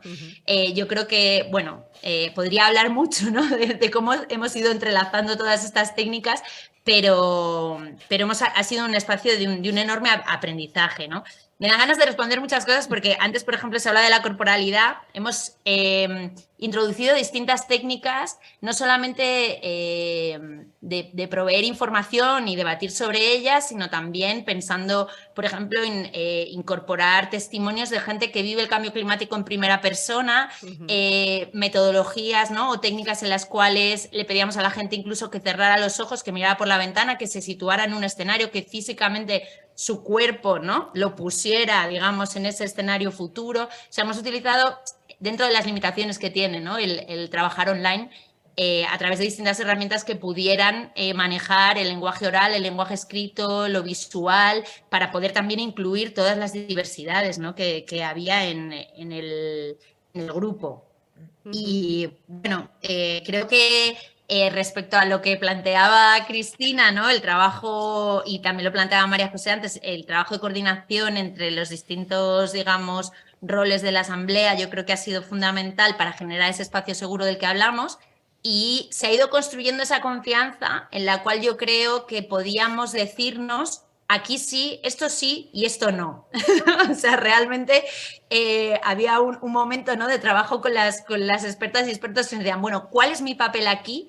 ¿Hasta dónde puedo intervenir? ¿No? Y por parte, ¿no?, del equipo de facilitación, poder parar, ¿no?, las intervenciones, o poder pedir que profundizaran en las explicaciones, ¿no?, o dotar de pautas para que fuera más divulgativo, ¿no?, y para que tuvieran en cuenta las distintas diversidades que había en el grupo. Yo creo que ha sido ese trabajo de coordinación y de confianza el que nos ha permitido irlo haciendo y construir ese espacio más seguro entre todas las personas y las propias asambleístas que han las propias personas, ¿no?, de participantes que han traído toda esa construcción del respeto, ¿no?, y ese entendimiento de esos acuerdos comunes, ¿no?, o marco común de facilitación que hicimos en la primera sesión.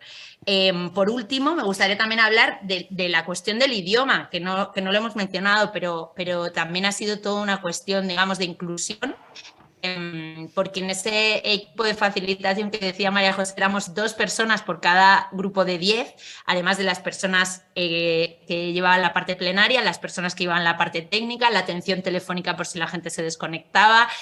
Bueno, había todo un despliegue de equipo, ¿no? Y tuvimos en cuenta que el equipo de facilitación fuera diverso también territorialmente, diverso en cuestión de idiomas, diverso también en otros parámetros, para que, aunque había mayoría de mujeres, efectivamente, en los propios grupos, aunque el idioma oficial de la Asamblea ha sido el castellano, se hacía traducción en el chat. Y también en los propios grupos pequeños, las personas que hablaban en otro idioma, en otra lengua oficial del Estado que no fuera el castellano, se las traducía de manera consecutiva por parte del equipo de facilitación y también se aclaraban dudas en caso de que las personas no hablaran el castellano de manera fluida y no estuvieran entendiendo bien la conversación. O sea que, bueno, hemos intentado hacer muchas cosas y seguro que luego podemos hablar de más aprendizajes. Mi compañera Laura ahí también aportará. Gracias, Conchi. Respeto, diversidad e inclusión no solamente con los asambleístas, también con el equipo de expertos, también con el equipo coordinador, o sea, con todos los actores que formaban parte de esa asamblea. Laura, tú también te has puesto colorada, pero a ti te vemos, porque te tenemos aquí, con lo cual no puedes disimularlo. ¿Qué debates metodológicos habéis tenido o tuvisteis a la hora de afrontar un reto que, desde luego, de estas dimensiones era la primera vez que lo hacíais como cooperativa tangente? Sí, bueno, mencionar quizá que el modelo un poco a seguir, ¿no?, de fases y demás, copiamos bastante o seguimos el ejemplo bastante de la Asamblea Escocesa, ¿no? O sea, fue como un poco el marco de referencia que nos ayudó también ¿Estará oyendo Oliver? A construir. Bueno, pero ya lo sabe. Sí. Oliver ya lo sabe. Sí, de hecho lo tuvimos de asesor en diversas ocasiones, ¿no? Porque sí que fue como un poco el modelo que tuvimos de referencia. Entonces, las fases de las que ya se han hablado, que, bueno, casi todas las asambleas pasan por las mismas fases de aprendizaje, conocimiento, reflexión, deliberación, elaboración de recomendaciones, seguimiento, pues también pasamos por las mismas fases. Quizá la diferencia con otras asambleas, bueno, con la de Escocia no, porque sí que seguimos un poco ese modelo, era de trabajar a través de lo que llamamos áreas de vida y sociedad, ¿no? Es decir, temáticas que eran más cercanas a la experiencia cotidiana de la ciudadanía. Porque los ejes temáticos que comentó María José, que se hicieron en esta consulta previa, pues igual eran conceptos un poco más técnicos y dijimos, vale, ¿cómo agrupamos estos temas en algo pues, que sea más cercano? Y de esta un poco ejercicio, ¿no?, de agrupación sacamos estas 5 áreas que eran alimentación y usos del suelo, consumo, comunidades, salud y cuidados, trabajo y ecosistemas.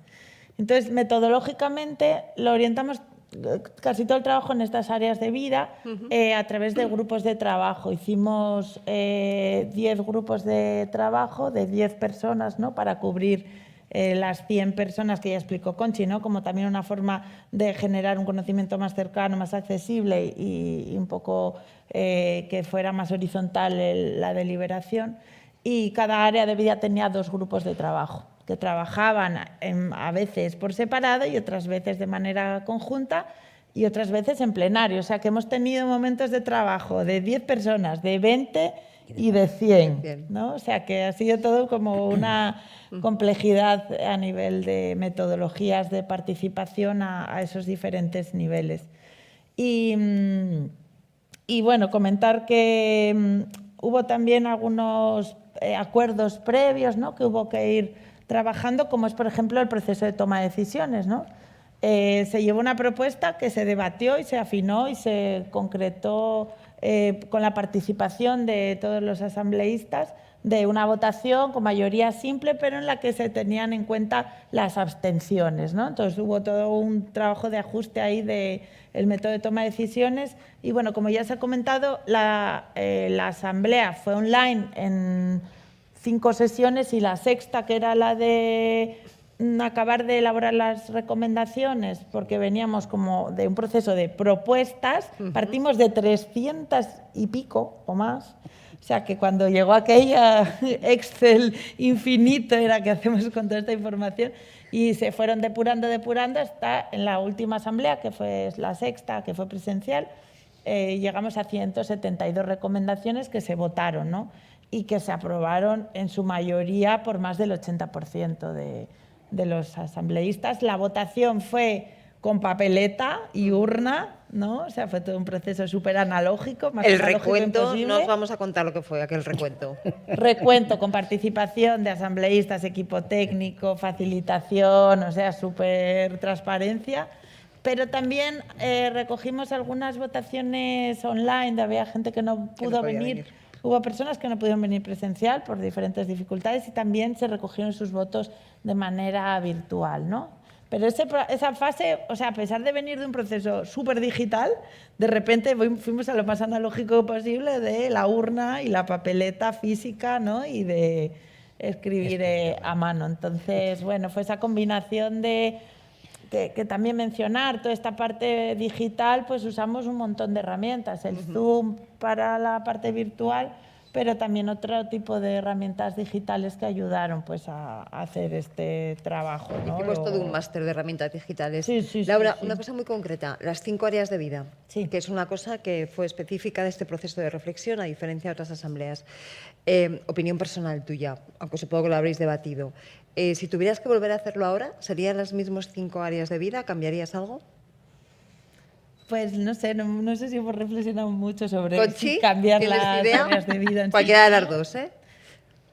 Bueno, es que las elegí, o sea, es que fue un proceso donde hubo una propuesta, ¿no? Por parte del grupo de expertas y expertos que se trabajó a partir de la consulta, pero finalmente fue afinada, ¿no? Esa propuesta con la visión, ¿no? De las propias asambleístas, ¿no? Y también de expertas y expertos, o sea, que es que... Claro. No sé, yo no me atrevo a modificarlas, la verdad, ahora mismo. Claro. Es verdad, mira, si soy honesta, venga. Hay un área de vida que se llama trabajo y hay un área de vida que se llama comunidad de salud y cuidados. Sí. Y los cuidados son un trabajo y quizá el área de vida de trabajo se tendría que haber llamado empleo. Y bueno, y eso, por ejemplo, sí que fue algo que estuvimos ahí a un tris de cambiar, pero bueno, es verdad que al final queríamos que las palabras fueran lo más sencillas posibles en la manera de enunciar las áreas de vida. Entonces, bueno, pues al final se quedó trabajo, ¿no? Pero no sé, igual hay más gente que quiera hablar de esto porque veía a Cristina que hacía así con la cabeza, ¿no? Que las áreas de vida han sido todo un debate. A ver, luego retomamos. Cristina, ¿tú querías aportar algo? No, simplemente sí, estar de acuerdo, ¿no? Y decir que, claro, en el área de vida, por ejemplo, nuestro, ¿no? Que era comunidades, claro, ahí es que entraba todo lo que no entraba en las otras. Entonces, claro, aparecían muchos temas muy diversos. Por ejemplo, el tema de la educación, todo eso, claro, recayó en nuestra área, porque salud, comunidades y cuidados puede abarcar infinitos temas. Entonces, pues por ejemplo, el tema de la educación, el tema de la salud también es muy amplio, o sea, todo lo que afecta a una comunidad y que no está en las otras áreas se puede discutir en el área de comunidades. Lo hicimos lo mejor que pudimos. Está claro, está claro. Bueno, este tipo de debates eran continuos, eran todos los días. Esto que acabáis de ver aquí, era todos los días sobre todo. Retomamos contigo, que te dejo Sí, donde vienes. no, dos cosas, que había también ejes transversales que vimos, que atravesaban a todo, por ejemplo, el tema de la energía, el transporte, la educación, ¿no? O sea, se identificaron también no solo las áreas de vida como bloques, como dice Conchi, que fue en diálogo, ¿no? Con expertos y ciudadanía también, pero también identificamos esos ejes transversales, porque la energía...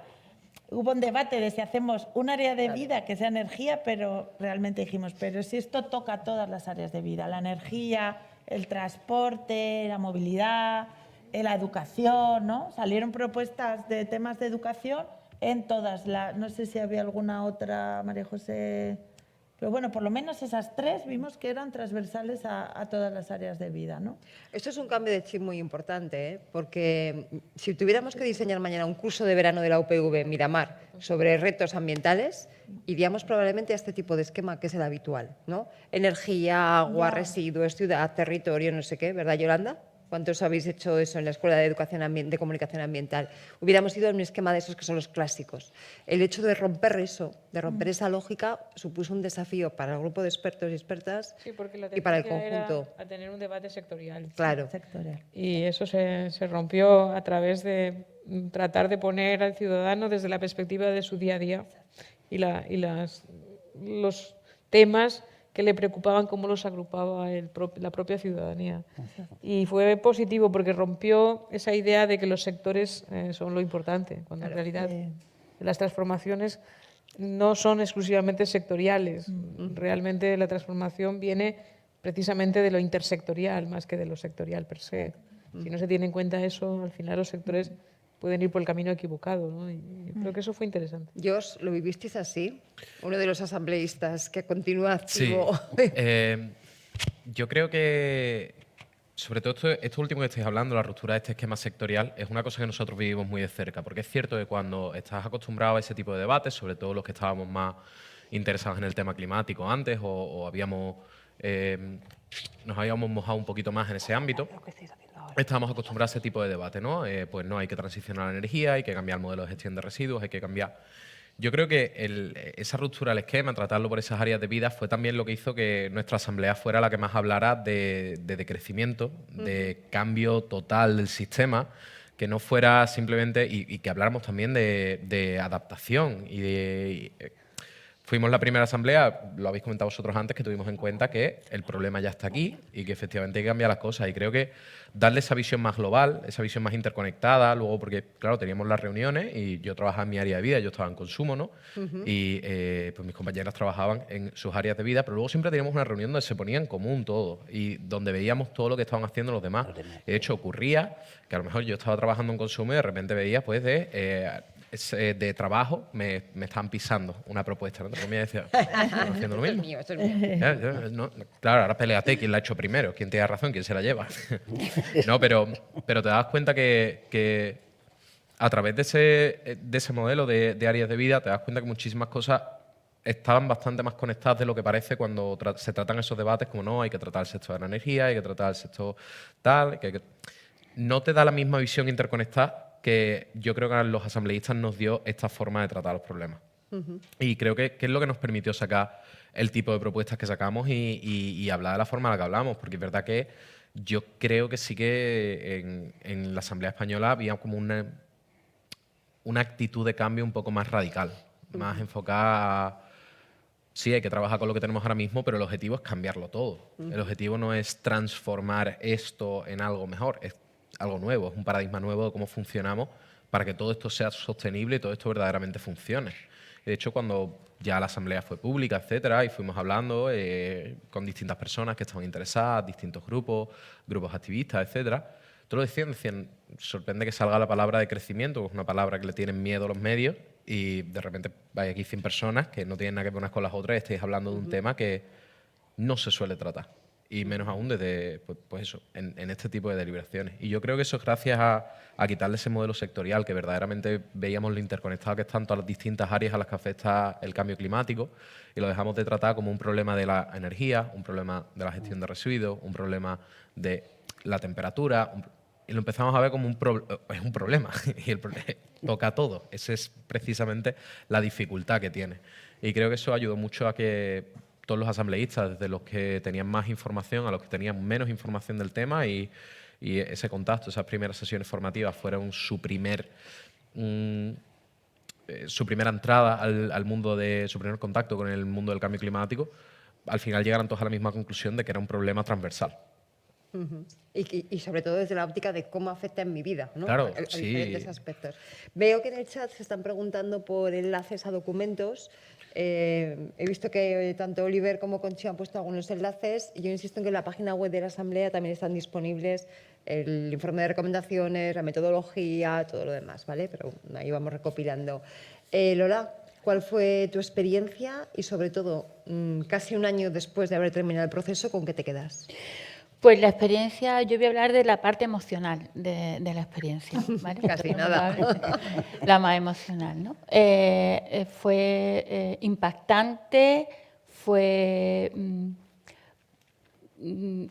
emocionante el ver, sobre todo me quedo con la inteligencia colectiva. El tema de que cuando a las personas se le da la información veraz y concreta, y las personas reaccionamos, lo ponemos en valor, nos ponemos en nuestro sitio de cada quien y vemos cómo nos puede afectar este tema. Y sobre todo el mundo lo que tenía era ganas de solucionar. Lo que queríamos todos en concreto era solucionar, ¿no? Una emergencia climática, vimos la emergencia de la necesidad del cambio. Entonces, nos apropiamos del problema, las 100 personas. La emoción fue el respeto de la diversidad. El saber que lo que necesitamos en Andalucía pues no es lo mismo que necesita Galicia o que necesita Mallorca o Canarias, ¿no? Cada uno contaba su experiencia desde su posición. Entonces, yo me quedo con eso, con que todos hicimos un trabajo desde la perspectiva personal, desde el sitio de cada uno, desde la emoción de cada uno, desde la problemática de cada zona y luego desde lo personal, ¿no? He de decir que las 2 primeras sesiones, que fueron muy duras, Cristina se ríe y Conchi también, pero yo recuerdo haber dicho a Valvanera, pero yo cómo voy a solucionar esto que me estáis contando, yo qué puedo hacer si esto es inmenso, es que esto es todo. Y recuerdo compañeros que han estado 2 noches sin dormir, maquinando a ver cómo se podía coger esto, ¿eh? O sea que fue una información seria, mucha información, pero bueno, ellos supieron ponernos ahí la ayuda psicológica, supieron hacer el proceso, que lo que entraba eran ganas de quedarse y no de salir corriendo y olvidarte. Los debates eternos del decidim, que también Exacto. ayudaban a... Teníamos un debate, después seguíamos, ¿no?, con el decidim y ahí continuábamos el debate. Empezamos a informarnos, y hablo yo creo que en nombre de todos, empezamos a informarnos más seriamente de lo que se trataba, ¿no?, este tema. Y hubo mucho respeto y hubo mucho consuelo entre unos y otros. La verdad es que yo creo que es una experiencia que se tiene que repetir. Que las personas, cuando tienen la información, las personas reaccionan tal como se tiene que hacer, ¿no?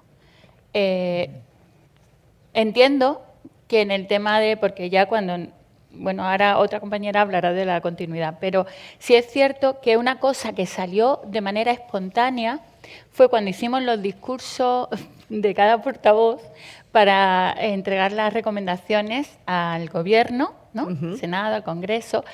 En esa última sesión que hicimos presencial, ahí lo que salió fue la emoción a flor de piel, ¿no? Hemos hecho un gran trabajo, nos estamos viendo en persona, ahora vamos a votar todo lo que hemos propuesto y estas propuestas no se pueden quedar así. Y además fue una cosa como espontánea, no fue nada preparado, sino, oye, ¿pero esto solo lo vamos a presentar al Gobierno? No, solo dice. O sea, esto hay que ir ya, esto habría que entregárselo también a los sindicatos y hay que ir a tal empresa. Y hay que ir, sobre todo el mundo ya daba su opinión de dónde habría que llevarlo y qué había que hacer y tal. Pero lo más eso fue el día que hicimos cada uno nuestro discurso de portavoces, que cuando lo pusimos en común y sin haberlo hablado, todos decidimos que había que hacer un pacto de Estado sobre esto. Y lo dijimos cada uno en nuestra presentación al Gobierno. Finalizamos todo con la frase, y queremos un pacto de Estado con el tema de medio ambiente, ¿no? Y eso fue espontáneo y os lo puedo garantizar. O sea, eso no se habló entre los asambleístas, sino que fue una cosa que salió de cada uno de lo que tuvimos que hacer, ¿no? Fue un trabajo inmenso. Yo creo sinceramente que hay que felicitar a todos, a Laura, a Conchi, a todos los expertos. Tuvieron una paciencia de oro de todo lo que preguntábamos, luego en el decidir contestaban. Era un enganche, es que es un enganche. O sea, es como sentirte de nuevo útil como ciudadano, de nuevo estás en el mundo y estás creando tu mundo. Y aparte estás luchando por el mundo que tenemos que dejar. Porque es que hemos hecho un desastre, todos, estamos acomodados, y cuando ya nos sacuden, reaccionamos. Entonces yo creo mucho en eso, en que las asambleas tienen que seguir. Las asambleas son necesarias. Desde el municipio más pequeño hasta todos los ámbitos sociales. Tienen que saber lo que hay y hay que hacer y hay que mover todo esto. No hay más que oírte. Es testimonio vivo, puro y duro. Me consta que el momento de desesperación se repartió entre todos los grupos. Porque os puedo contar fehacientemente que alguien del grupo de expertos, no voy a decir quién, de vez en cuando confesaba que acababa las sesiones con una copa de vino así escondida para que no se vea en el Zoom, ¿no? Pero porque, además, imaginaros, en plena pandemia, no solamente online, sino con el momento que estábamos atravesando todos y todas, ¿no? O sea, en ese contexto, sábado, mañana, tarde, domingo hasta el mediodía. O sea, este era el cuadro, ¿no? ¿Y ahora qué, Nuria? Porque después de escuchar este entusiasmo, ¿no? Después de que ellos nos digan, no, si es que entendimos que esto nos va a nuestra vida directamente y entendemos cómo nos afecta en la vida. Y Lola nos decía, no, pero es que además nos volvimos a sentir útiles como ciudadanía. Esa frase me parece que es el resumen de toda la mañana, ¿eh? No es por nada. O sea, si hay algún periodista en la sala, este es el titular. Después de todo eso... Uy, ¿qué fue? Ha sido decir periodista titular. Después de todo. Perdón. Bueno, después de todo esto, ¿ahora qué? Porque claro, eso no se quedó ahí. No, no se quedó ahí y de hecho no podíamos dejarlo ahí. Quiero decir, esto nos cambió la vida a todos los asambleístas, de hecho. Entonces, al final queremos más y queríamos más y queríamos más. Y entonces nos reunimos. Yo pensaba que íbamos a ser 4 o 5 y resulta que hemos sido la mitad de los asambleístas. O sea, 40 o 50. Casi, bueno, 50. 50 y pico, ¿no? Sí. No, 51, pero alguno se ha ido. Bueno, la 50. mitad de la asamblea. La mitad de la asamblea. Entonces, al final nos reunimos. ¿Qué hacemos? Buscamos una forma jurídica de hacerlo y al final hemos creado una asociación. Y como no podíamos poner el mismo nombre, nos pusimos Asociación Cívica, Asamblea Cívica por el Clima. O sea, para que las siglas no fueran las mismas.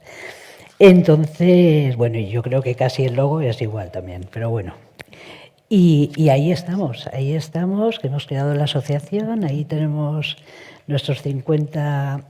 Es muy difícil.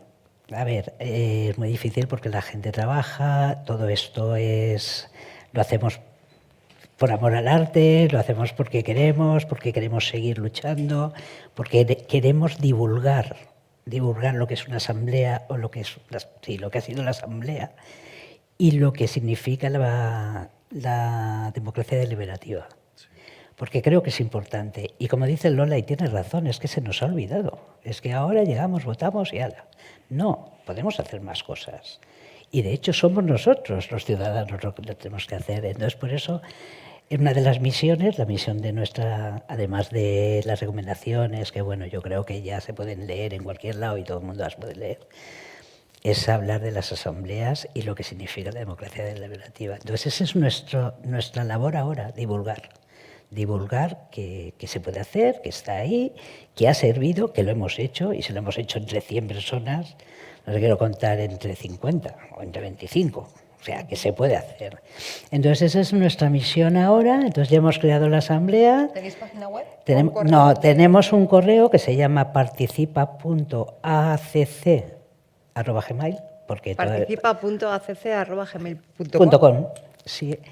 Y bueno, pues ahí estamos trabajando, ya estamos yendo a foros, estamos creando proyectos, hicimos un networking en Málaga, la gente de Málaga se lo está moviendo muchísimo, en Barcelona también hay gente que se lo está moviendo, nosotros en Valencia se quiere hacer una asamblea, en la asamblea por el Alianza por el Clima quería hablar, de Navarra quería hablar con nosotros, que yo creo que también ha creado una asamblea o está creándola o algo así. Entonces, eso es lo que queremos, o sea, poder ayudar a divulgar y a explicaros lo que nosotros hemos sentido y esperar que vosotros sintáis lo mismo y que ese espíritu de se te pegue, ese espíritu de poder hacer cosas, de decir lo que quieres, de decir lo que quieres para hacer algo bueno, claro. No sé, yo creo que eso ha sido lo que nos ha llevado a la Asamblea. Y entonces yo me gustaría que todo el mundo pudiera participar de un evento así. Yo es que, si puedo añadir, creo que lo que ha pasado con la Asamblea y lo que nos ha hecho llevar luego a formar la asociación, etcétera, y creo que al menos para mí es un fenómeno muy interesante también por lo que estudio, pero políticamente veías muchísima gente que entraba y lo veías en las primeras sesiones, ningún tipo de confianza. Esto no va a valer para nada. Esa actitud que conocemos tanto, desgraciadamente, en España de la política no sirve y la política es para nada. Que no podría estar más lejos de la verdad, pero es cierto que a la gente se le ha olvidado que tiene más formas de participación que una urna. A la gente parece que no tenemos esa conciencia que tienen, pues, bueno, por ejemplo, como estaban hablando antes en Francia, ¿no? Cada vez que hay un trámite que nos gusta es que ¿qué decide la fama de los franceses a la hora de protestar, ¿no? No es necesario ser igual, ¿no? Pero que no tenemos esa idea de que nosotros verdaderamente seamos capaces de generar un cambio. Y yo lo que vi es que a lo largo de la Asamblea, esa actitud en toda la gente, o sea, al final éramos gente de todos los espectros políticos, cambió totalmente. O sea, de repente pasas de tener 100 personas, de las que a lo mejor pues tienes un 30% que ya tiene confianza en el proceso desde el principio, o tienes un pequeño porcentaje que está ahí, bueno, a ver qué pasa, y otra gente que dice, esto es para nada. Yo voy a entrar aquí, pero esto es para nada. Llegas al final de la Asamblea y no hay ni una sola persona que no tenga confianza en el proyecto. Entonces, claro, dices, bueno, es a pequeña escala dentro de lo que cabe, ¿no? Pero esto se puede trasladar. Continuar haciendo procesos de este tipo, esto puede devolverle a la gente. No solo que el hecho de que la administración nos legitimase a nosotros, sino que también nosotros legitimamos, para nosotros la administración se legitimó, nos dio como una esperanza de, oye, que sí hay una disposición, sí estamos dispuestos a escuchar las propuestas y a tener a las personas de a pie en medio de los procesos legislativos. Y eso, yo creo, a todas las personas que participamos, nos dio una confianza que solo te puede dar un proceso así y que solo puede salir de un proceso de ese tipo. Es clave esto que dices, Josh, porque yo creo que llevamos poco tiempo. Yo creo que somos todavía las sociedades occidentales muy pequeñitas, ¿no? Muy bebés en temas de participación, y no te cuento nada de deliberación. Pero una de las cosas que está quedando claro ya es que los principales interesados en potenciar procesos de participación y deliberación deberían ser las propias instituciones. Correcto. Y cualquiera que se considere demócrata, porque claro, es una manera de legitimar, ¿no? O sea, de recuperar la confianza y, por lo tanto, legitimar la cuestión colectiva. Se nos ha ido la hora de mala manera, son las 2 de la tarde y estoy sufriendo porque tenemos a los compañeros de la parte técnica, sonido, que por cierto, miles de gracias, todo el streaming, etcétera, ahí ya agotados después de toda la mañana. Entonces, no podemos alargar más. Déjame que diga una cosita. Dale, y ya venga. acabo. Y luego le pasamos el micro a María José para que clausure. Para que ya clausure. Solamente voy a deciros una cosa. La asociación se ha creado y se ha creado para todo tipo de asambleas. Quiero decir, cualquier persona que quiera entrar, tiene que ser asambleísta, eso sí. Ha tenido que formar parte de una asamblea porque si no es muy difícil explicar a una persona de nuevo lo que es el proceso de la asamblea.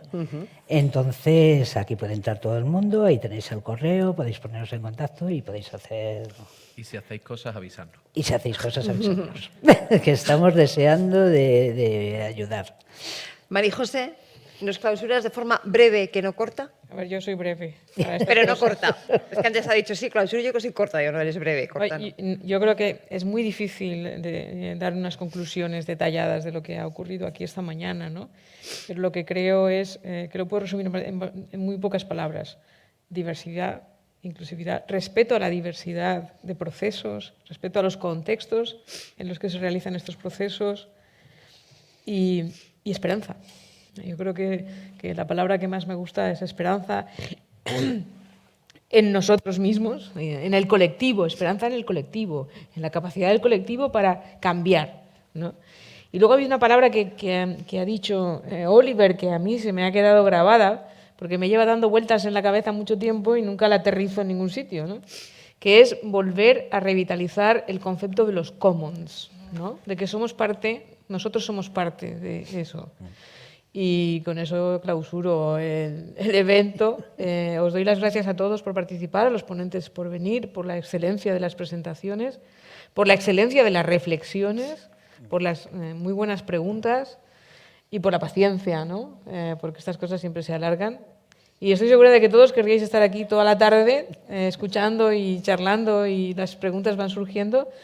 Pero bueno, pues ya intentaremos organizar más eventos de este estilo con otra gente que hemos conocido aquí hoy y hacer reflexiones pues como las de hoy y más interesantes. Pero sobre todo yo me voy con la esperanza de que es posible, de que el cambio es posible, de que el cambio está en todos nosotros.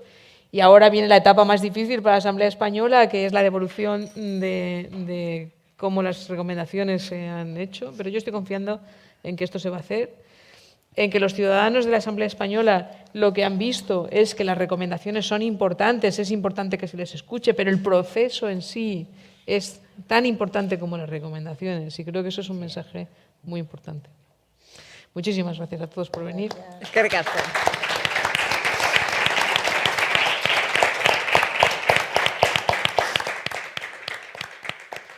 Muchas gracias, eskerrik asko, a los que nos habéis estado escuchando online. Y a las compañeras y compañeros que no podéis estar aquí, ahora os quedáis sin ver la concha cuando salgáis de aquí, que esto sí que es un problemón. Sí, pero bueno, hacemos foto y os mandamos foto. Gracias. Agur, eskerrik asko. Chao, chao, chao. Chao.